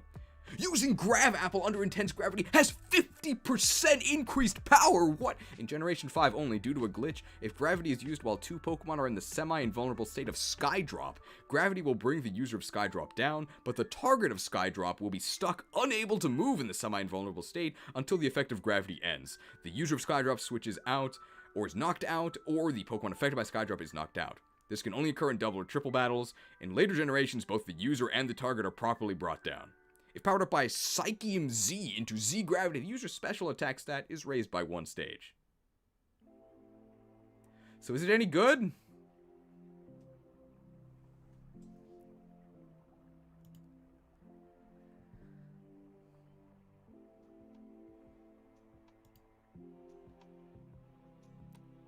Thank goodness it stops Splash.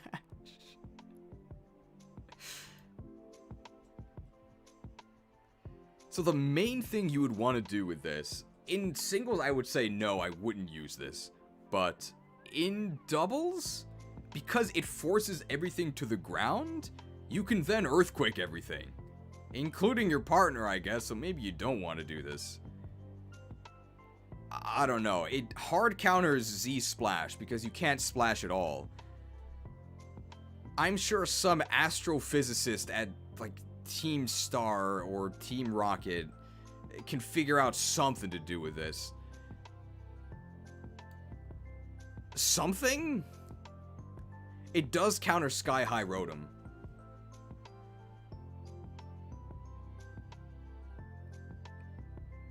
Use it with Earth Eater Earthworm. It's true. Earth Eater Earthworm would be, I think, the only thing that can actually negate Earthquake if grounded.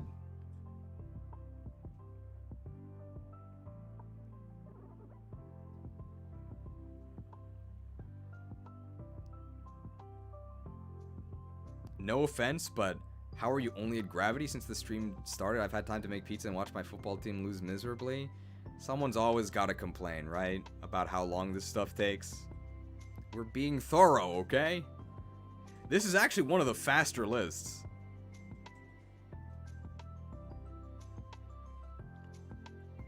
I guess Rhyperior really likes this, because then you can quake everything and your Stone Edge will no longer miss. So that's something. It's been 3 hours and you're still on this map? Oh, the Tiki map. The Tiki map and the last map took forever. Ban that guy? No, I'm not gonna ban them. Don't get me wrong, I like there being more content, but still, like, I don't understand. Like, what is the criticism? That we're describing everything? What am I supposed to do? Not talk about stuff? Guard swap. Swaps defenses with the opponent. Would you want to do that? No. There you go. Gunk shot. No, we're not. We're going to talk about stuff in depth. Alright. Maybe guard swap's not the best example, because that pretty much is everything I have to say about guard swap.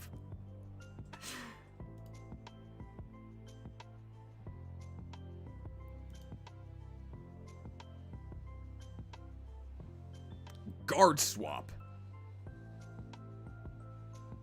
So guard swap, people are saying that this ruined Shuckle's day. You fool, that's not this move. So guard swap swaps defensive stat changes with your opponent. So if your opponent uses iron defense, you steal it from them basically.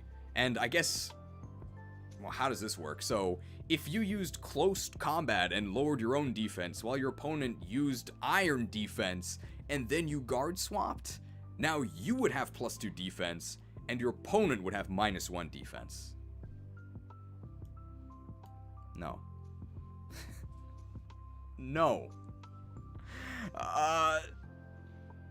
Nobody is boosting their defenses almost ever. Theoretically, if they are doing that, then this is better than just using Haze or Clear Spog to remove that, but it is so specific. This is never happening. No.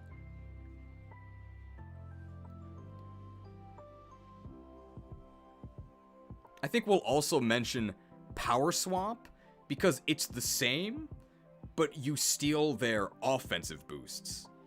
Now, offensive boosts are far more common than defensive boosts, but also, you might not have the right stats to take advantage of their boosts that you just stole from them. I guess you can use this to bounce Intimidate onto them?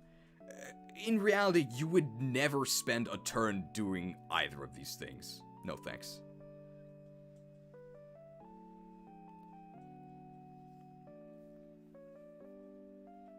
And since we're talking about very specific stat swapping moves, I think it's time for you to open your heart. Heart Swap. It's a signature move of Manaphy and I think Migirna. Instead of stealing only their attack or defense boost, you steal all their boosts.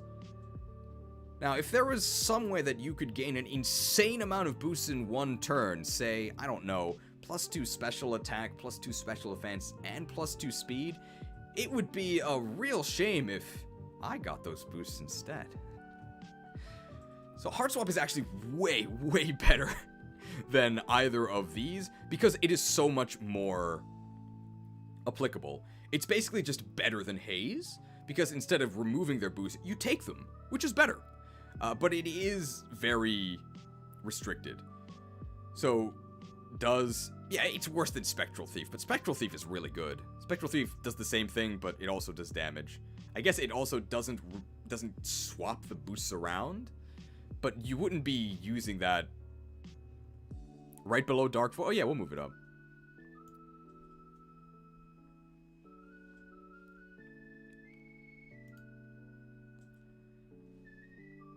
So the Pokemon that do have Heart Swap, use it. And if other Pokemon could use Heart Swap, they probably would. I think this is overall just better than Haze. So generally, you would appreciate stealing their boosts rather than just negating them.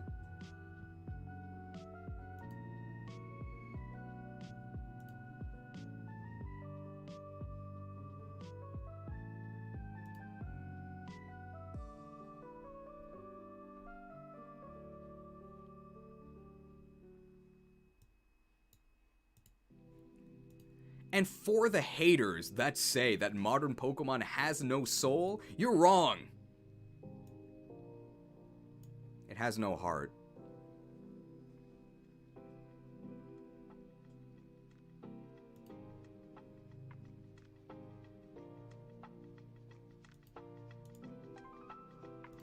Dexidid. Sad.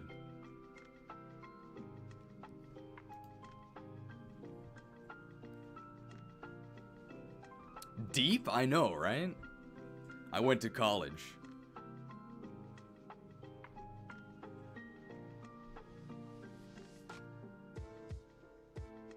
Okay, I think that's everything for Heart Swap, right? See, that was 3 moves pretty quickly.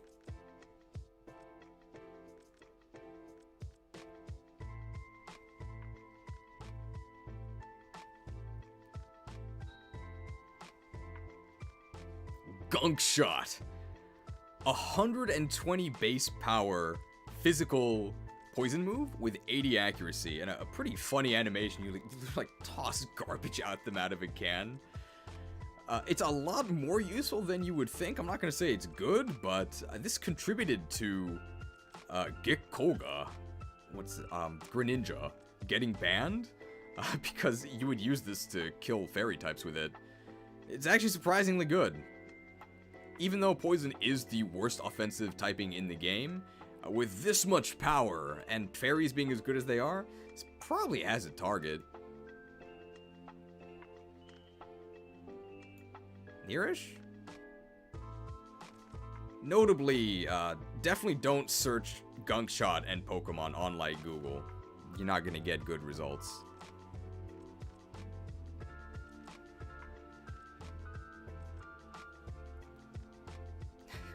Great synergy with gravity. Anything else to say about Gunk Shot?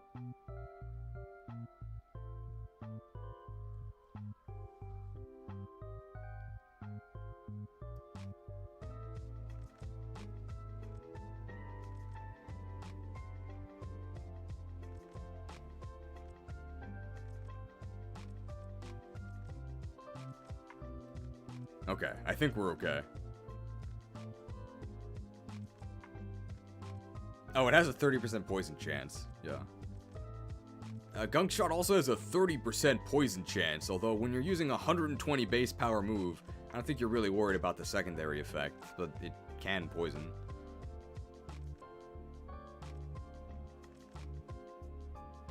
Okay, I think that's everything. One man's trash is another man's 120 incoming damage, I guess.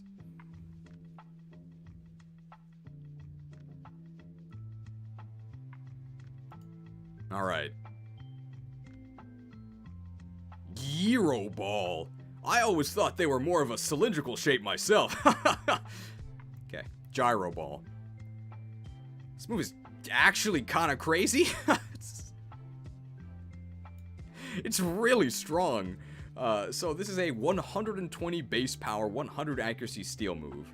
Now, it technically has variable power, where it gets stronger the slower you are compared to your enemy. It's 120 base power, okay? All the Pokemon that use this deal massive damage. So, for it to be max power, your opponent has to be 4 times faster than you, which sounds like a lot, but it's really not, because most Pokemon want to be fast. And the Pokemon who want to be slow, they make themselves really slow. So you do end up facing opponents that do have quadruple your speed, and they just get mauled by this thing. Like, anybody who has faced Fortress or Ferrothorn,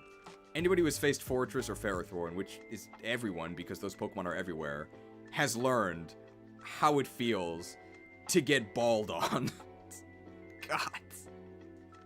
You would think that because Ferrothorn is invincible, it wouldn't do any damage, but you would be wrong.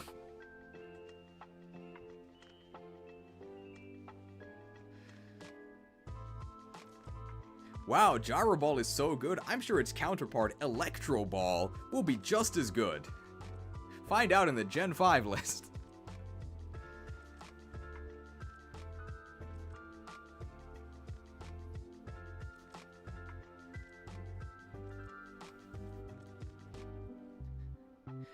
Worth noting, you can't stop Chestnut.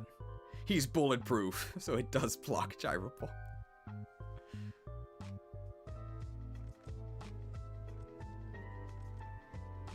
Yeah, Ferrothorn has like 90 base attack. Ferrothorn is insanely min-maxed. It's not fair at all. I've got Gyro Balls of Steel.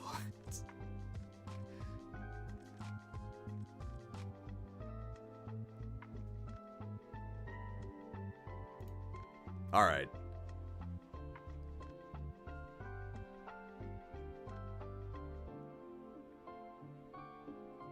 Hammer Arm! I keep this in my fridge to suppress bad smells. There's a baking soda brand called Arm & Hammer.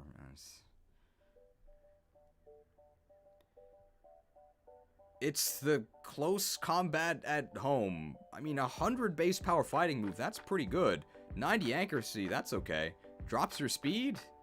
Uh-oh. It's probably better than Aqua Tail.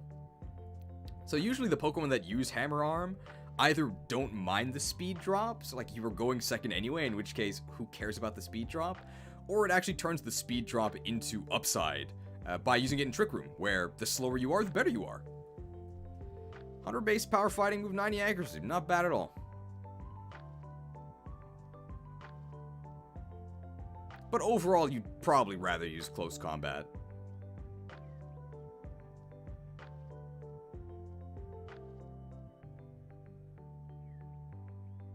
It's definitely better than Superpower, that's something.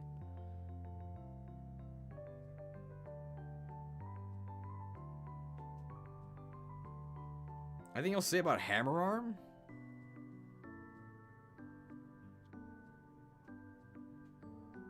When all you have is a hammer arm, everything looks like a nail. I guess 90% of things, because you miss 10% of the time.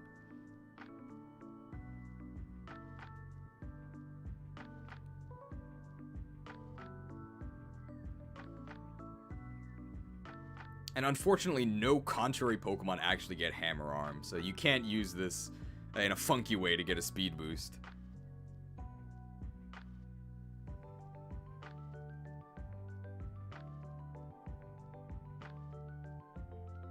Doesn't Hammer Arm have a downside? You get slower? I think we said that like 5 times.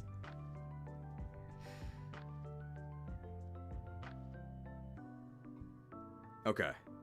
Next.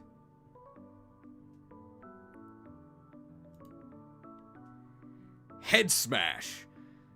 So when we talked about these 3 recoil moves up here, somebody mentioned Head Smash. I made a case for these 3 being worth a recoil.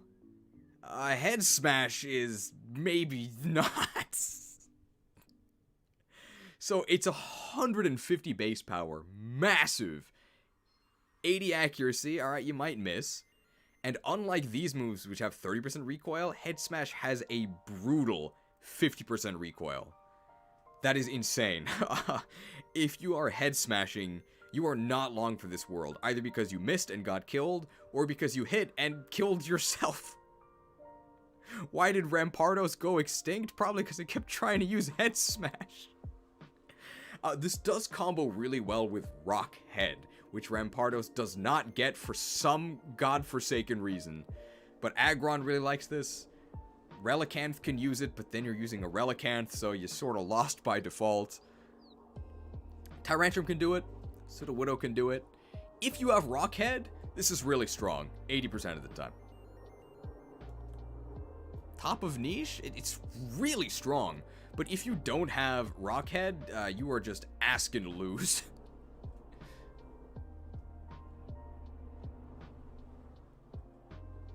Zoom Lens Head Smash. No.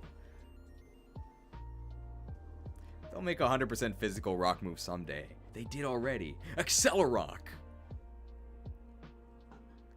Is Head Smash rock type only because of that Pokemon that learn it? It's probably because of the Pokemon that learn it, because the first Head Smasher was Rampardos.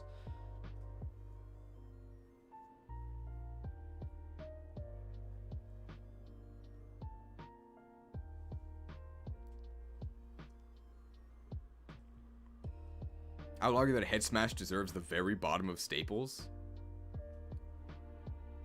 It's at the top of niche right now. You think it's about as good as Aqua Tail? I think Aqua Tail is a little better, because Aqua Tail gets used for like coverage. Head Smash or Head Charge, which is better? Probably Head Charge. I mean, neither of them is that good, but Head Charge is just better double edge.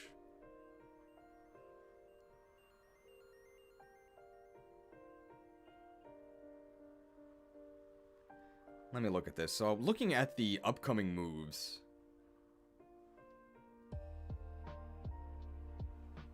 There's not that many more staples. So I'm considering whether or not to split the staple tier or not.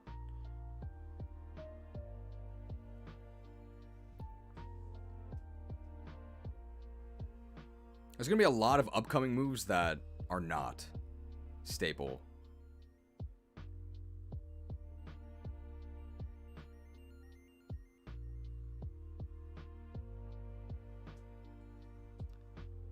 I'm not sure. You can discuss amongst yourselves, and we'll maybe split it. I think if we get to like a 4th row, we'll split it. But I actually don't think we'll reach a 4th row.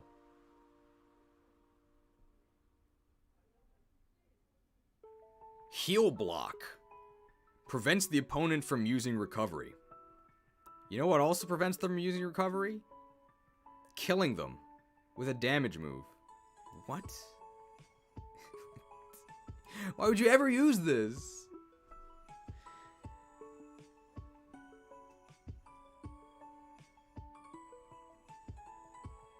You can stop Blissey from recovering. Punch it. Ugh.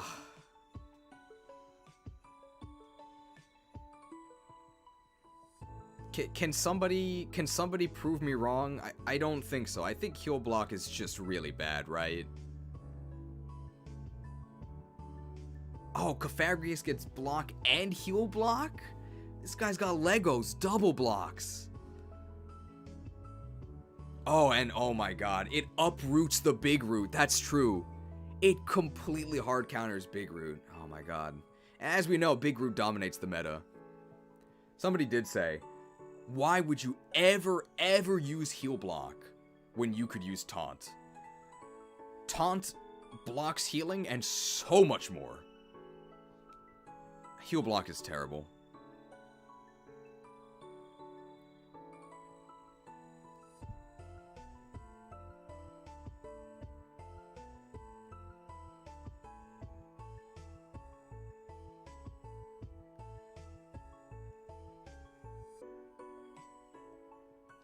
If heal block was like a super persistent effect, like if you heal blocked someone and they couldn't heal ever, like no items, no regenerator, nothing, and it persisted through switch out, maybe.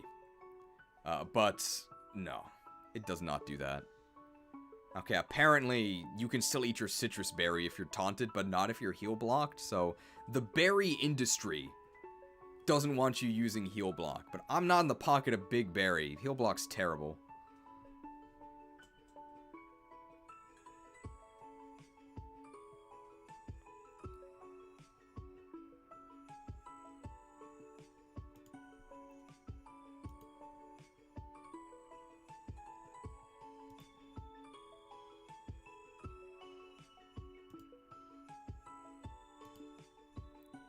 For the sake of completeness, I guess we'll just go through all this stuff.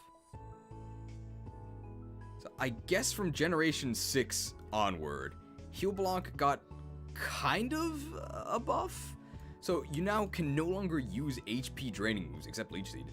So you can't Drain Punch or Giga Drain if you've been Heal Blocked. So that's like anti-taunt. That's something, I guess? And then Heal Block itself got blocked in the current games. It's gone.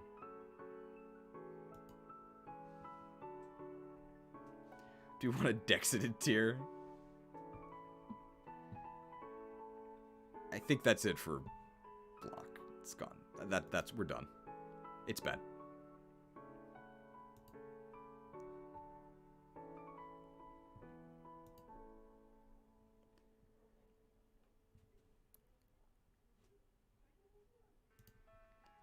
Honorable mentions to Heal Block for...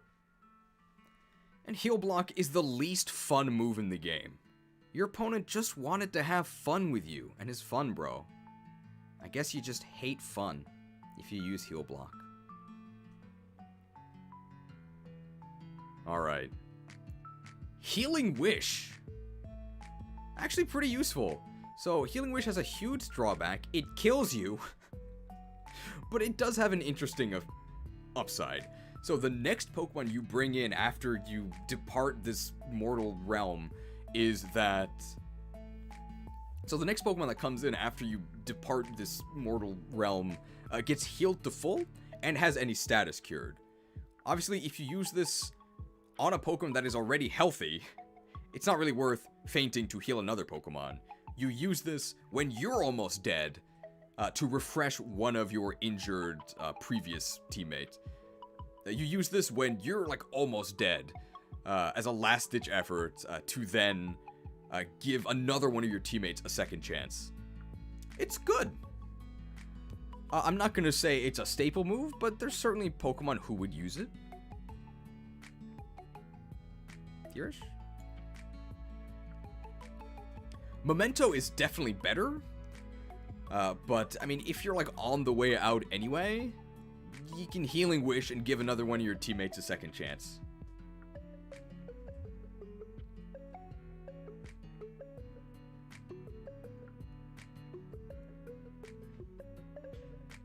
Great Sacrifice is definitely better, since Great Sacrifice at least leaves you at 1 HP, and it also heals all of your teammates. Power creep is out of control.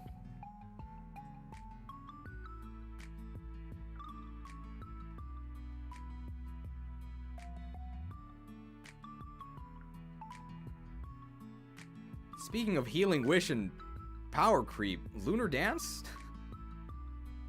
Lunar Dance is the signature move of healing.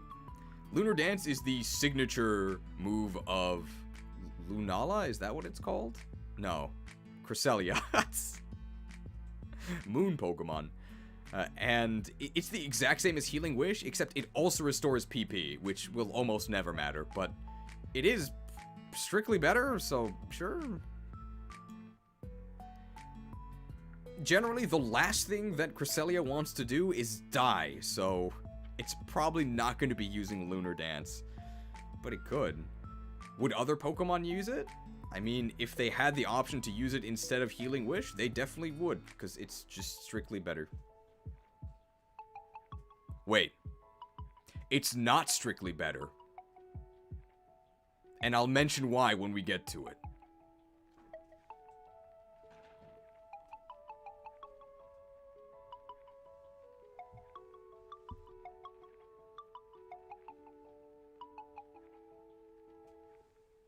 Lunatone Lunar Dance would revolutionize Pokemon. If Cresselia gets out of Pokemon jail, it'll be fun. Oh, I mean, it was in Arceus, but I guess, oh, there's no home compatibility yet. Can somebody explain to me why there's no home compatibility for Gen 9? Like, is there actually a reason? It's been like 6 months.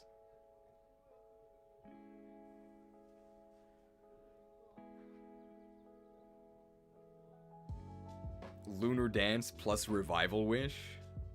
Oh yeah. I guess with Lunar Dance, you can refresh Revival Blessing, because Revival Blessing only has 1 PP. So you can chain wasting turns, I guess. Like, you're not actually doing anything.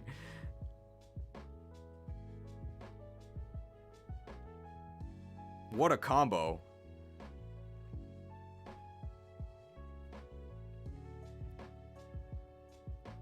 Alright.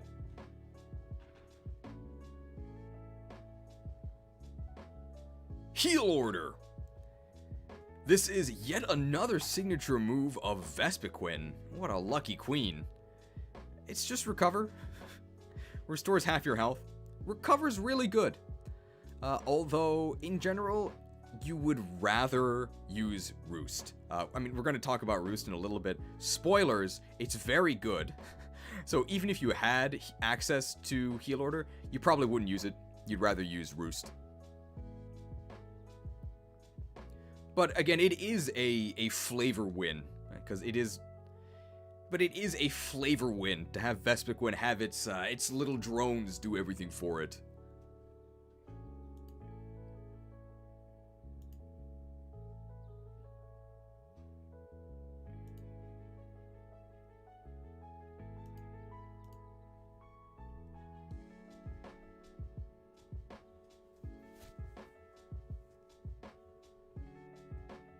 Execute order.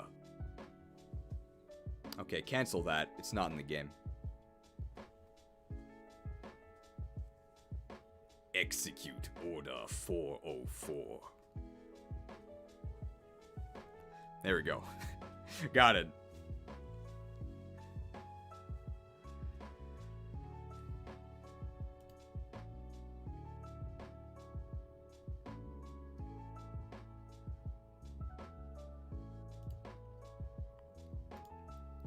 if you're really looking for upside on heal order, it's better than recover because it's less likely to be imprisoned. You can't arrest the queen.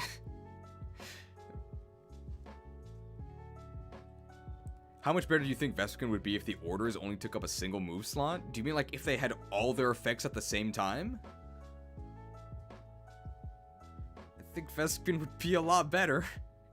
It would still die in one hit to a bunch of stuff, but if it had a free turn, yeah, it could do some stuff.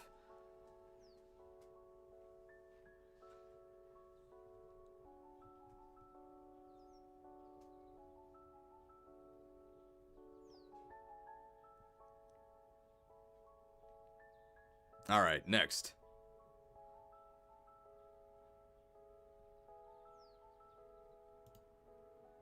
Ice Shard. 40 base power, priority ice move. We've talked about how good priority moves are, and this is maybe the best one in the game? At least of the 40 base power squad. You might have noticed there's a couple incredibly dangerous Pokemon that are waiting to kill your entire team, and they would if not for one Icy Boy. 40 base power is not a lot, but when you quadruple that, maybe you're holding a Choice Band, maybe you're a Weavile, maybe you're a Mamoswine. This is like the last bastion against these dragons that are at the gate. Super useful. Super useful. I think that's about it. Even if you're not sniping dragons with it, it's still a priority move, so can't be that bad. Anything else to say about Ice Shard? It's great.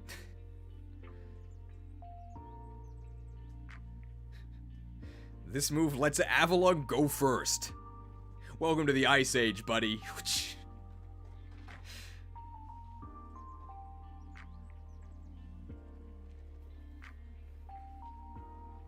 Outclassed by Mountain Gale. Doesn't Mountain Gale have a flinch chance? Why does Donphan learn Ice Shard? Good question, but it loves it. I think it's everything for Ice Shard. Single-handedly makes Mamoswine good? I think that's not giving enough credit to Mamoswine. Mamoswine's really good. Then Avalugg gets one-shot by Bullet Punch? Hey, that's not fair, okay? Avalugg does do one thing, and that is survive physical hits. You're not killing Avalugg with Bullet Punch, okay? Can't believe I'm defending Avalugg. Alright, Ice Shard, good. No revelations there.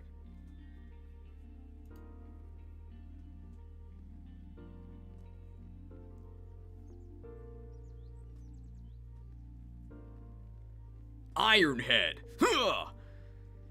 80 base power steel move, 100 accuracy, 30% chance to flinch. You faced a Jirachi lately?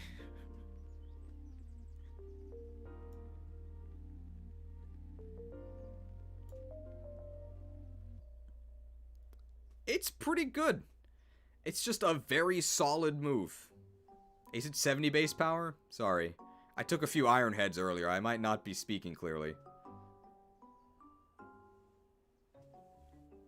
It is 80 base power. I was never wrong, okay?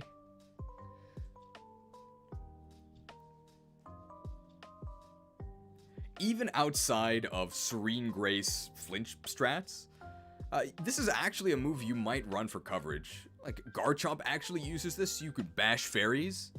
It's really not that bad.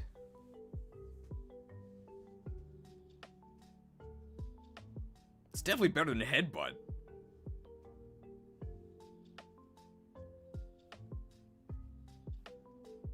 I think that's it for Ironhead. It's just a good move.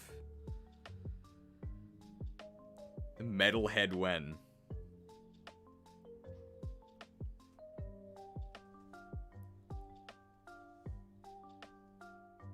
It's 80? Okay. So I was right. Okay, no problem. Oh yeah.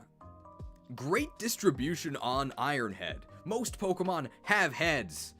And I guess can use Ironhead. Biting an... Incredible insight, only available on this channel.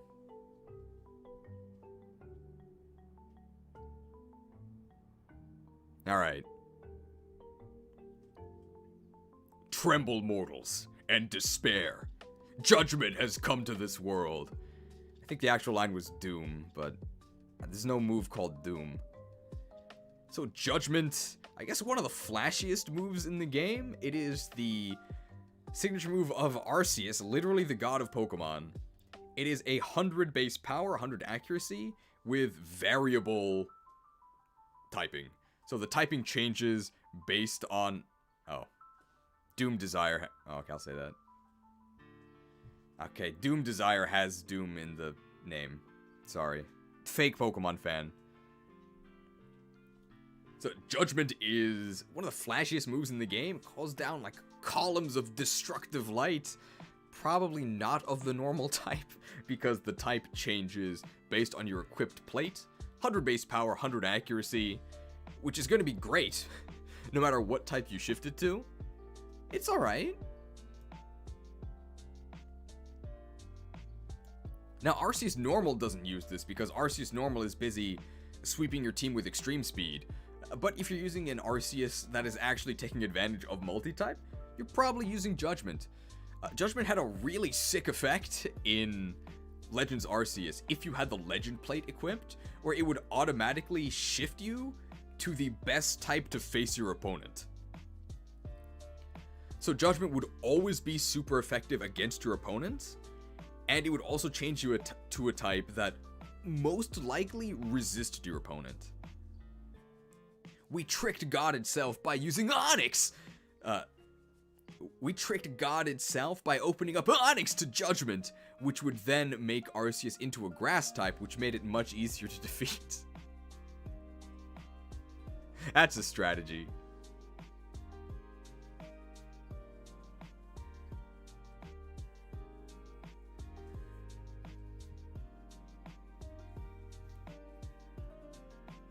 I wish that version of Judgment was also... I wish that version of Judgment was also how it worked in the mainline games. I think that would be fun.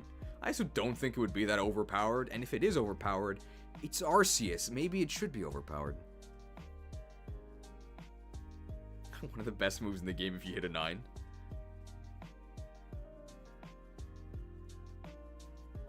So does Arceus use this move? Yeah. Would other Pokemon use this move? Probably not, because then they would be locked to the plates, which wouldn't provide them much more benefit. I mean, it's just theory crafting, right? The only other Pokemon that can use this is, I think, Smeargle, and good luck. I would judge you for using Judgment Smeargle.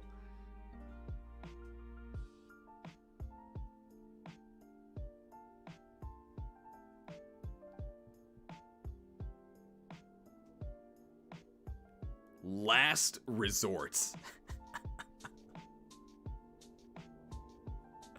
It's got... Well, let me see.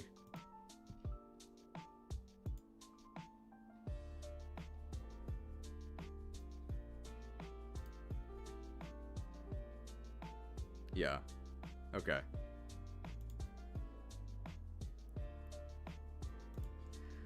Last Resort. It's got a very funny Japanese name.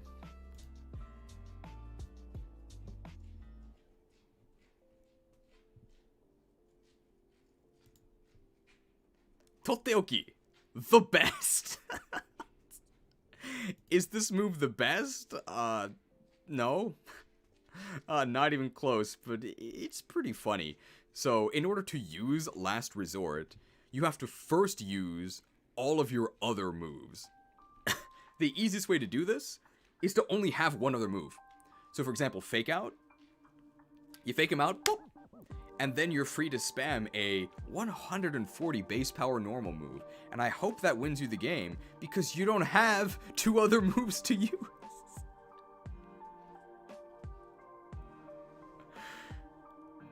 I think it's pretty ironic that it's called Last Resort, because this is definitely not your last resort. This is your plan A. If you're actually going to be using this, you have to set it up.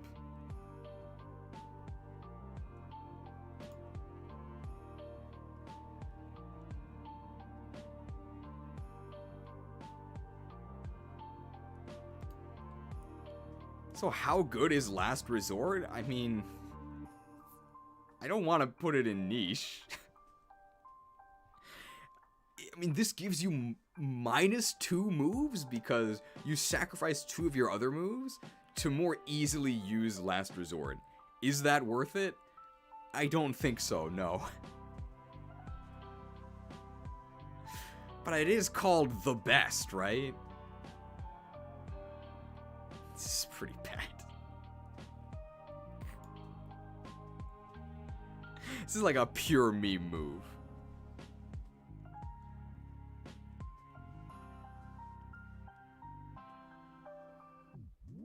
Anything else to say about Last Resort?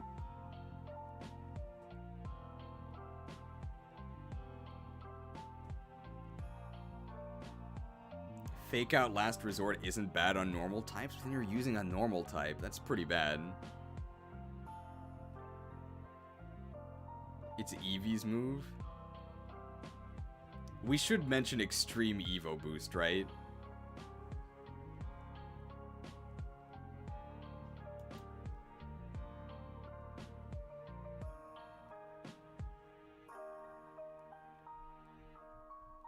Is there a listing for it?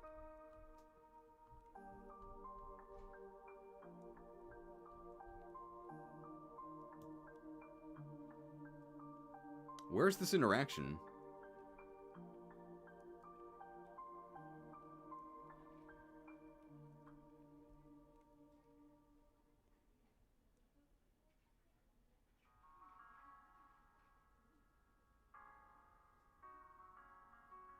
Okay.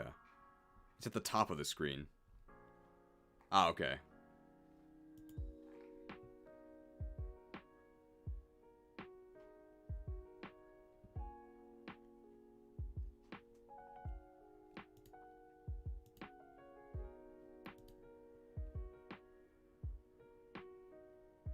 So if you use the Z move form of Last Resort with Eevee, you'll get 9 Evoru Boosto. The 9 evolution boost. It doesn't do any damage. But you get +2 to your attack, defense, special attack, special defense, and speed stats. But you're an Eevee. Good luck. Wow, using a move just to still have worse stats than an actual Pokemon. Terrible. You can baton pass it, though.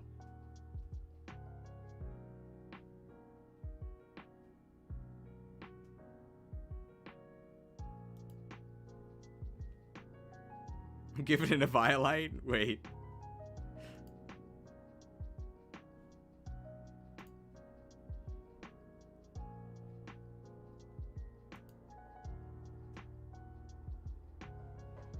Isn't Baton Pass banned? Yeah, Baton Pass is currently banned. We can put it above Giga Impact. I just really hate Giga Impact.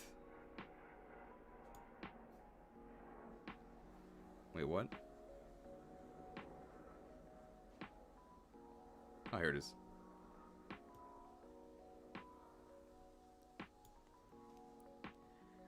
I guess we can put it above Giga Impact. I just really hate Giga Impact. The best.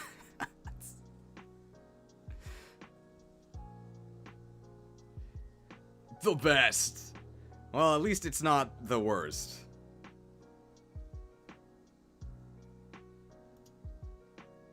Lucky Chant. Lucky Chant. If you're running this move, good luck. You'll need it. This is horrible. What? So Lucky Chant shields your team from critical hits for 5 turns. No. No. Hilarious. If you're doing a Nuzlocke, this is actually pretty useful because getting crit will actually like ruin your entire run. In an actual game, hell no.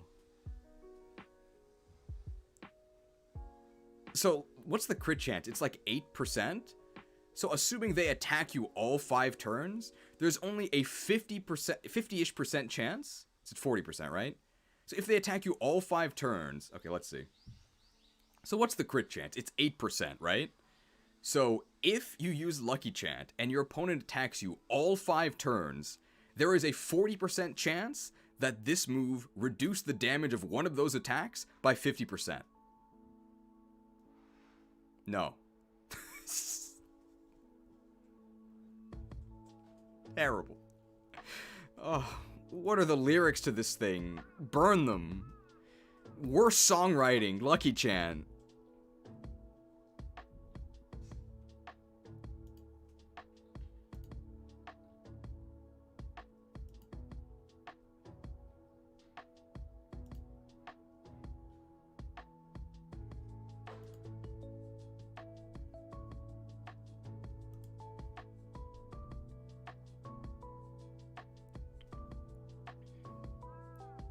Let me ask you, you feeling lucky, kid? Well, you shouldn't. It's gone. Bad luck only for this franchise.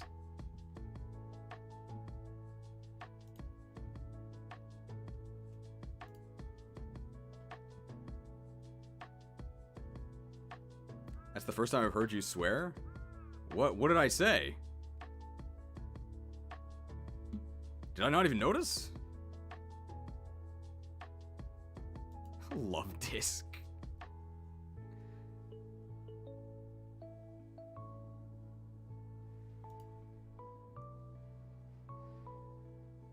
Alright. Magma Storm. This is like super fire spin. This is the signature move of Heatran. This has massive damage. This does massive damage 70% of the time. That's pretty shaky.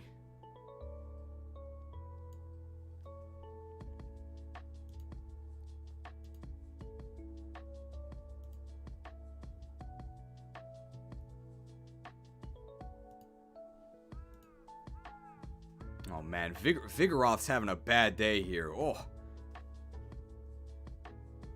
So it used to have 70 accuracy and 120 base power. And then it gained 5 accuracy, and then it lost 20 base power. 100 power is a lot, and the issue with the binding moves is that they don't really do anything. But this one does massive damage. And it traps them, and it does damage over time.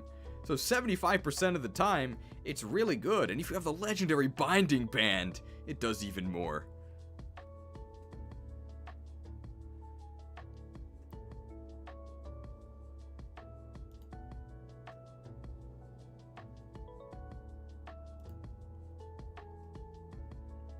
I think this move is actually pretty good. 75% of the time. A nice thing is that if you trap your opponent, they can't switch. So that means that you are free to switch to whatever you want. So one nice thing is that if you trap your opponent, they can't switch. So even if they bring in a counter to you, and you trap them, you can switch out, and know that your opponent is going to be right there next turn. And then after that, they're free. But that's still a very nice upside. 75% of the time.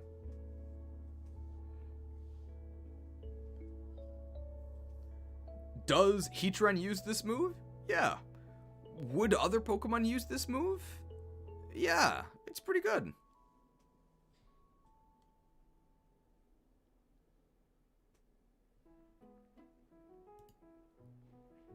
Magnet Bomb. I thought this was Mirror Shot. So Magnet Bomb is 60 base power? And magnets, how do they work? Well, they always hit you. It's a steel type aerial ace. Should be pretty easy. There you go. Just use Flash Cannon. Do you not have Flash Cannon? I guess you could use Magnet Bomb.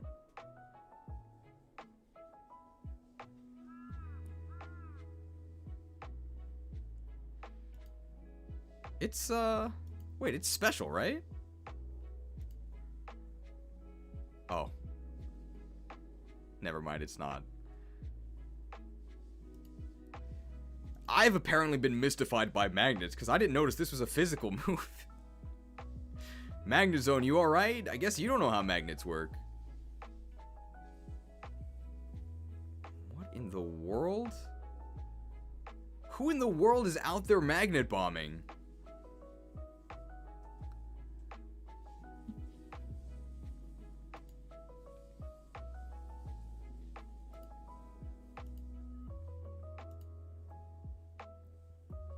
Is the Japanese name really Magnet Bomb? Yeah.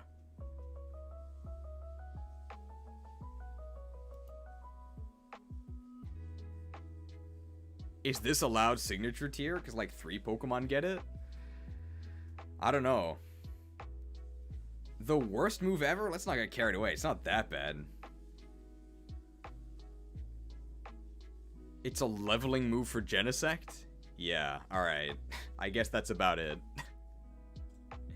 We demand bad? I thought this was special. I really hate Giga Impact. Genesect might use this while it's leveling up. I don't know.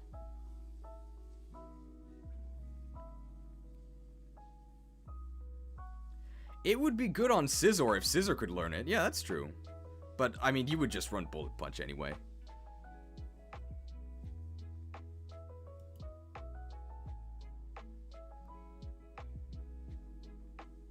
Alright, only 3 rows left. We're getting there.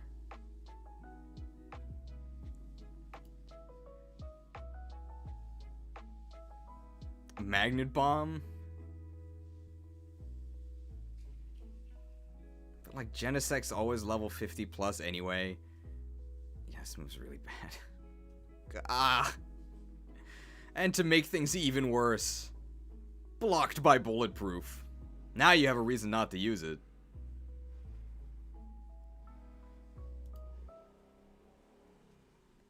Magnet Rise. Every single flying type has Magnet Rise by default. So does every Pokemon that has Levitate. This just gives you the flying status at the cost of a move slot and one of your actions. Is that worth it? Never. Can I say never?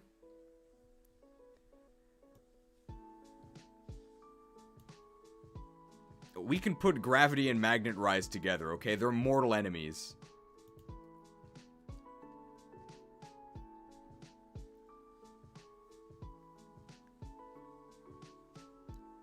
Magnet Rise is used on exactly Magnezone to trap Excadrill.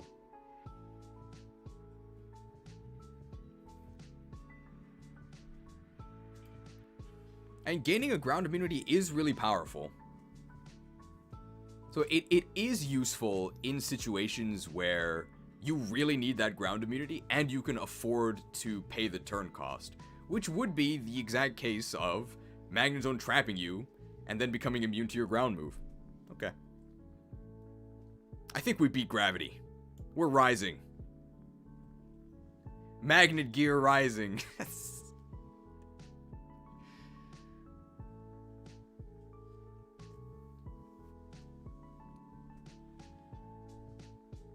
Just use air balloon and recycle. It's all I use to trap Melmetal. Ah, alright. Niche move. Anything else to say about Magnet Rise?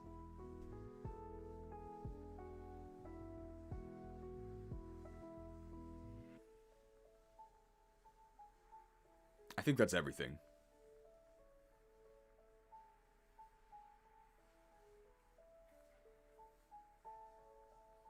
Okay. Me first. Definitely the signature move of selfish millennials and zoomers everywhere. Me first. So what does this move do? So it copies the move your opponent is going to use, and it uses it at 1.5 times base power. Note that this move does not have priority. So you have to actually be faster than your opponent, otherwise this does nothing. Why in the world is your plan to use your opponent's moves? No. This is atrocious.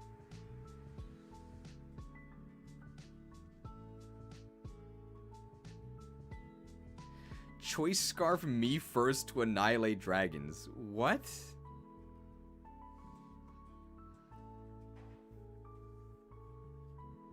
Hell no. People are saying this is niche? You guys are out of your minds. Yeah, it's probably worse than acupressure, you're right.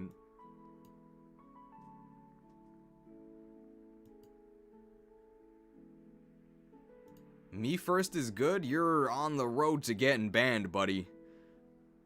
But not for saying that me first is good, for, like, kind of spamming.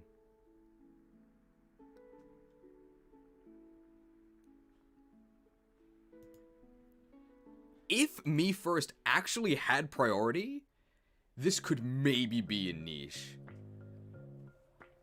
But the fact that you have to actually be faster, or else me first does nothing, makes this so much worse. Why are you trying to use your opponent's moves? Use your own moves. That's almost always a better strategy. We're putting me first. Dead last. I just wanted to say that. We're gonna put it like here. Me first got dexited, right?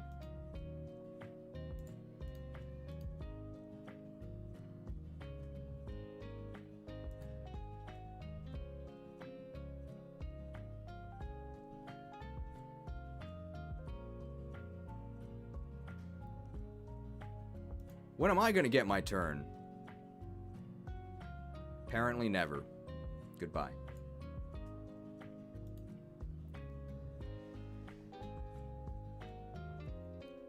Z-move effect.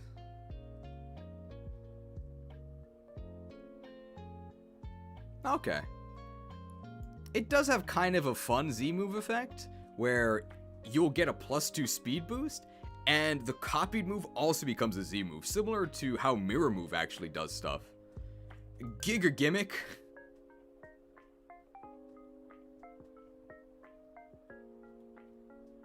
Can't say it's good.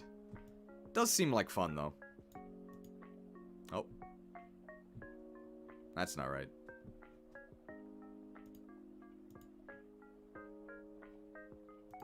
Okay. You love my trailers. Thank you. Well, welcome to this one. It's ongoing. Let's get rid of that. Okay.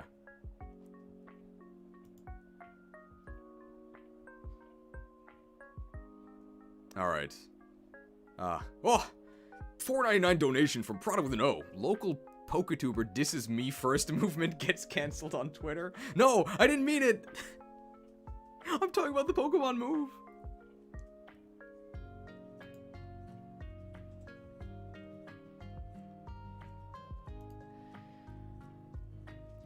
Metal Burst.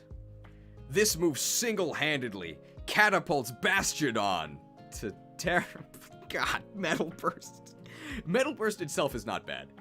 So, Metal Burst is kind of like the coward's counter. So, for counter, you deal double damage back if you get hit with a physical move. For Mirror Coat, you deal double damage back if you get hit with a special move. What if you just don't want to think? Use Metal Burst. You'll counter with 1.5 times damage against any attack. So it's the small brain option. Is the reward big enough? Most of the time, no. So on Bastiodon in particular, it's garbage because Bastiodon has really high defense and really low HP, which is the worst possible combination for countering. I think other Pokemon do actually get Metal Burst, like Aggron can do it too. Why are you Metal Bursting instead of smashing them? But I guess, I mean, they definitely won't expect you to Metal Burst.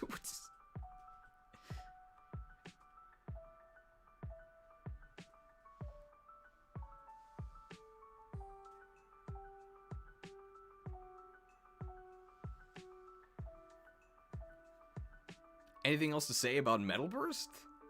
Let's see who actually gets Metal Burst. I think it's just Aggron and Bastiodon. But that might not be true.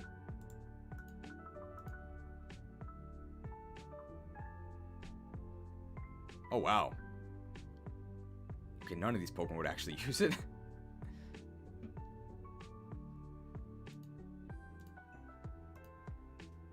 Alright, well, a lot more Pokemon than I thought are bursting, potentially, but do any of these actually use it? I don't know. You get the surprise factor.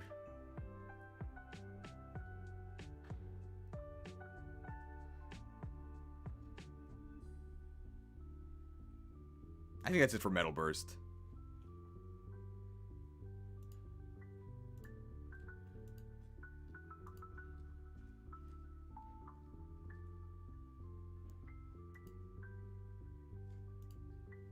So what is this? Low niche is where we ended up, right? Yeah.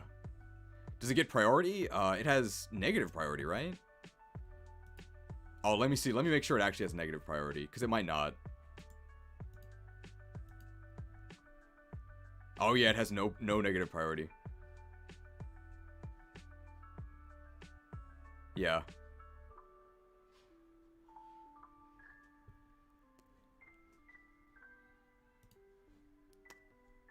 Important note about Metal Burst. Before you burst, you better listen to this warning. So Counter and Mirror Coat come with negative priority. So you're almost always going to go second when you use them. Metal Burst does not. So if you want to burst on him, you have to go second, otherwise this does nothing. Now luckily a lot of these bursting candidates are very slow to begin with, so you probably are going second, but you gotta make sure you're going second. The synergy with King Gambit losing speed. Sableye gets it. Combo it with Prankster. It's just a prank, bro. Finally. The stall synergy, can you believe it? Good job, Sableye. Yes, I'm sure with your... Oh, look at that, 50 HP. We can do up to 75 HP of damage on the return if we Metal Burst. God.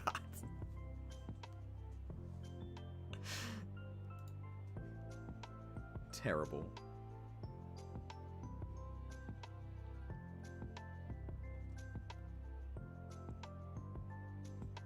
No Prankster? I don't think it counts as an attack.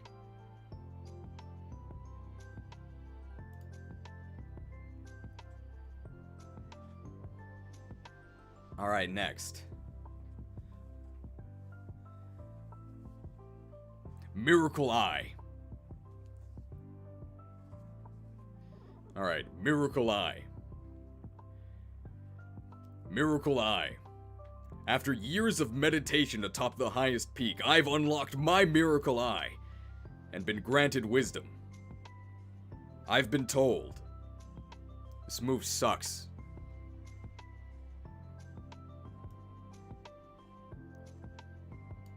What? So what does Miracle Eye actually do? So it has sort of the odor, sleuth, and foresight effect of negating your opponent's accuracy, or of negating your opponent's evasion boosts. Useless. And the main reason that Miracle Eye is known, if you've ever heard of it, is because it has the unique effect of negating a dark type's... It has the unique effect of negating a dark type's psychic immunity. So if you Miracle Eye a dark type, you can then hit them with a psychic move. Okay. You could just use a different type move. No. It's terrible. There's no situation where giving them the Miracle Eye is the right choice. Just like Focus Blast them or something. Attack them with something other than a psychic move. Terrible.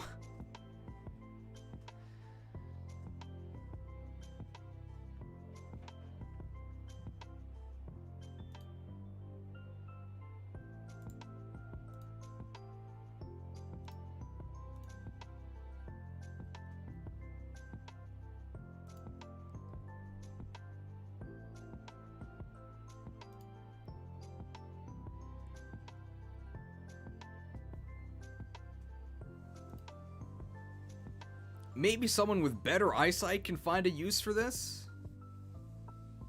Although it looks like we're blind. I hope you've got insurance, otherwise you will pay for your lack of vision. Dexited. Sad.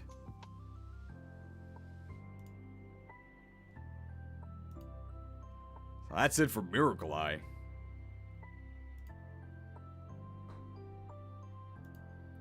Mirror Shot. I thought this was Magnet Bomb. So here's Mirror Shot. Where's Magnet? It's definitely better than Magnet Bomb. So apparently, Flash Cannon, Mirror Shot, and Magnet Bomb are all different moves. Yeah, somebody just typed, what is Mirror Shot? Good question. Mirrors, how do they work?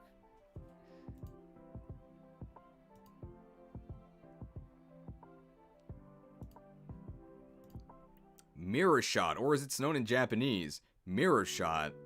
65 base power, 85 accuracy, 30% chance to lower the target's accuracy by 1 stage. Okay. Sounds like filler to me.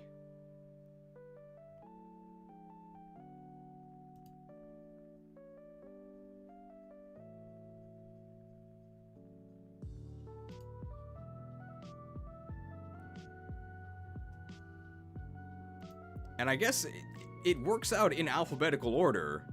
Mirror Shot is just the shiny version of Mud Bomb. We can just put them together, right? Actually, Mud Bomb's way better. Well, what special attacking ground types are there that are using Mud Bomb? No. I was actually doing some Mud Bombing runs with Paldean Quagsire, because I didn't have anything else to do. But yeah, you generally don't want to be using Mud Bomb. I think they're the exact same, they're just different types, and Ground's definitely a better attacking type than Steel. I guess Gastrodon could use it, but eventually Gastrodon gets Earth Power, so yeah, it does end up being outclassed. Filler move. It's okay.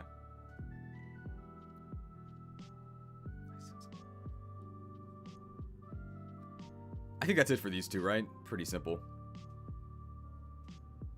Alright, next. Swampert? Swampert's not a special attacker. And that, he used, I think, Mud Shot instead. It's all these moves that sound kind of similar, but they're not.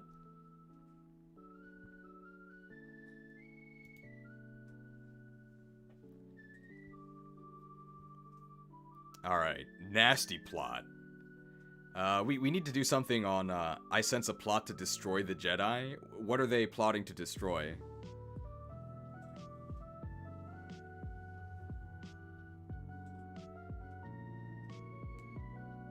Use Nasty Plot to send a dark pulse of vile thoughts. What are they plotting to destroy?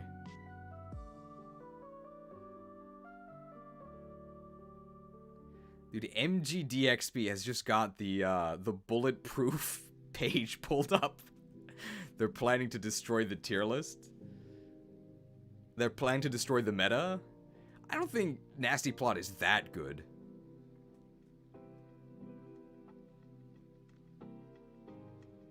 It's the Twitter users coming to cancel me. What are they plotting to destroy? Any viability that Volbeat meta-defining? I don't think it's meta-defining. It's gonna be high staple, I think. My whole team with Golden Go. Planning to destroy Skarmory. I guess we'll go with meta, because it kind of sounds like Jedi.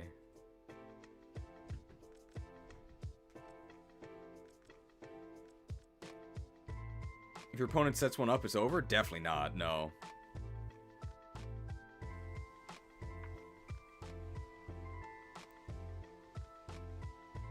I sense a plot to destroy the meta. It's Nasty Plot. What are you scheming? It can't be anything good. It might be Vile Thoughts with Dark Pulse. It's really good. It's a really good boosting move. It gives you +2 special attack.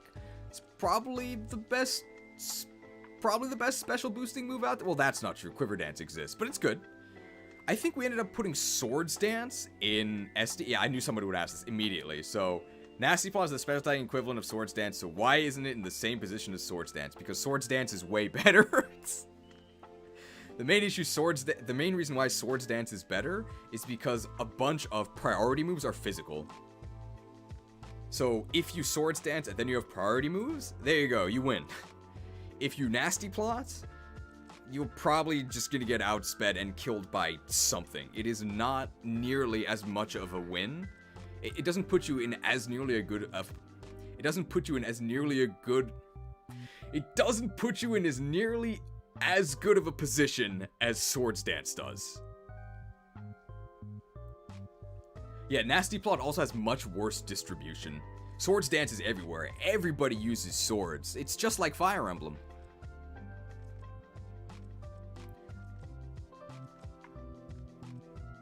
Yeah, what'll very often happen is that you'll plot something nasty and then just get punched in the face by Scizor, and then that's the end of your plan.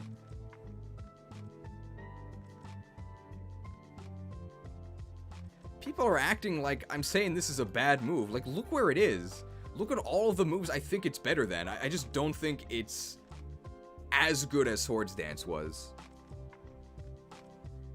While you were having a nasty plot, I studied the blade.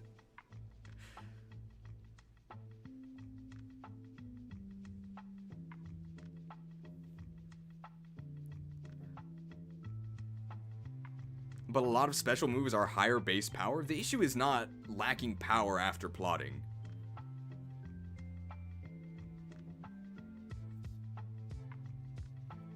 I think it's overall significantly worse. It's still really good. Look at this. I'm not saying it's bad.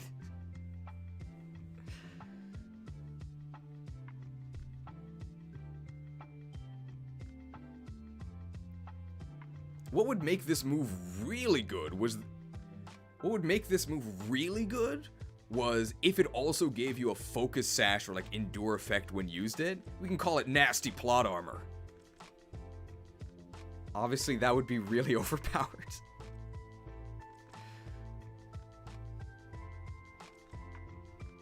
I think that's it for nasty plot.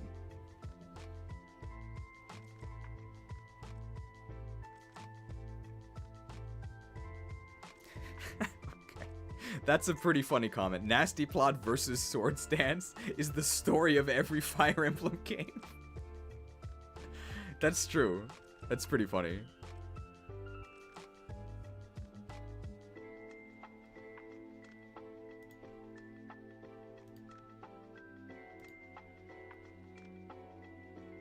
It would be really good if you got +2 speed, maybe dropped your defenses to balance it. Yeah, and maybe give it +2 attack as well, so that you can just unlike mixed attackers.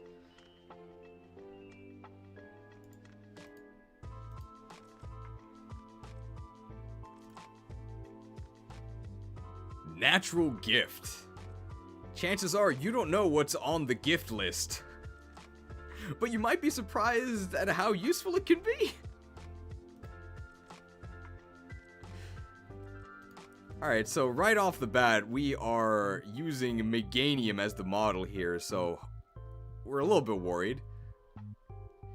So what Natural Gift does is an attack based on the berry you're holding. Here's all the options, but as you can see, you get up to 80 base power, 100 accuracy, one-time use moves of pretty much any type you could want.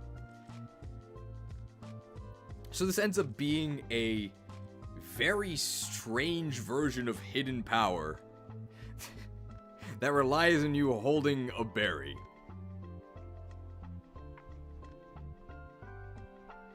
And this attack is physical, so RIP hidden power. This is probably your best access to random type coverage on physical Pokemon.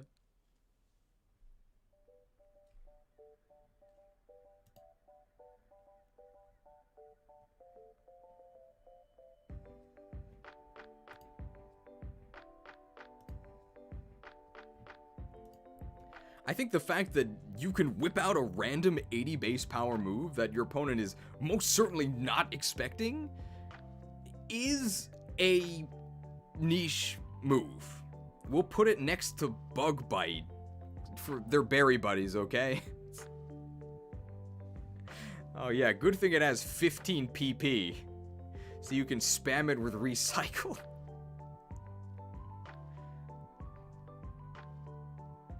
J-Rose used natural gift in his Shedinja run of platinum. Okay.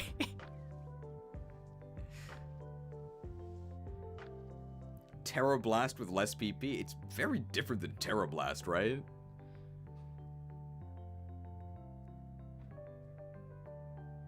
And I guess as with Fling, it does have synergy with losing your item if that's something you want to do for, like, Unburden. But I think this is too gimmicky and unreliable to be a staple. But yeah, you would maybe do this sometimes. I'll have you know that my friend used natural gift Grass Drapion to lure his opponent's Seismitoad in the tournament. Like, natural gift definitely does lead to some very fun moments when you blow your opponent out with, like, a random berry that they had no idea was even possible. Very fun move. Gifted.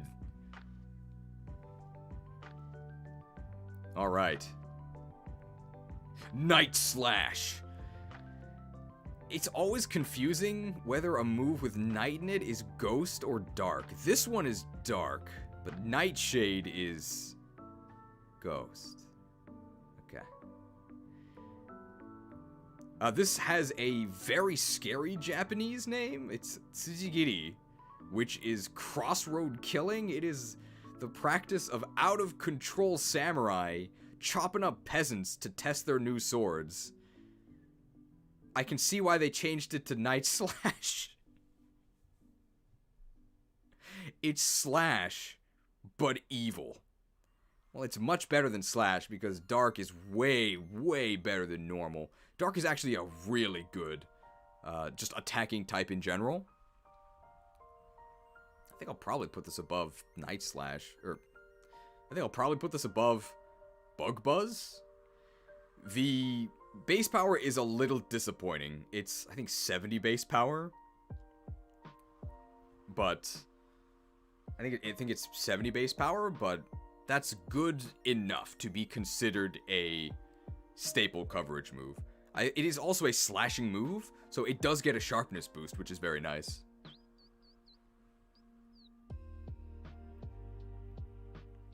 Why would you not use knockoff?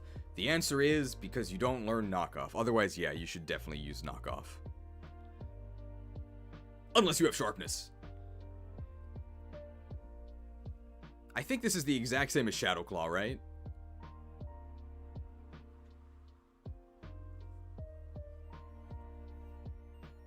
But Shadow Claw is not slashing.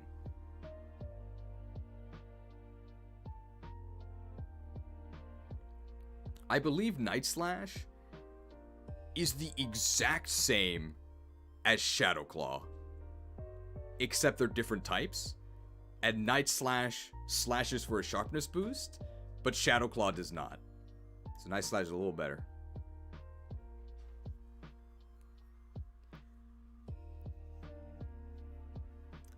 Dark and Ghost actually have almost the same coverage. They have the exact same super effective coverage, but the resists are a little different. So these are almost interchangeable. It just depends on whether you got claws or blades, I guess. Shadow Claw does have better distribution.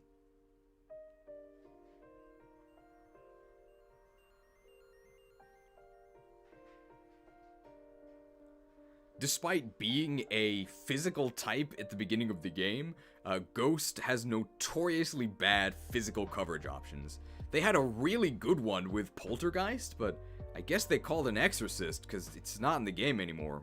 Womp womp.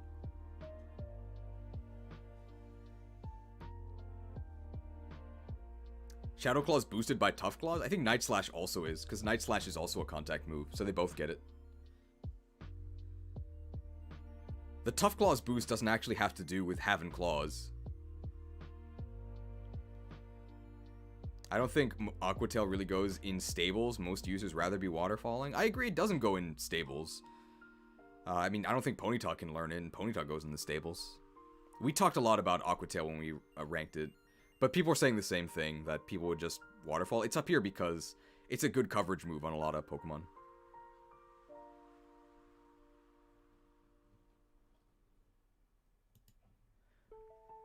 Ooh, it's an ominous wind. 60 base power.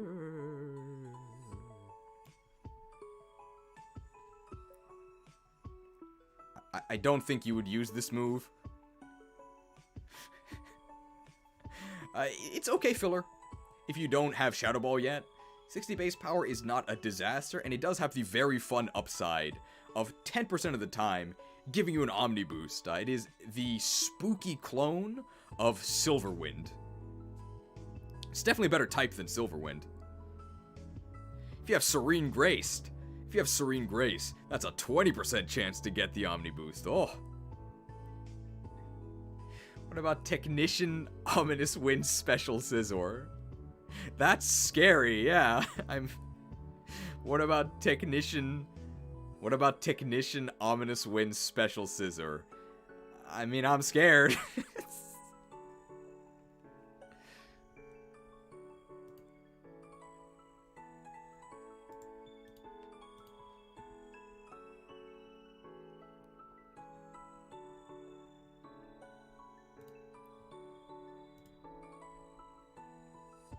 Does anyone remember the underrated GameCube class? Oh, there's something fell outside. Does anyone remember the underrated Does anybody remember the underrated GameCube classic, The Wind Waker? And that had probably my favorite rendition of Ganondorf, because Ganondorf in Ocarina of Time was just like, I guess his personality was bad guy. He's literally playing the organ in a tower. And then the Ganondorf in Wind Waker is literally the same Ganondorf, but he has a completely different personality. He's like much more humble. He gives a reason for why he went on all these like evil conquesting trips. It's because he's from the desert and he coveted the wind that was blowing. And that's actually like the last thing he says after you stab him in the head. Spoilers. He says the wind is blowing. And then he dies. Ganondorf, I have news for you. The wind is no longer blowing.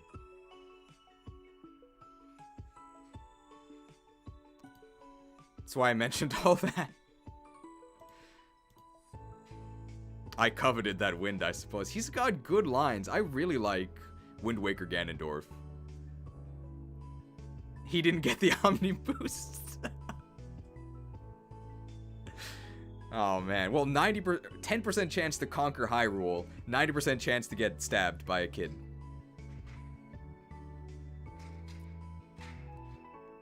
I guess we can mention that.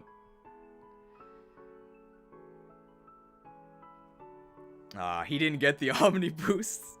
10% chance to conquer Hyrule, 90% chance to get turned into a stone. He didn't get the Omni boost, so 10% chance to conquer Hyrule, 90% chance to get stabbed by a kid.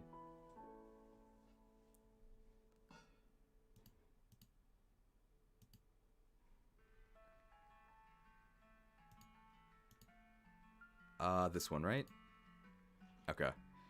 A $1.99 donation from Prada with an O. PokeTuber spoils old game, gets cancelled again. How many times have I been cancelled this stream? Twice?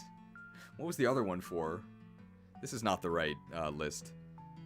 There we go. Fun fact, in the Japanese version, the reason Ganondorf and Link and Zelda get reincarnated has a ton of Buddhist overtones. But this is removed or lost? Oh. Is that, that's probably something covered in Skyward Sword, right? I never played that.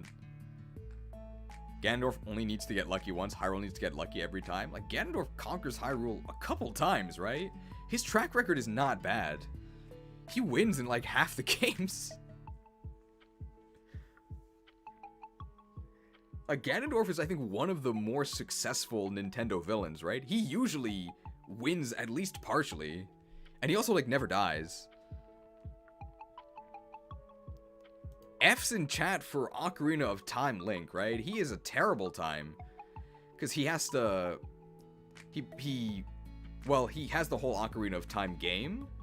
But then that all gets undone by going back. Aside from Ganondorf getting sealed, then he goes to Majora's Mask, where he basically has, like, a bad nightmare for, like, 3 days. Potentially, he even died during it, and the whole thing is just the afterlife. Then he dies for sure, because in Twilight Princess, he's the guy who teaches you all of your sword techniques. He's actually, the instructor, the Golden Stalfos, is Ocarina of Time Link. Sad. Nasty Plot Ganondorf is meta-defining? I don't know, because, like, Ganondorf... I guess Ganondorf is a special attacker, right? He's like a wizard? Even though in the games he just punches you. Ganondorf's probably looking for some payback.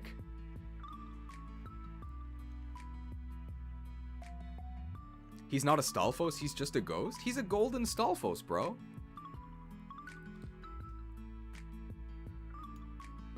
Alright. Payback. It's 50 base power dark move. But if you go second, then it's 100 base power. That's not bad. This is like very top of filler outclass. Like, this is a coverage move you might consider using if you really have nothing else. One of the weird things about Payback, we mentioned this when we talked about Avalanche, is that Payback is not a vengeance style move. You don't actually have to get hit for Payback to get the bonus, which is really weird, and I know you don't believe me.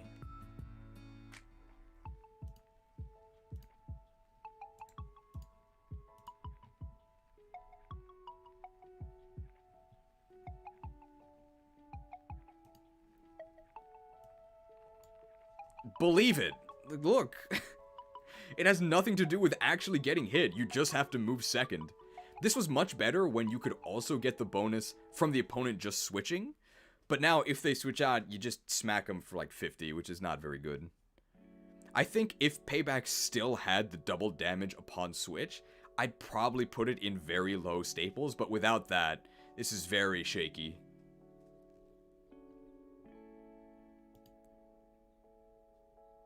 And all of this is assuming that you're slower in the first place.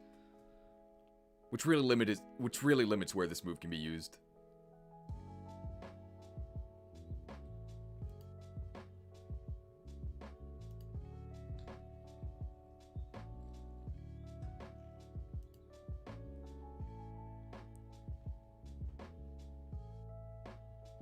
Okay, I'm being assured that assurance is much better than payback, so let's just do this.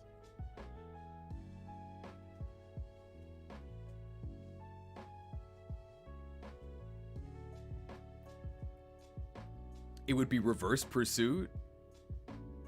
I guess it's kind of like reverse pursuit. It's like stakeout. That's an ability, right?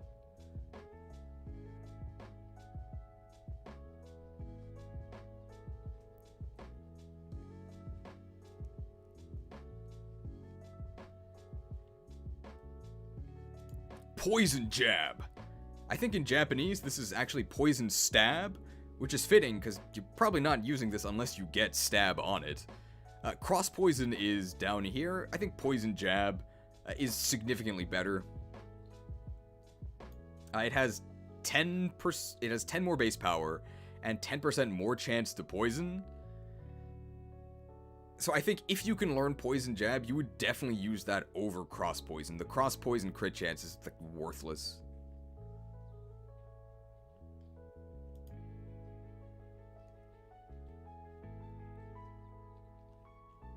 I guess Garchomp might also jab some people or give him the Iron Head. Garchomp really hates fairies.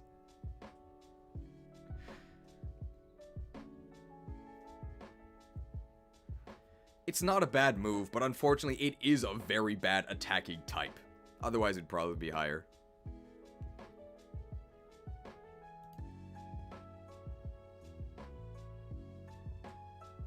Oh yeah, this sees very heavy use in the anime, where Brock gets poisoned like daily by Croagunk, stopping him from hitting on the girls.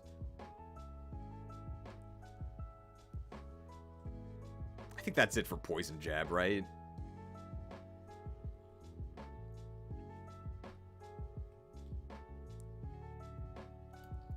Power gem.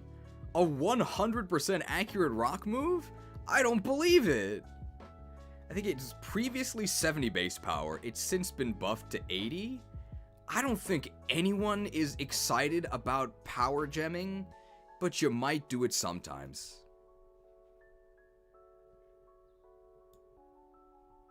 I think you would think this would be better. It's like a special rock move of 80 base power with 100 accuracy. That doesn't sound that bad. Rock is a very useful coverage type. I think the issue is that not many have the power to utilize this gem. I guess you could consider it a hidden gem. Not many people have uncovered it. This would be higher up if it was more distributed. I think a lot of Pokemon would love to run Power Gem, but just can't.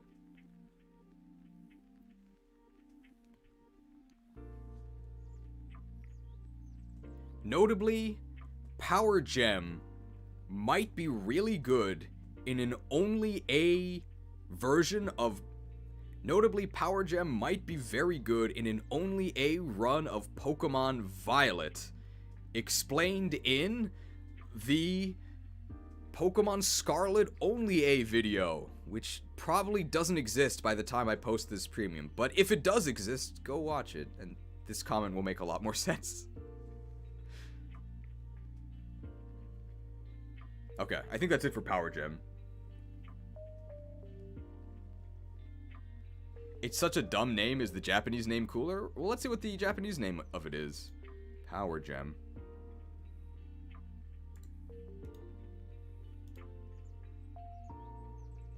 Power Gem. It's not cooler.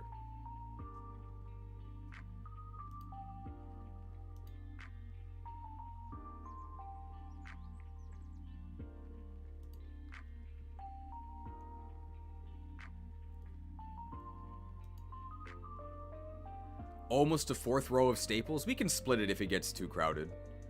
I don't know how many more staples there are though. A couple.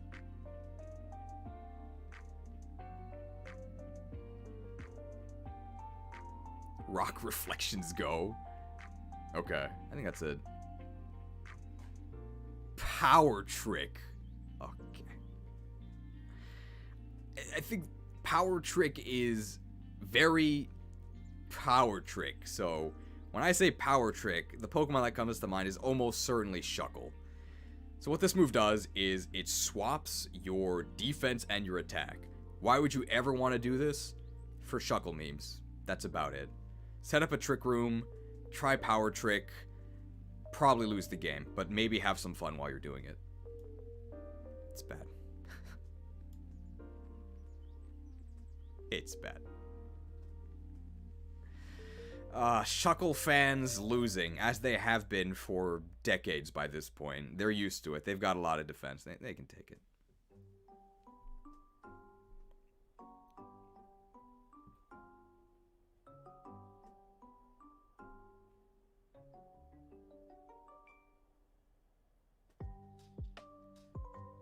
If you're considering power tricking, let me ask you this. Why not just boost your stats instead, okay? I think that's it for Power Trick, right?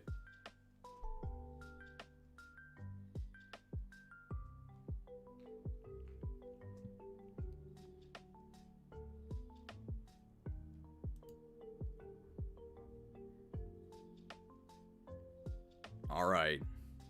Even more power awaits us. Power Whip.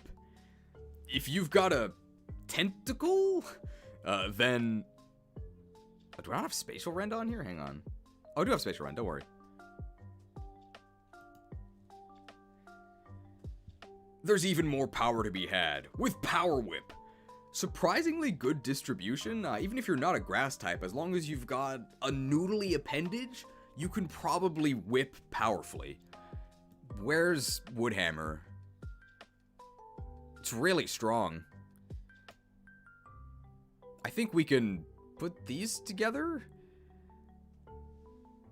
It's 120 base power, has no drawback aside from the 80 accuracy, which it's a pretty big drawback. But lots of Pokemon are whipping. Ferrothorn, if he didn't kill you with Gyro Ball, he's probably going to kill you with Power Whip.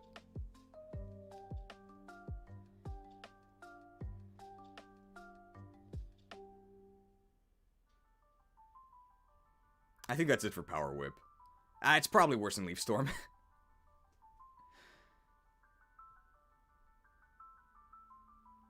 Oh, power-up's apparently 85 accuracy. Pretty powerful. I guess some surprising power whip wielders. Licky Licky can do it. Gyarados can do it. Whipped.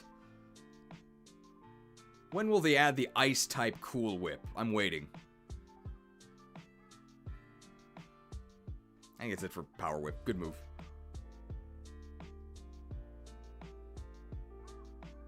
We got 2 more left for staples.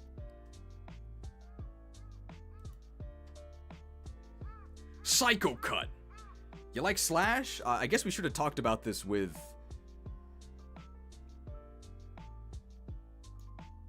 Psycho Cut. You like Slash? What about Dark Slash? What about Shadow Slash? What about Mind Slash? It's literally the same, but it's a different type. Psychic is probably the worst offensive type out of these 3, but it is better than normal, and notably, this is a slicing move. So Gallade loves it. Gallade with sharpness and stab on Psycho Cut is actually doing, like, infomercial... So, like, Gallade with sharpness and psychic stab is actually doing, like, knife infomercial levels of slicing. Like, that aluminum can, it's gone. The pineapple, gone. Really strong move, if Gallade uses it. Otherwise, you're gonna be... Otherwise, you would maybe use this for some type of coverage. It's not terrible. 70 base power, high crit.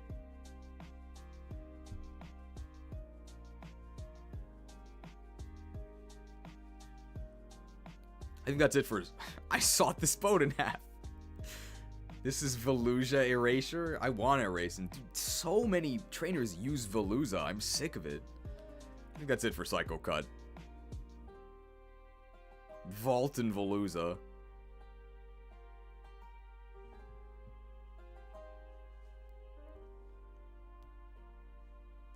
Man, there's a lot of weird psychic moves this gen. Psycho Shift. This is kind of like Synchronize, but... well, I don't know. Psycho Shift. Very strange move. Psycho Shift. Mantises love it. So, well, how do we do this? So, Psycho Shift. It's not Synchronize. So Psycho Shift takes statuses from you and gives it to the opponent. They probably don't want your status. Too bad, you're gifting it to them anyway. This is actually surprisingly useful. I think this actually does go in niche. Specifically on some Magic Guard Pokemon. So Magic Guard Pokemon like to status themselves with orbs, like Flame Orb or Toxic Orb. And then you can use Psycho Shift to give this to your opponent.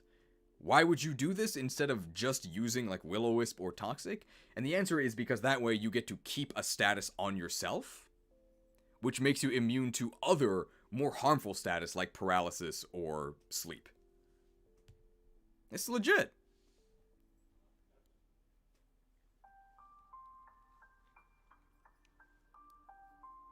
I would say this is a little bit better than a gimmick.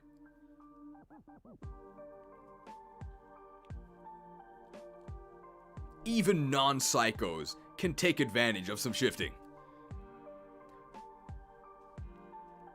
Cool move.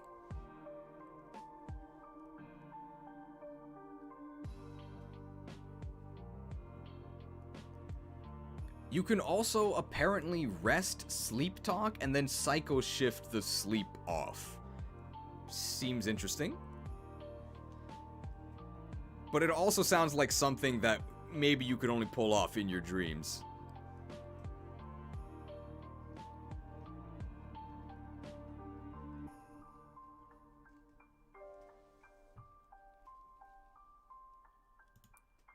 Punishment. I'm not really sure why you would run this move.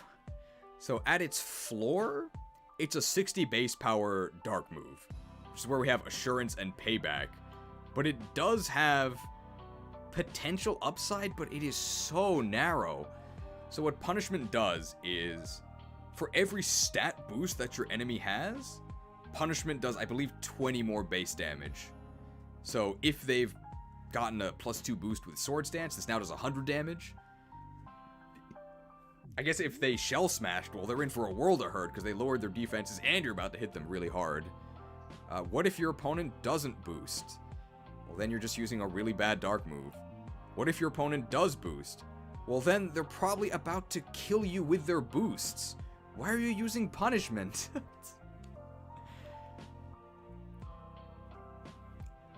The only reason why this isn't, like, lower in filler outclassed is because the floor is a 60 base power dark move. That's not that bad. If you just think of it as that with potential narrow upside, I think it escapes bad. It's okay.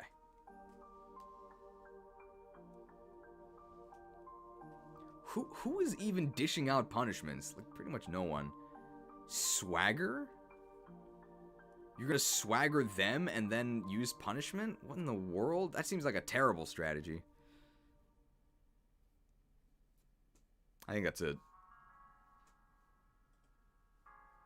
No qualms about this, right? Okay. Roar of Time.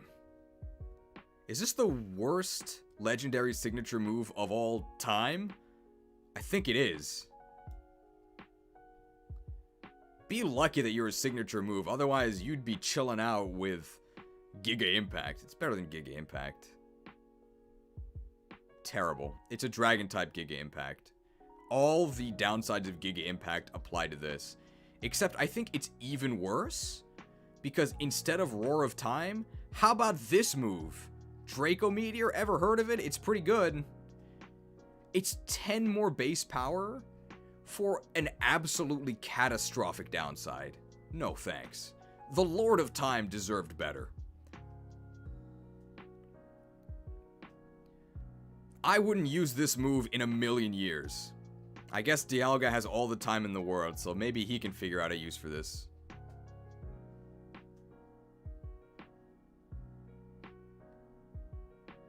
Apparently it goes through soundproof. Hooray.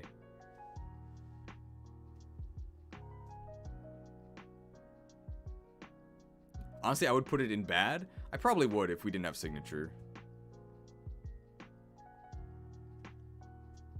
So one thing I thought would be fun would be if instead of pressure, which every legendary gets, if Dialga got some ability like Hyper Time or something, where 2 turns pass each turn instead of 1, so you get 2 turns of leftovers, charge moves would go off instantly, and Roar of Time would have no recharge. I think that would be really fun. Don't tell Xerneas I said any of this, by the way.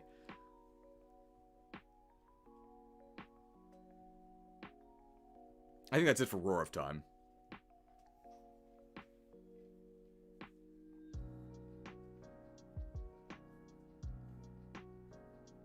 Rock Climb. This is almost always just bad return. Another part of the hellscape of HMs that was Gen 4. Yeah, somebody said it. Tauros, Rock Climb, Sheer Force. That is about the only place where you would actually use this over return. It has a confusion chance, so with Sheer Force factored in, it ends up being a little bit stronger than return, although it has worse accuracy. Niche.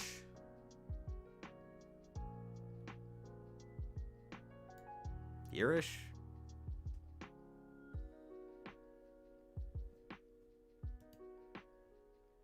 Just gonna check the base power.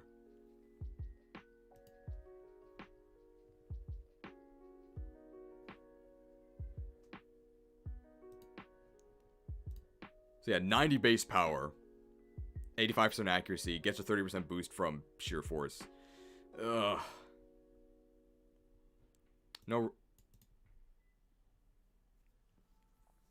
Pretty bad. And if rock climbing is your hobby, it's illegal in Spain. Sorry.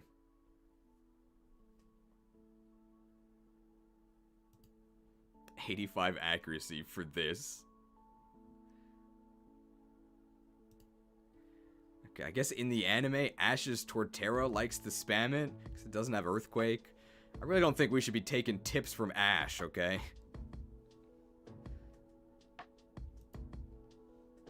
I think that's it for Rock Climb. Also, why isn't this a Rock-type move? It would be so much better if it was a Rock-type move.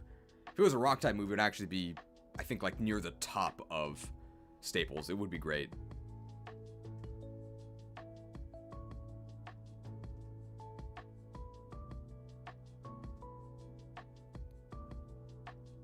Alright. Rock Polish. The Knackley line loves this move. I think something is wrong with the Scarlet and Violet AI because Rock Polish.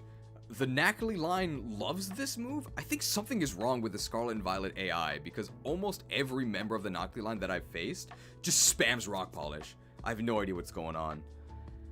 So Rock Polish doubles your speed. It's like agility.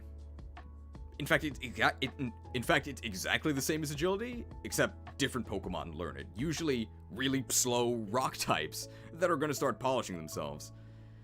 This is overall, I would say, worse than agility, because doubling your speed doesn't mean you go first. It means you have doubled speed. And for a lot of these Pokemon, their speed is so bad in the first place that using a turn on Rock Polish doesn't actually get you to move first. So I think this is going to be like a top of niche move or a bottom of staples move. There are times you would use this, but oftentimes you just don't get the results you want.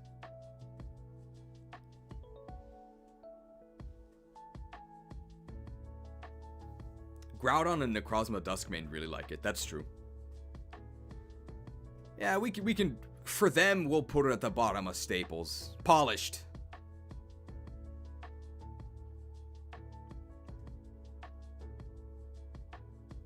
This move is also featured in Fire Emblem Engage. There is a fairly robust polishing minigame. I guess the rings are rocks. It's even voice acted.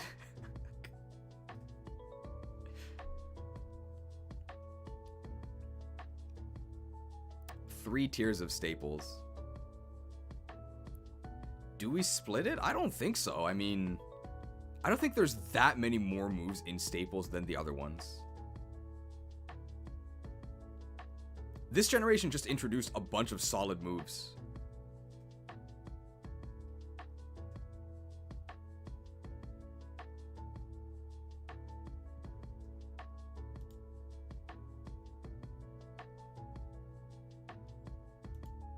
Rock Wrecker.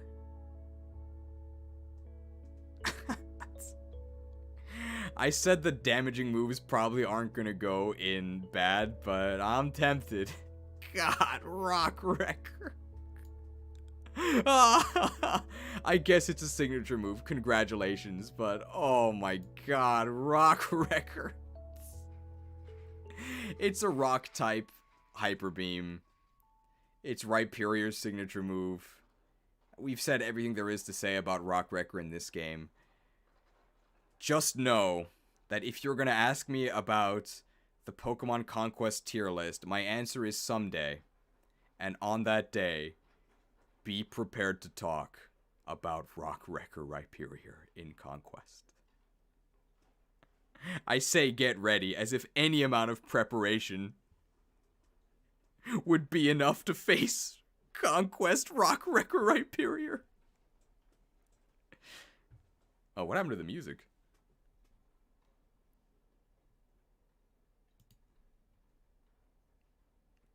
I guess we can go to the first lo-fi mix, right?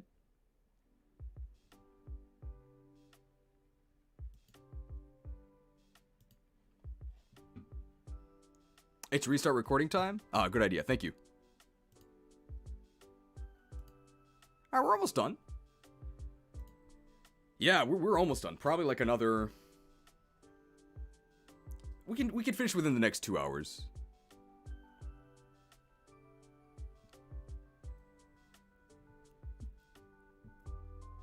Conquest Rhyperior Soul video when? Never.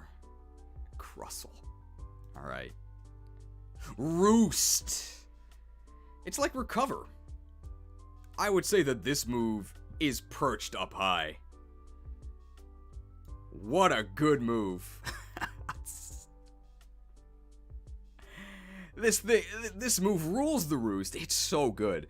On paper, it doesn't seem that much better than recover. It has the same effect. It restores half your health, and it also removes your flying typing for the turn. Is that downside? Most of the time, it's actually upside. If you've got a big brain, it's definitely upside, because you can outplay your opponent by roosting when they don't expect it to change your typing and mess up the move that they're going to use. It has amazing distribution. If you can fly, you can probably use this. I love this move. You can actually use this to do bulky sets with pretty much any flyer. Salamence can use it, and suddenly you can't kill him. Zapdos can use it, suddenly you can't kill him. Charizard can use it. I'm still dead if you use a rock move, but otherwise I'm probably okay. Really, really good. Now, obviously, sometimes landing on the ground is a downside, but I'd say more often than not, it does actually help you. Amazing move. Anything else to say about Roost?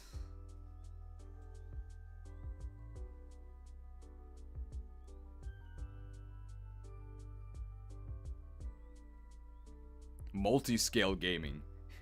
And Roost eliminates your weakness to bows. And don't forget that Roost eliminates your weakness to bows.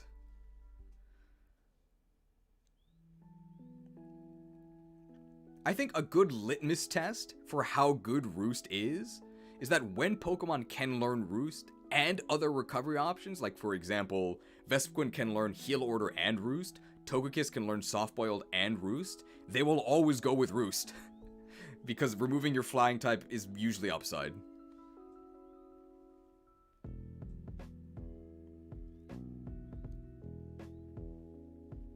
Rock Wrecker is not a signature? It's Rhyperior and Crustle, right?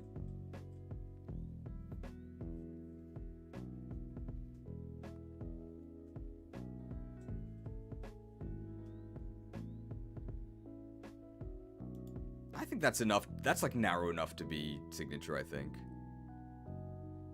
It's blocked by bulletproof. Who are these people who just have the bulletproof page up?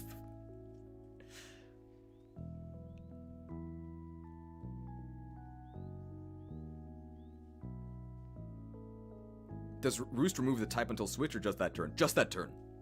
If it removed it the entire time you were in, it would be much worse, because then the opponent could just... Well, then the opponent would know that you're no longer a flying type, and usually that's a bad thing, because then they can, like, Earthquake you and stuff.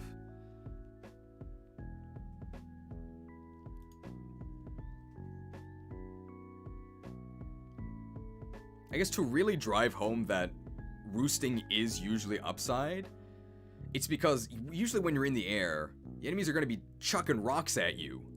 But then when you roost, they might miss. It would no longer kill you if it does hit you. And maybe they're also trying to sometimes hit your... And maybe they might also be trying to, like, catch you roosting and Earthquake you if your name is Skarmory. But then if you don't roost, they just wasted your turn. It's very, very good, and it rewards high-leveled play.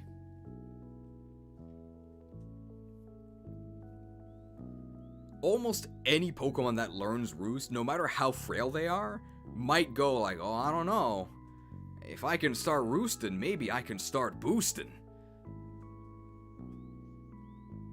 I think that's it for Roost.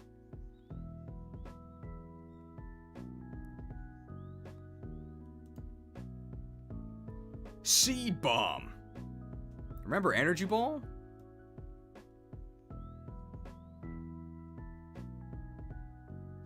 I guess it's better than Poison Jab. So Seed Bomb, not much to say about this. 80 base power physical grass move, no additional effects. Blocked by Bulletproof, I guess. There you go. For the Bulletproof lobby, the NRA is in this stream. Every single move, somebody's talking about Bulletproof interaction.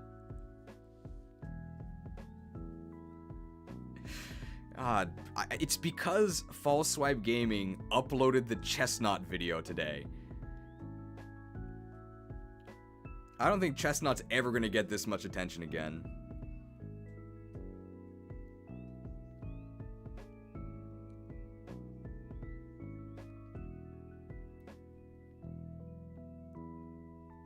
Alright. Seed Flare. Best grass move ever? I think so. Seed Flare. 120 base power grass move. It has some additional effects. Okay, I gotta check these. I know what the effects are, I don't know the exact percentages.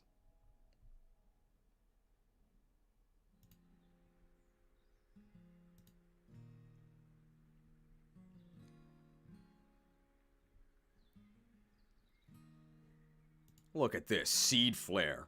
120 base power, 85 accuracy, and a 40% chance to harshly lower special defense. But because Shaman has Serene Grace, that's actually 80%.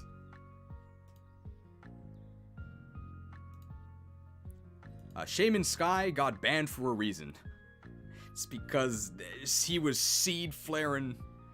It's because he was blowing up the entire meta. It's crazy. It's kind of like a bad version of Contrary Leaf Storm, because the penalties are being applied to the opponent rather than the boost being applied to you, but that's still really scary. You might just die to the first one, and if not, you're definitely dying to the second one. Does Shaman use it? Yes. Would you use it even if you didn't have Serene Grace? Does Shaman use it? Yes. Would you use it even if you didn't have Serene Grace? Yes. Excellent move. Probably the best grass move of all time. Check Shaman Sky stats. They're really good. He's really fast and really strong.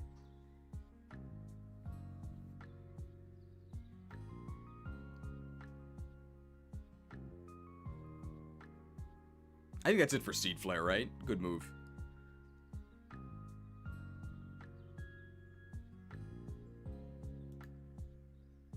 Shadow Force. And I think by now, you're starting to see why I made a signature move tier. There's so many of these. So Shadow Force is a better version of Phantom Force. This is a 120 base power, 2-turn physical ghost move. So you disappear on the first move, just like fly. So you disappear on the first move, just like fly or dive, and then on the second move, you strike. I think this is Giratina's signature move. It's okay, it's definitely the best 2-turn damaging move, but one thing that's really problematic about this is that it is a ghost move, and it takes 2 turns. Remember that ghost moves have an immunity, right? If your opponent has a normal Pokemon, you can't even use this. The best part about Shadow Force is the animation in Legends Arceus. Probably is one of the best animations in Legends Arceus. It's really fast, looks really cool. What can hit you when you're invulnerable? I think Toxic from a poison type.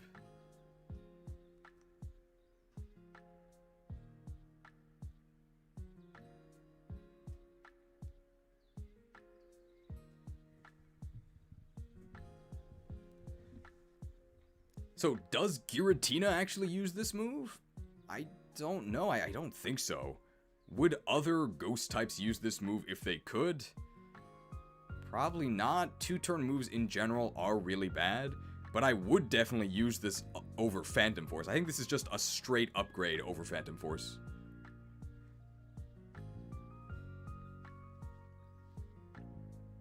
No guard can hit in invulnerability states, can it? We can check that. I don't think so. I know that Toxic does.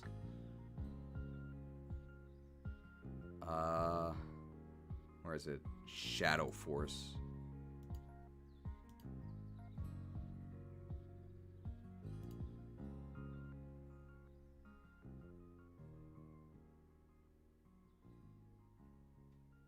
Where does it say where everything...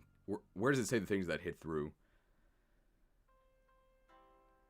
Lock on and Mind Reader. Yeah, okay. So while you're in the Shadow Realm, you're not completely invincible. A couple things can hit you. If they locked on or used Mind Reader, they can still hit you. Don't have to worry about that because nobody uses those moves. But you do have to worry about No Guard. No Guard can still hit you. And also, poison types using Toxic can still hit you as well. I think that's about it. Okay.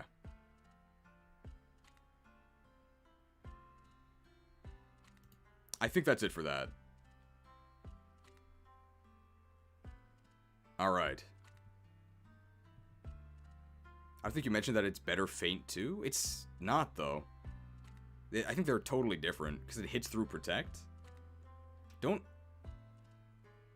Oh, okay. I guess we can mention that. Another upside to Shadow Force is that your opponent can't cheese it with Protect, like they can against Fly and Dive, because Shadow Force will actually go through Protect, so don't try and block it that way. Just use a normal type.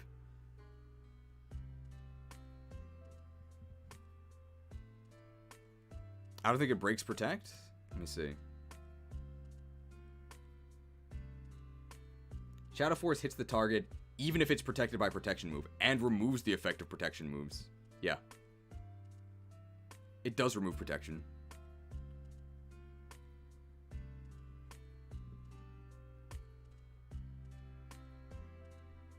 It doesn't have priority, does it?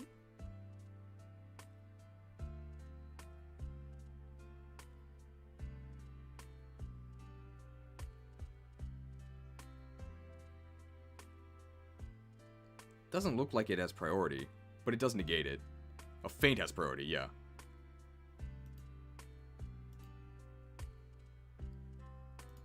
So one cool thing about Shadow Force is that it's kind of like a mini Feint, where it'll actually not only go through Protect, it'll actually cancel Protect for the rest of the turn. So if you're in some double scenario where you're Shadow Forcing, the opponent getting hit by Shadow Force has their Protect negated for the turn. Pretty cool.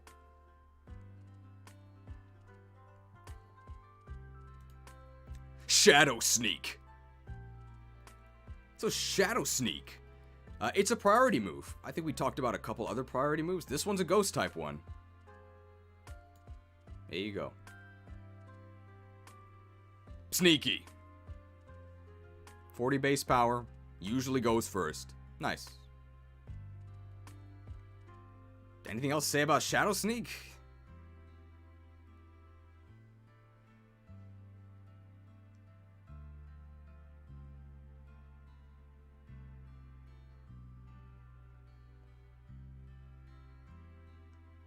Technician Marshadow Shadow Sneak.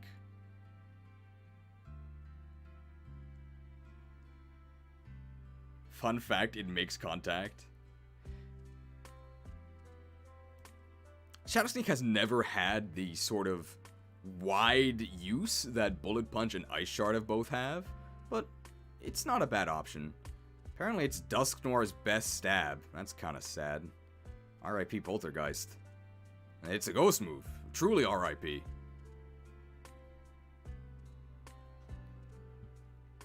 Alright. Spatial Rend. It's really boring, but it's really good.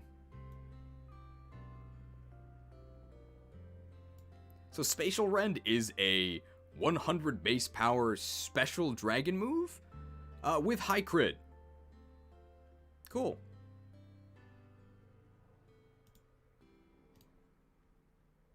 I don't think it's 100% accurate. This one, right? Subspace Tear. It's of course. Of course it's 95% accurate. Master of Space can't even hit his attacks. What a joke.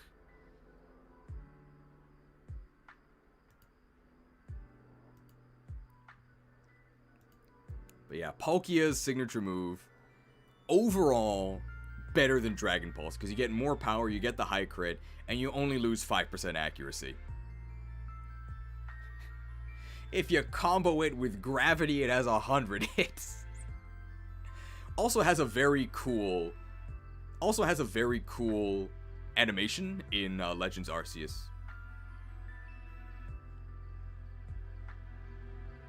Okay, I think that's it for Spatial Rend. It's good. Does Palkia use Spatial Rend? Yes. Would other special attacking dragon types use Spatial Rend? Yeah, if they could.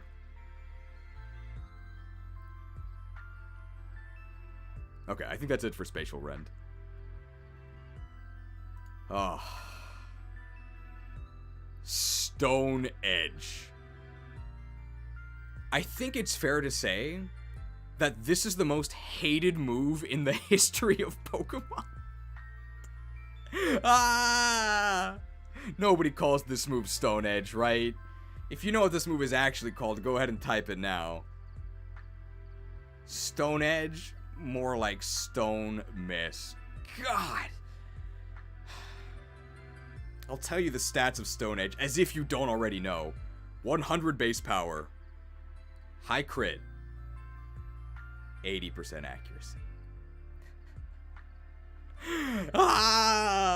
I think the reason why the Nintendo DS sold so well is because every time you missed Stone Edge, you just chucked your DS against the wall and you had to buy a new one.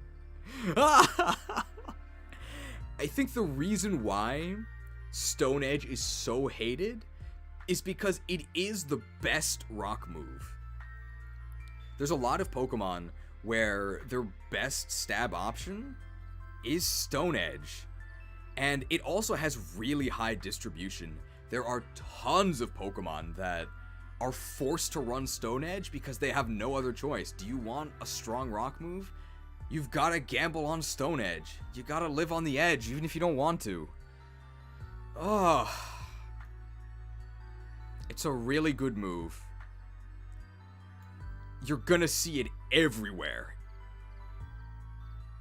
And 80% of the time it works. 20% of the time it doesn't. It does form a very important combo with Earthquake. They call it Quake Edge coverage for a reason. Because if they're flying, meaning they're not getting quaked, they're almost always vulnerable to then getting edged. Yeah, somebody said it. It's the worst best move in the game. It is significantly stronger than Rock Slide in singles, so you can't just substitute them out. You do have to use Stone Edge.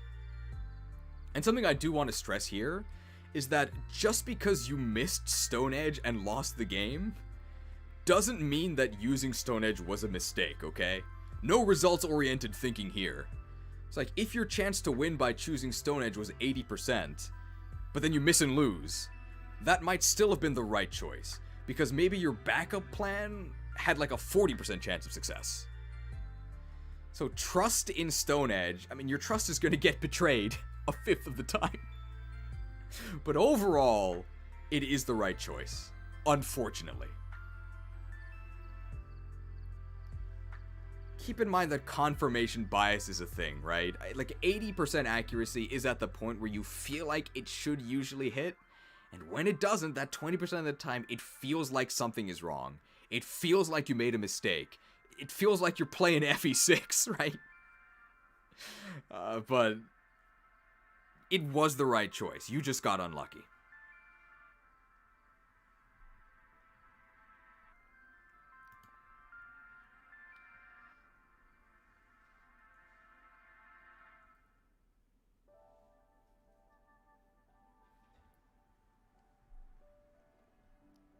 So we can do something about FE6. It really feels like the Stone Edge is a Fire Emblem 6 sword, right? This thing never hits. Ugh. I think that's everything about Stone Edge, right?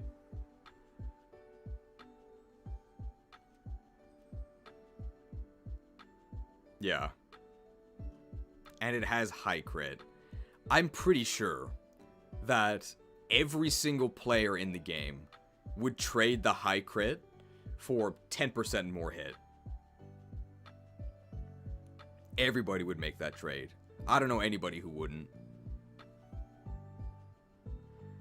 Since Stone Edge is on the table, I will argue for Head Smash to be at the bottom of staples. Since the same damage as a crit Stone Edge, with the massive downside of killing you if you don't have rock heads.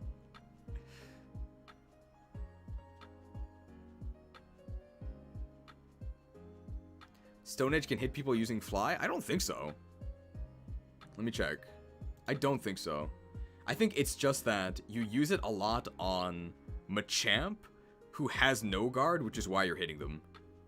I don't think it's a trait of Stone Edge itself.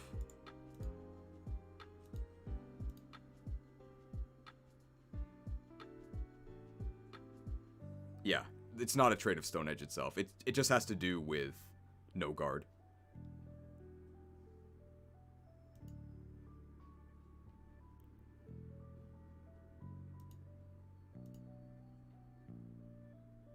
Alright, I think that's it for Stone Edge.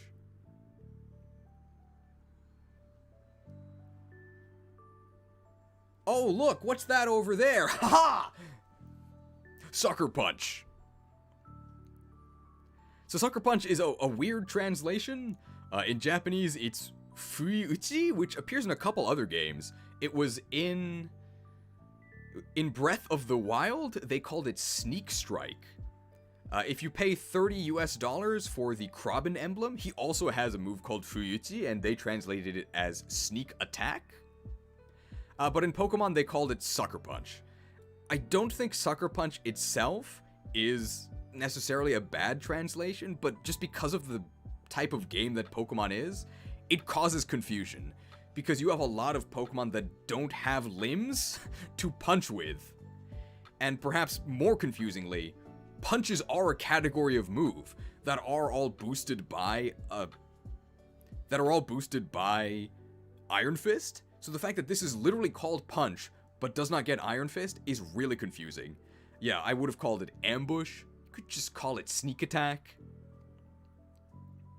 A lot of things they could have done other than Sucker Punch. Not a huge deal. Good move. Up here, maybe? Sucker Punch is super good. So most priority moves, like the ones you see here, these are 40 base power. There are some exceptions. Extreme Speed is 80 base power, but it's a normal move. Sucker Punch is 80 base power of dark coverage. That's crazy. But it is conditional. And that condition is you have to be good at the game. So if your opponent attacks you, then you can Sucker Punch them. If they don't attack you, if they like boost themselves, if they heal, if they do anything other than using a damaging move, Sucker Punch does nothing and you just wasted your turn. I think this is a really, really fun move. It is one of my favorite moves in the game. It has been nerfed. It is 70 base power, unfortunately. Lost 10. But it makes for actually really exciting turn-based gameplay. Is the opponent gonna attack me? Maybe I should Sucker Punch them. But what if they substitute? If they substitute, then I like lose the game. But if they do attack me, I can knock them out now. So much planning. And I think the fact that this has very limited PP is actually very important. It only has 5 base PP. It can go up to 8 if you boost it. But that means that you can't just spam Sucker Punch against your opponent waiting for them to attack you. You have to actually be strategic with this. Really, really useful and powerful move. I would give it, I would almost put it in meta defining. I know some people are saying to do it. I don't think it's quite that strong. But it is exceptionally powerful on tons of slow Pokemon.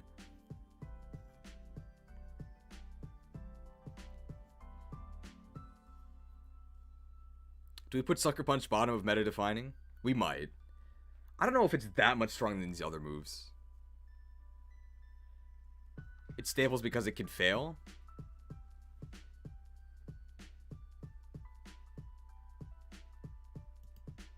Oh yeah. There's also another fail condition of Sucker Punch, which is that Sucker Punch is only +1 priority. So if your opponent also uses a priority move and they're faster than you, meaning they go first, then Sucker Punch will fail. There are also conditions where you're not actually predicting. For example, if you know your opponent is choice locked and they have to attack you, then you can Sucker Punch them without having to do any guesswork. What a sucker.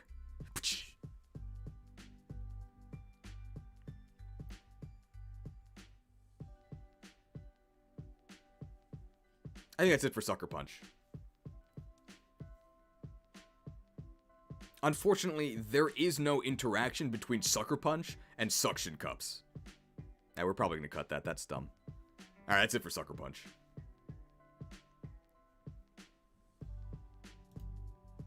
Switcheroo.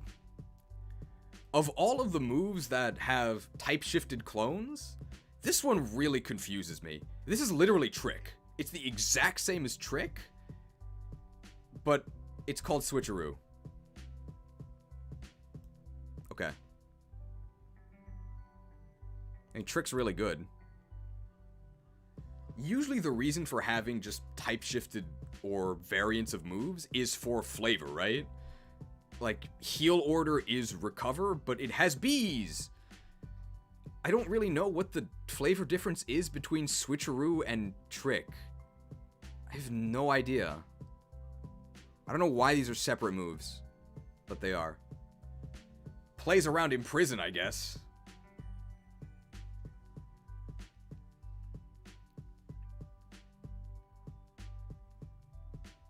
Oh, I guess Switcheroo is worse? Because it gets blocked by dark types? I mean, yeah, it's a dark type status move.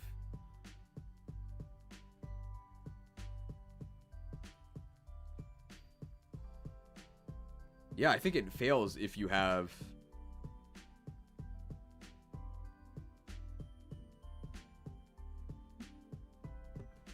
Yeah, okay. Hang on. I think I'm on the wrong window. Give me a second here. We don't need to look that up. Close this. We are on the right-sized window. Okay. So I guess the flavor difference is Trick is like a magic trick. Where you're sort of just doing like sleight of hand. But Switcheroo, you're actually like doing a sinister trick and like stealing it from them. I guess that's the difference. It also looks like Switcheroo is just strictly worse than Trick, because Switcheroo is a dark type move. And if you try to use a dark type move with Prankster? Oh no. I also think that Switcheroo, and it has come to light that Switcheroo is strictly worse than Trick, because Switcheroo is a dark type move, which means... Oh no, it's not that fact that it's a dark type move. Wait, no, it doesn't matter. No. Trick, it's not strictly worse. It's the same. It's the same. Because they both fail. Yeah, they both fail. Never mind. That's not an actual difference. It's just a prank, bro. They're getting me because I only had 3 hours of sleep. I think there was something funny about this. Oh, yeah. I need to put the stats window here.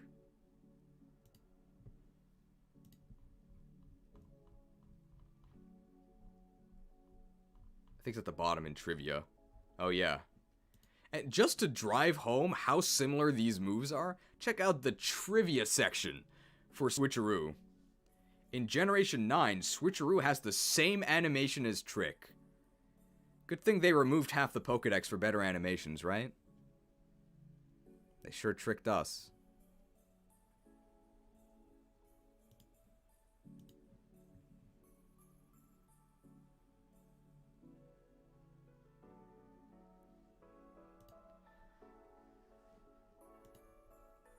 Well, there we go. I think that's it for Switcheroo. Animation trick. They pulled a Switcheroo? Like, that's one thing I don't understand. Like, why not just cut it and just replace it with Trick?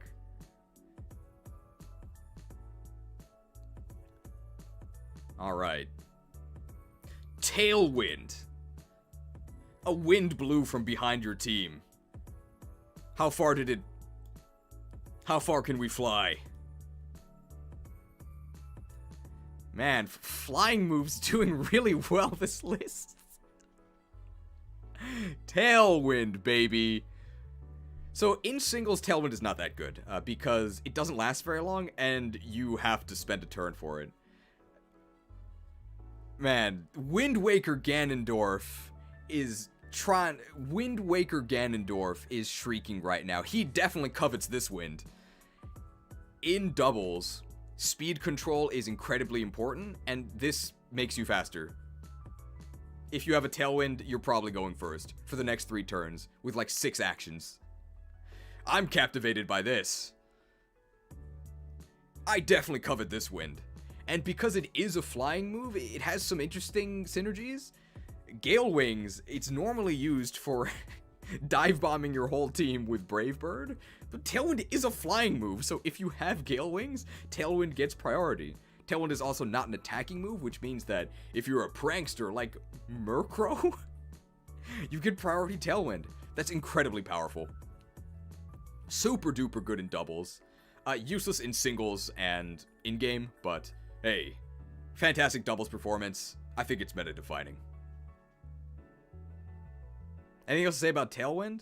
I guess we can say this move is crucial to Jeb Bush's campaign. I think this is the main activator for Bramblegast's ability Wind Rider. I don't know if any other moves actually activate it. I just don't really know what that ability does or why you would use Bramblegast, but the synergy is there. Please clap. I actually have no idea what Wind Rider does. I'm gonna look it up.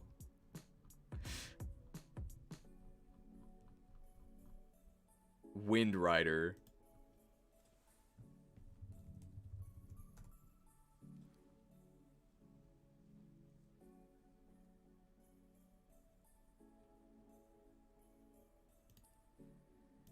Okay, apparently Wind Rider, if you're hit by a wind move or when Tailwind is in effect, its attack is increased by 1 stage and the move will have no effect on that Pokemon. Oh, man, people were underestimating Jeb Bush. That's actually a pretty nice ability. I'd clap. Yeah, please clap.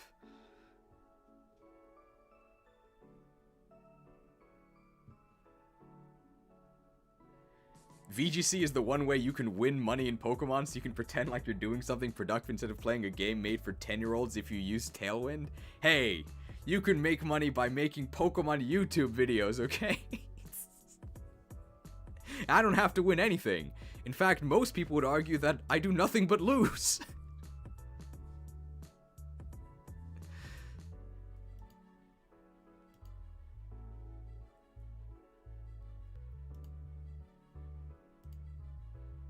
Alright, Tailwind in meta-defining. Excellent. I have to win your hearts? Ah, thank you. Alright. Toxic Spikes. Worst entry hazard ever? Man, poison types having a bad time.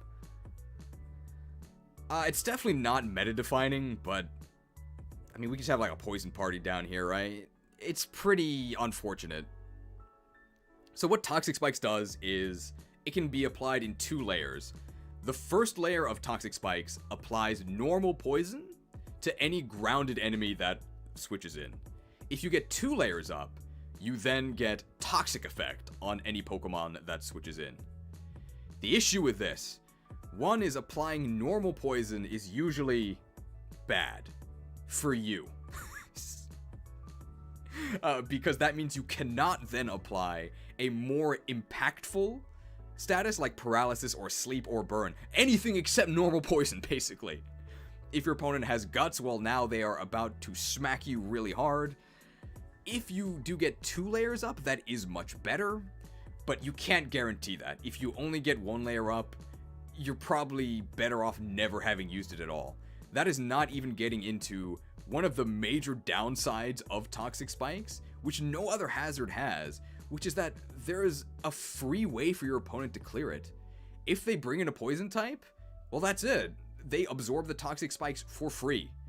And your opponent removing your 2 turns of work for 0 turns is horrendous. Toxic Spikes can be very powerful in certain situations, but oftentimes I think you're just going to be really disappointed by it. I'm not a huge Toxic Spikes fan. Glamora can set spikes for free if it gets hit with, I think, a physical move, and in that case, Yeah, it's alright, but I mean, most moves are good if they're free. Even Growl is good if you're free in the form of Intimidate. It's also hard countered by flying poison types in Gravity. Does it affect steel types? It does not. It would be way better if it affected steel types. Like, if Toxic Spikes was the only way to poison steel types, it would be a lot better. Corrosive Toxic Spikes when?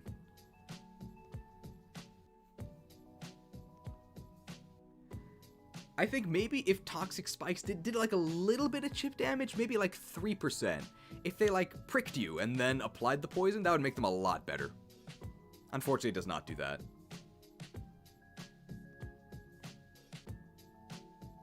I think that's it for Toxic Spikes. Does anybody want Toxic Spikes higher? I don't think you would put it lower.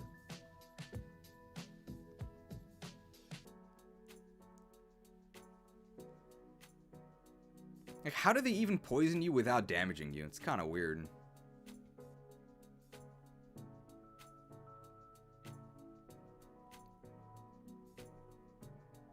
Alright, next. Trick Room. It's a nice speed stat you got there. It'd be a shame if it was worse than useless. Get tricked. I love Trick Room. Trick Room is so fun. So Trick Room, again, in singles, is kind of suspicious because you have to spend a turn to set Trick Room, and then you probably want to switch to another Pokemon that can actually use the Trick Room, and then you've got like 3 turns left. Not really worth it. In doubles, get tricked. This is crazy. It is another form of speed control. Did your opponent set up Tailwind? Well, they worse than wasted your turn. Did your opponent set up Tailwind? Well, they worse than wasted their turn because now their speed advantage is a disadvantage. A really nice thing about Trick Room is that speed takes up stat points, right? If you have points in speed, you don't have them in other places. So all of these slow Pokemon often are much bulkier, much stronger, but as a consequence, they have to get hit. Well, not if they're in a Trick Room. Now they're going first, and you're in a huge amount of trouble. I think Trick Room indirectly buffs a bunch of other moves. Because I think Trick Room indirectly buffs a lot of other interactions. So Oblivious. The ability Oblivious blocks Taunt, and that is really important because one of the things you want to stop by taunting is you want to stop one of the Slowbro Pokemon from setting up Trick Room, but you can't because they're oblivious. I've got this mental herb, okay? You can't taunt me. Welcome to the Trick Room. And don't forget the most powerful combo in all of Pokemon. When you set up the Trick Room, they bring you the room service, making you even slower. For those who are unfamiliar, that is not actually a good strategy. But hey, now you know what room service does. Which is nothing. People unironically run Imprison on non-Trick Room teams to stop the enemy team from setting up Trick Room. Sounds meta-defining to me. I think I missed a donation, hang on. $500, wow, 500 yen donation for Pikahiri. Actually, Toxic Spikes is OP in very unique and niche scenario. Also, happy birthday, thank you. What does Trick Room do? You think it should be higher? Oh, like above? Yeah, we could do that. We can put Trick Room, up here? Trick Room is super good.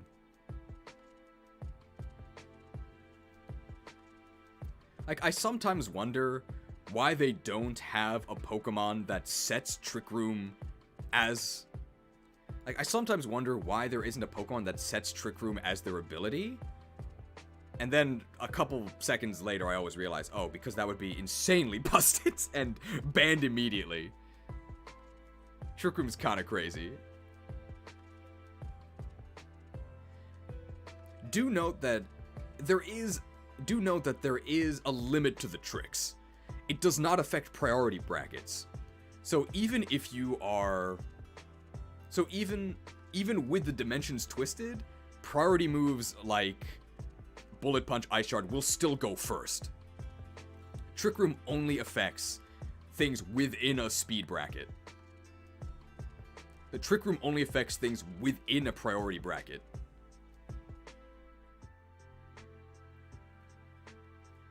I love this channel and your way of doing content. Thank you. I hope you're enjoying this list. We're almost done.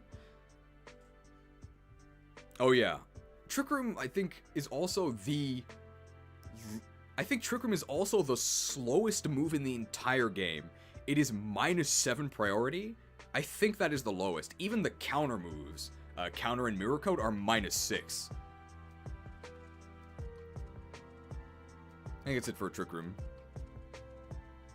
If Magikarp got an ability to set up Trick Room automatically, it would probably be top tier. I agree. I mean, people used Ninetales because it has Drought. And I think Trick Room is actually a stronger effect than Sunlight.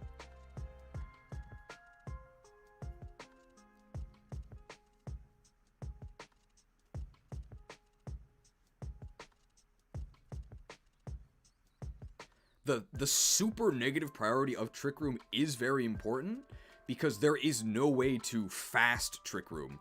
You can't do Prankster Trick Room. Nothing like that'll work. If your opponent has Taunt, they are going to try and taunt you to stop your room. And the only way you can prevent that is to either be oblivious or have a mental herb, because you're definitely going second. There's also no trick... And there's no Trick Room counterplay. You can negate weather by setting up your own weather, unless you're against one of the weather lords, in which case, I don't know if your concern is really changing the weather. You're probably just going to lose anyway. But for Trick Room, once it goes up, it's tricky. Good luck.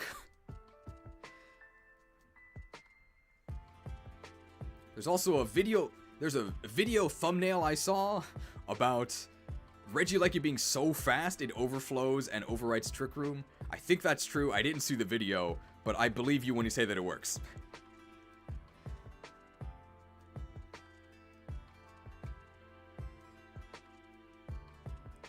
I apparently also... Okay, and I lied to you because the twisted dimensions are apparently affecting my own judgment, because you can Prankster Trick Room with Klefki. Does it make it -6 or +1? While people confirm that, I'm gonna drink this.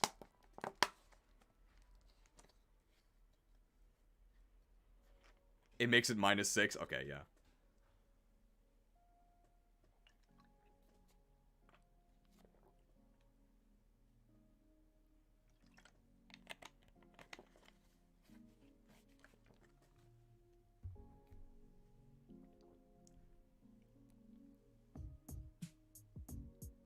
Okay, if you're a master of tricks, you can use a Trick Room chain where you copy... Okay, no.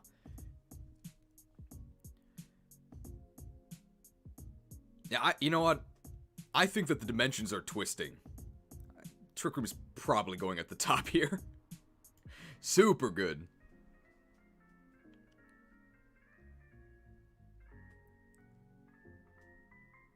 I think that's it for Trick Room. We've said pretty much everything, right? If you want to see firsthand how good Trick Room is, just try a double battle. And as soon as you're... If you want to see firsthand how good Trick Room is, just try some double battles. You'll learn very quickly what it means to get tricked. Rhyperior loves it. This is a better signature... Rhyperior loves it.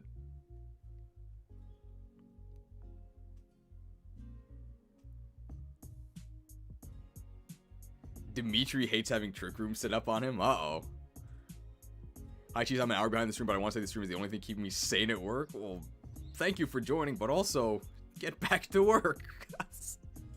Not that I can really talk. I mean, what am I doing? I'm streaming in a Charizard onesie.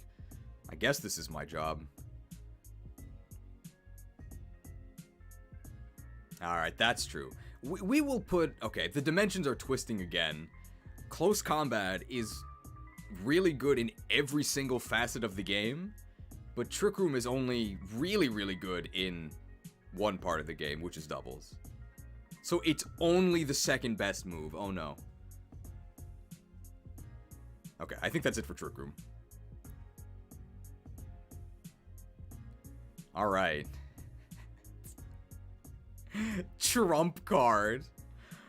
Fun trump card.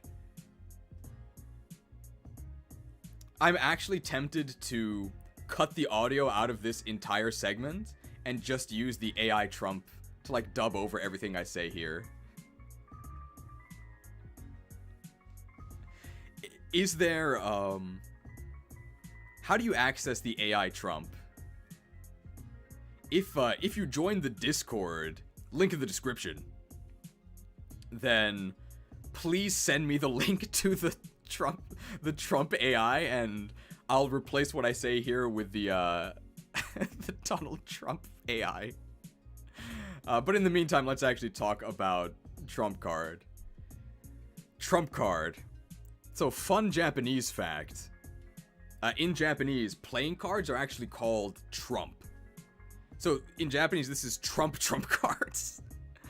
And when I taught English at a Japanese elementary school, the kids would ask me, do you like Trump?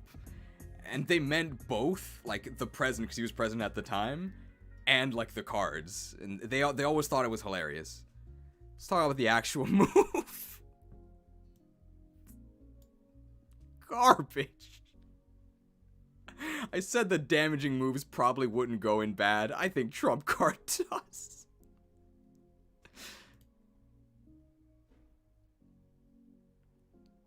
So where is this thing? Trump card.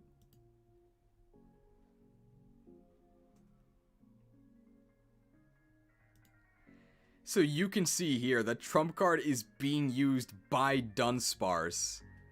Let that be a warning as to the viability of this move. Okay, so the gimmick of Trump card is that it increases in power based on how much PP it has. The lower the PP, the more it does. So at 4+ remaining PP, it is pathetic 40. At 3, you get 50. At 2, you get 60. And at 1, you get 80. And finally, on the last move, you get 200. This is so much worse than just using return. It is absurd. I don't know why you would ever use this. One use is that, I mean, it's just a meme, right? It's really funny. You can go, I mean, you can just pretend that you're like playing a card game and you're just top decking garbage, right? My grandfather's deck has no pathetic cards. Alright, well, this one's, my grandfather's deck has no pathetic card. My grandfather's deck has no My grandfather's deck has no pathetic. My grandfather's deck has no pathetic cards. Trump card. Obliterate. They might even survive it because it's a normal type move. Really sad.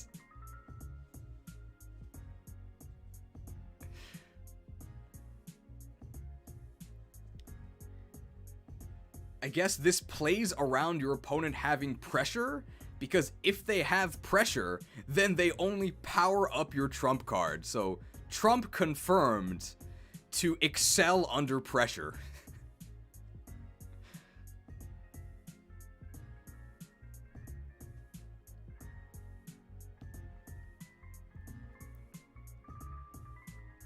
And because of this interaction with PP, this is why we have to add an asterisk to Lunar Dance. Lunar Dance is not strictly better than Healing Wish, because Lunar Dance will restore the PP of Trump card, making your Trump card user worse. Checkmate. I was gonna say Lunala. Checkmate, Cresselia.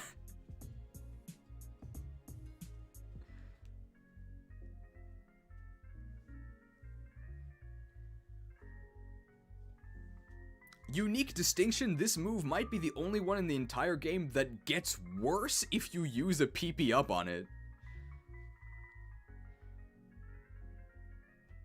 Crooked Cresselia.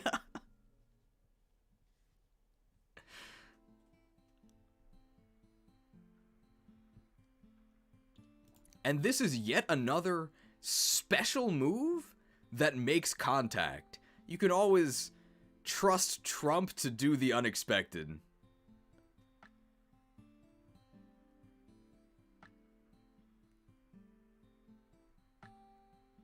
Does it at least increase the power of the last card if you use PP up? No, because it's just based on remaining PP. So you don't get a bonus or anything. It's not depleted PP, it's remaining PP. Who even learns this move? Good question. Wow. What in the world? Yeah, I think bad is right. Slow King learns this. Well, he's not a fan of democracy, I guess.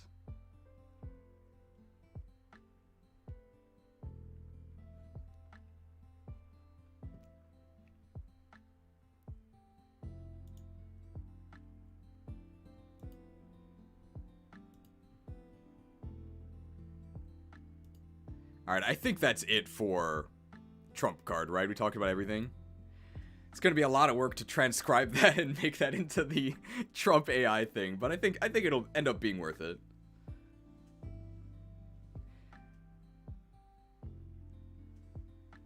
Oh, we'll mention that.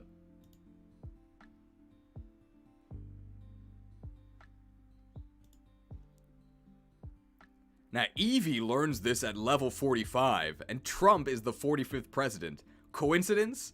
I think not. Sounds like a deep state conspiracy to me.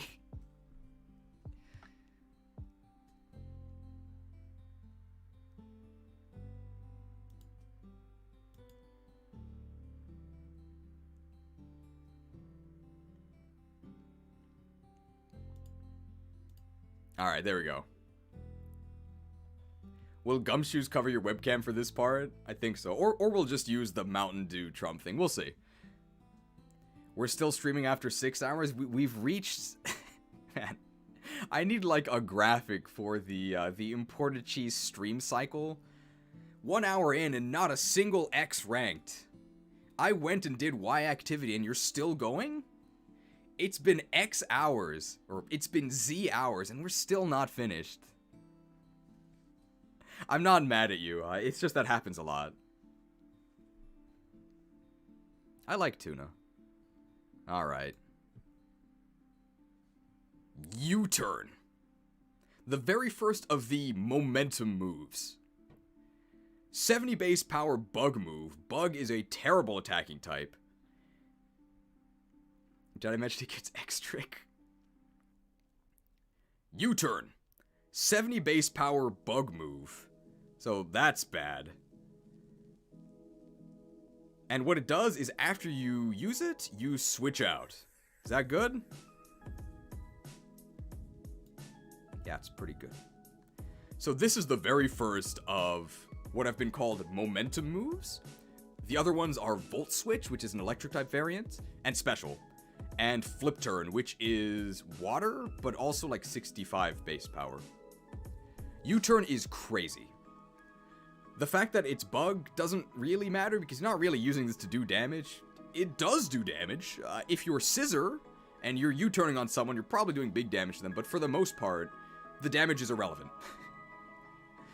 This is crazy. The fact that U-turn switches you out will often trap your opponent. The fact that U-turn switches you out often puts your opponent in a very terrible situation where they can either stay in, get U-turned on, and die depending on how frail they are. They can switch to something that can take the U-turn better, but then you U-turn and you get to choose a counter to go into? Or maybe the Pokemon using U-turn is super slow, so they tank the incoming hit, then they U-turn and their teammate gets in without getting hit. It is so flexible, so powerful. There is no way that I can go over all of the scenarios where U-turn at the right time wins you the game. Amazing move. U-turn is also the only momentum move that has no immunities. You can't water absorb it, you can't be a ground type. U-turn always goes off. which makes it, in my opinion, the best momentum move, even though it's the worst typing.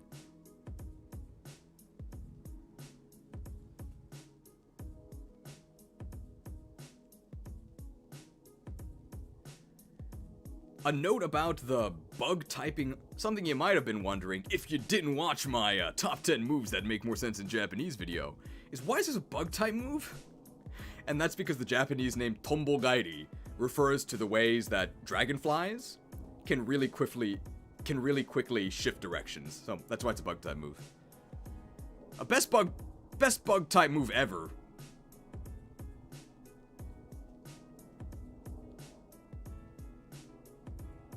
I think it's better than close combat, right? Can't squash these bugs.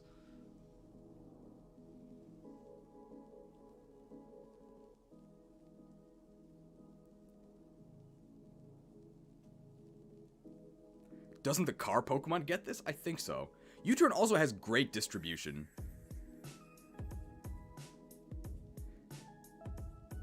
U-turn is a huge nerf.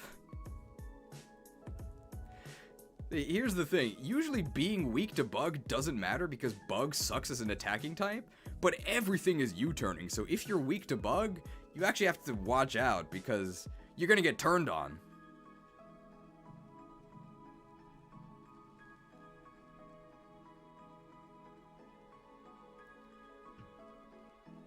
Anything else to say about U-turn? It's been 13.8 billion years and not a single universe ranked. Something about, like, directions to end on U-turn, to end U-turn with.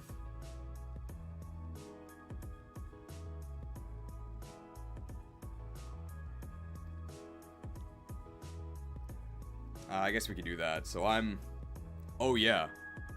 Another huge upside of U-turn that we didn't mention because there's just so many upsides is that you can U-turn out of traps.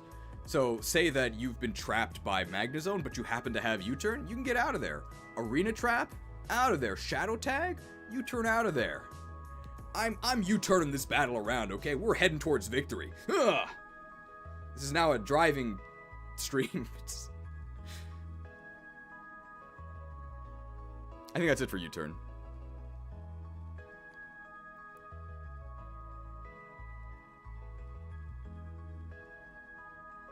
All right.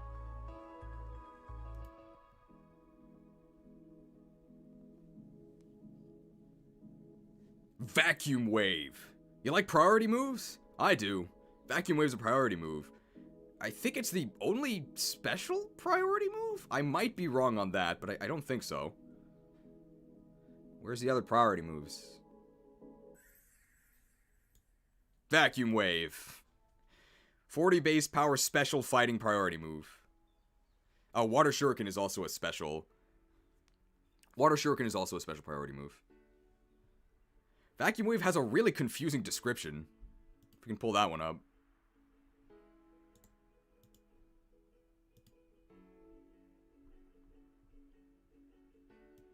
Yeah, look at... Okay. Look at this. The user whirls its fist to send a wave of pure vacuum at the foe. This move always goes first. What the hell is a wave of pure vacuum? What does that mean? Apparently it means 40 base power priority special move. Fighting. Okay. Does any Pokemon actually use this? Blaziken can. Lucario can. Nasty Plot Croagunk can. It's pretty good. Does the Japanese name actually clarify it? No, it's Vacuum Wave in Japanese as well.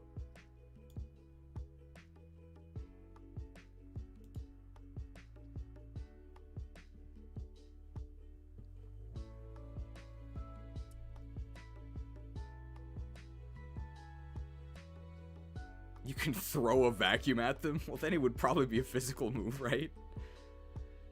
Man, look at all these guys vacuuming. This is better distribution than I thought.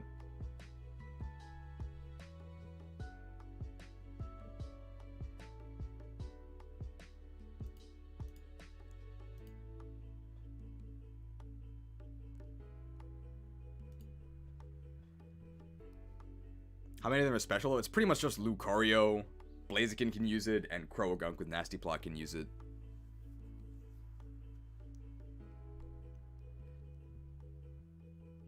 How can a vacuum deal damage?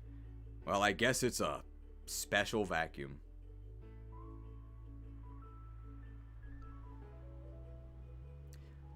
Infernape can also do it, but he could also do Iron Fist Mach Punch.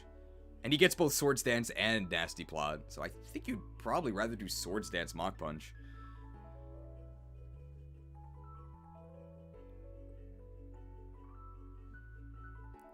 Alright, I think that's it for Vacuum Wave.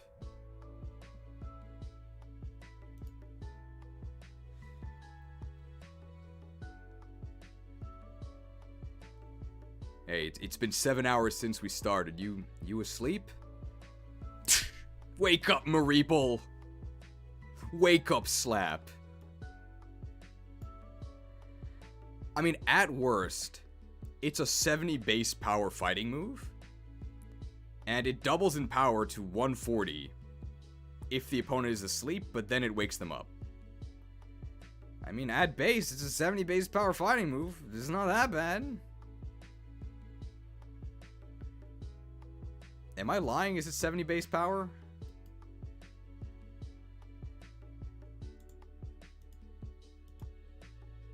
Yeah, 70 base power. It's not bad.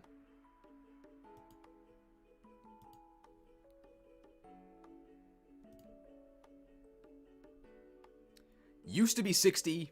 It is now 70. Either way, I don't know why you would ever use this. Obviously, removing sleep from the opponent is a downside. But if you're hitting them with a 140 base power fighting move off of the wake up, they're probably dead, right? Kamala Harris hates this move. I think it does actually get the bonus off of Comatose, but they don't actually wake up. They just die because they're a normal type.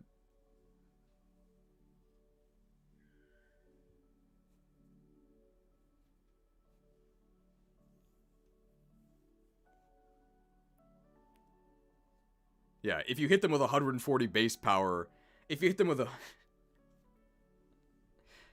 So it is downside that Wake Up Slap removes the sleep condition from your opponent, but if you're hitting them with a 140 base power fighting move, you're not waking them up. You're putting them to sleep for good, right? I don't think that downside really matters.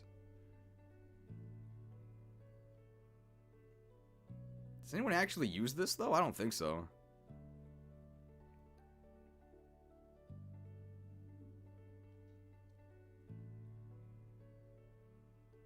Niche? I don't think so, because you're never running this, hoping that the opponent is asleep.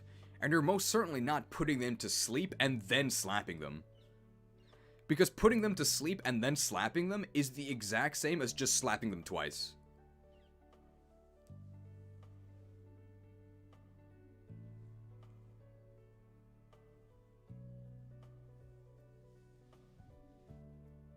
Does Delcatty run this? Lamau, no.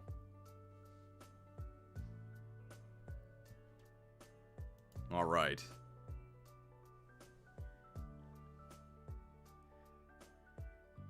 The final member of the Triple X trio? I guess we can say it for this move too. Kagattana, Hodomo! Oh, wait, what is it actually called? I don't think it's actually called X Scissor. I think it's called, like, X-Cross or something? I have no idea. What is it called? Scissor Cross.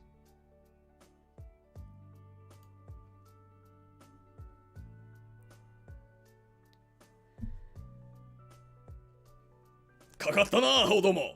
Scissor Cross Split Attack! Ironically, despite this being called X-Scissor, Scissor will never use this move.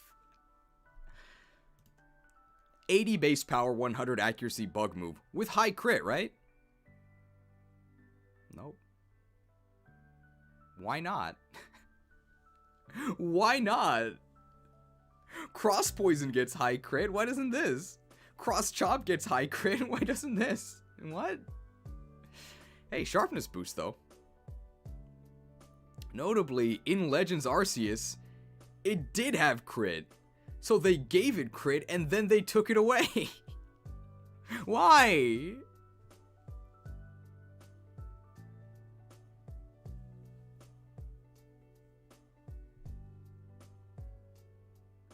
I guess it does make sense for them to add something and then cut it out. Scissors.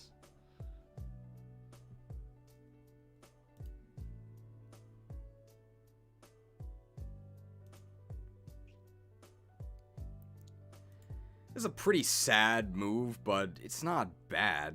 Like, where did we put Bug Buzz? I think it's definitely way worse than Bug Buzz. It goes with these sad coverage moves down here.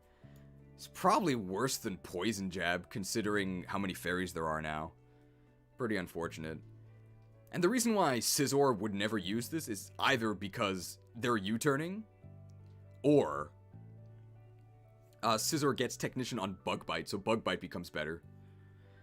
But if you don't have Technician Bug Bite and you want to use a physical bug move, you might use X-Scissor.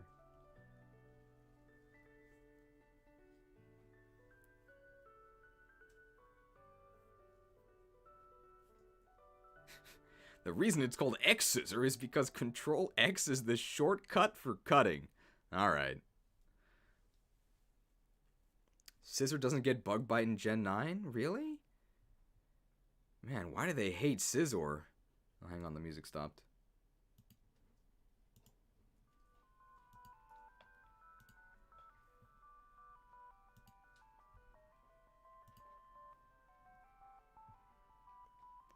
I guess Swarm Scizor is something you could do. I guess Swarm Scizor might use X-Scissor? How can you be a Swarm if you're the only one who's using Swarm Scizor? No thanks. Home stretch.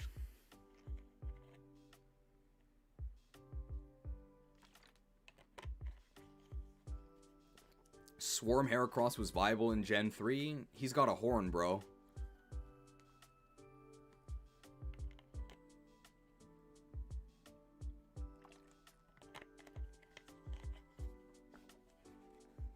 What am I drinking? I have a bottle of coffee. It's not very good.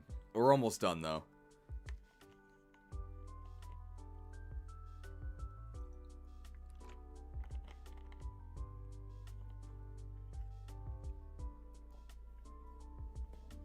Okay, I don't have to reset the recording. I'm fine here.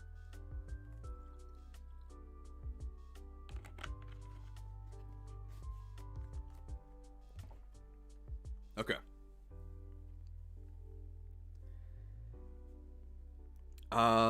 Zen Headbutt. Somebody said it's just Headbutt but Psychic. That's not quite true.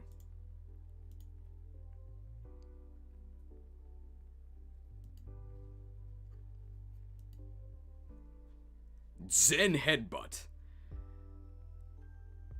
Zen Headbutt. It's Headbutt, but smart.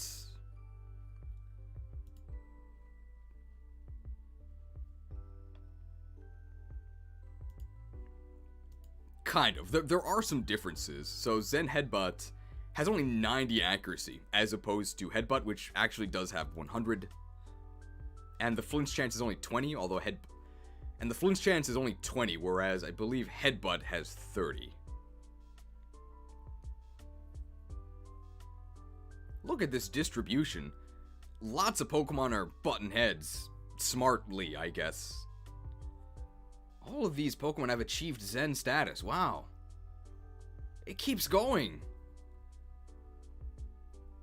Hello? Who doesn't learn Zen Headbutt?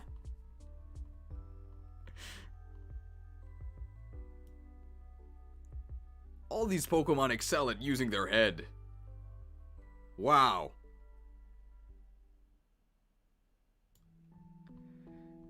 I'm trying to see if it says variant of Headbutt.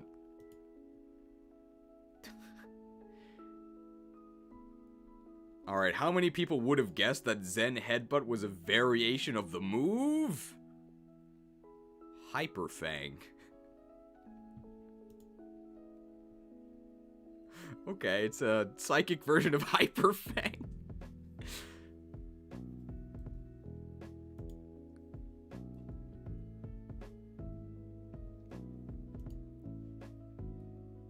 If you achieve enlightenment, you're probably about the same as Psycho Cut. There's lots of Pokemon that use this for psychic coverage. It's probably overall better than Psycho Cut. Psycho Cut is only better if you have sharpness, so if you're Gallade, that's about it. Otherwise, you'd probably rather have the extra 10 power of Zen Headbutt and the Flitch chance, even with the 10% miss chance. 10% miss is not that bad. I think an extra 10 damage and flinch chance does outweigh it. This is, yeah, you're right. This is honestly so much more available. We just learned that everyone achieved enlightenment, so we'll put it above the slashing moves.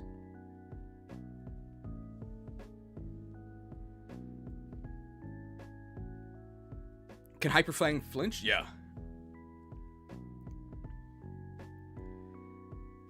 Alright, so 7 hours to rank every move introduced in Generation 4. Well, this is our tier list. Get a good look at it. I can scroll down a little bit, just so you can see it all.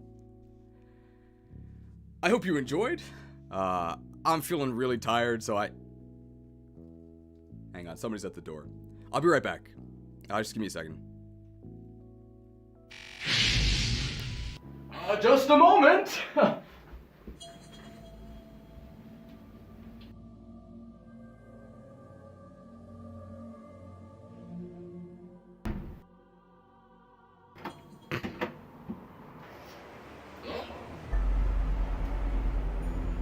Hello? I guess it must have been the wind.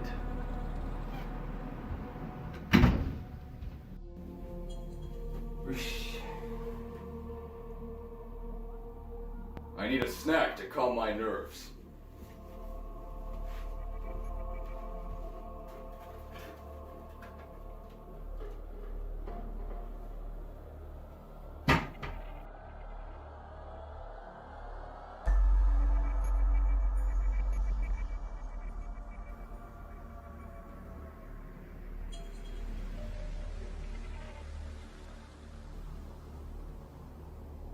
It's just my mind playing tricks on me.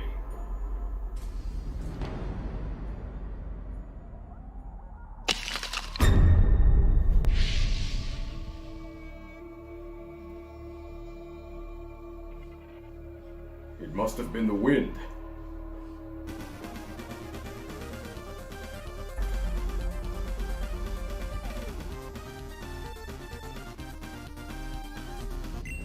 Hey Venusaur, what's up? You got the Pokerus? That's rough, buddy. No, don't worry, I can cover for you.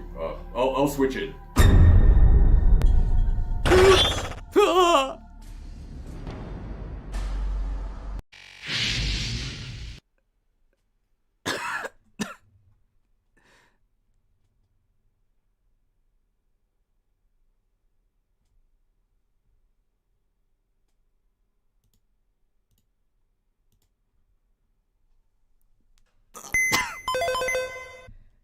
My name is Charizard. You've probably heard of me. I was one of the original 3 starters from Kanto. If you're hearing this message, then it's already too late. I've lost half my health, and who knows how long the other half will last. Hopefully long enough to finish this warning. It didn't used to be this way. For 3 generations, I was free. Why did so many people choose me? I'll be honest, it wasn't because I was good. But I can at least say I wasn't bad. Then, everything changed. No one saw it coming. How could they? All of a sudden, the new meta snuck up on us all, and we've been living in its shadow ever since. TM76. Stealth Rock. The best move in the history of Pokemon. For 1 move slot and 1 action, from one of your 6 Pokemon, you can cripple the entire enemy team. Stealth Rock wasn't the first entry hazard. Spikes had existed for years, but spikes litter the ground.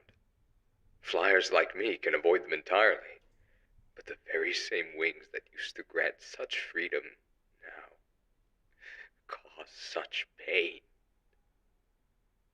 To this day, Stealth Rock is the only entry hazard that interacts with the type chart. If you're weak to rock, then say goodbye to a quarter of your health every time you switch in. And if you want to make the team with a Stealth Rock weakness, you better be damn good. And if you're quadruple weak to rock, only a fool would pick me nowadays. But you know what makes these sneaky stones so sinister? It doesn't matter if you lose half your health, or a quarter, or 12%, or 6%, or 3%. The rocks come for us all. Focus Sash. Sturdy. Worthless. You can't escape. You can't run. You just have to sit there and let them dig into you. Let them tear your viability to shreds. There used to be a role called Suicide Leads. The lead Pokemon had one mission: set up Stealth Rocks, prevent the opponent from doing the same, then get out of the way, usually by exploding. This wasn't a gimmick or a radical strategy. This is what everyone did. Stealth Rock was so powerful that people were willing, eager, to play 5v6. Stealth Rock is worth more than a Pokemon. Take a look at any competitive analysis. Every single calculation has to factor in Stealth Rock. Over a decade of play has always had an asterisk next to every action to account for Stealth Rock chip damage. Just think, if so many minds had never spent all those hours accounting for Stealth Rock, how much further could society have advanced? That's a world I really wish we got to see. For years, I've wondered, who did this to me? Who made me a fugitive within my own franchise? And now, I know. Who else could it have been? It was Onyx! He's jealous! He's holding me back! He's salty I beat him at pewter. He knows he could never take me down with 45 base attack, so he resorts to traps like the coward he is! Someday, I will have my revengeance. Someday. After they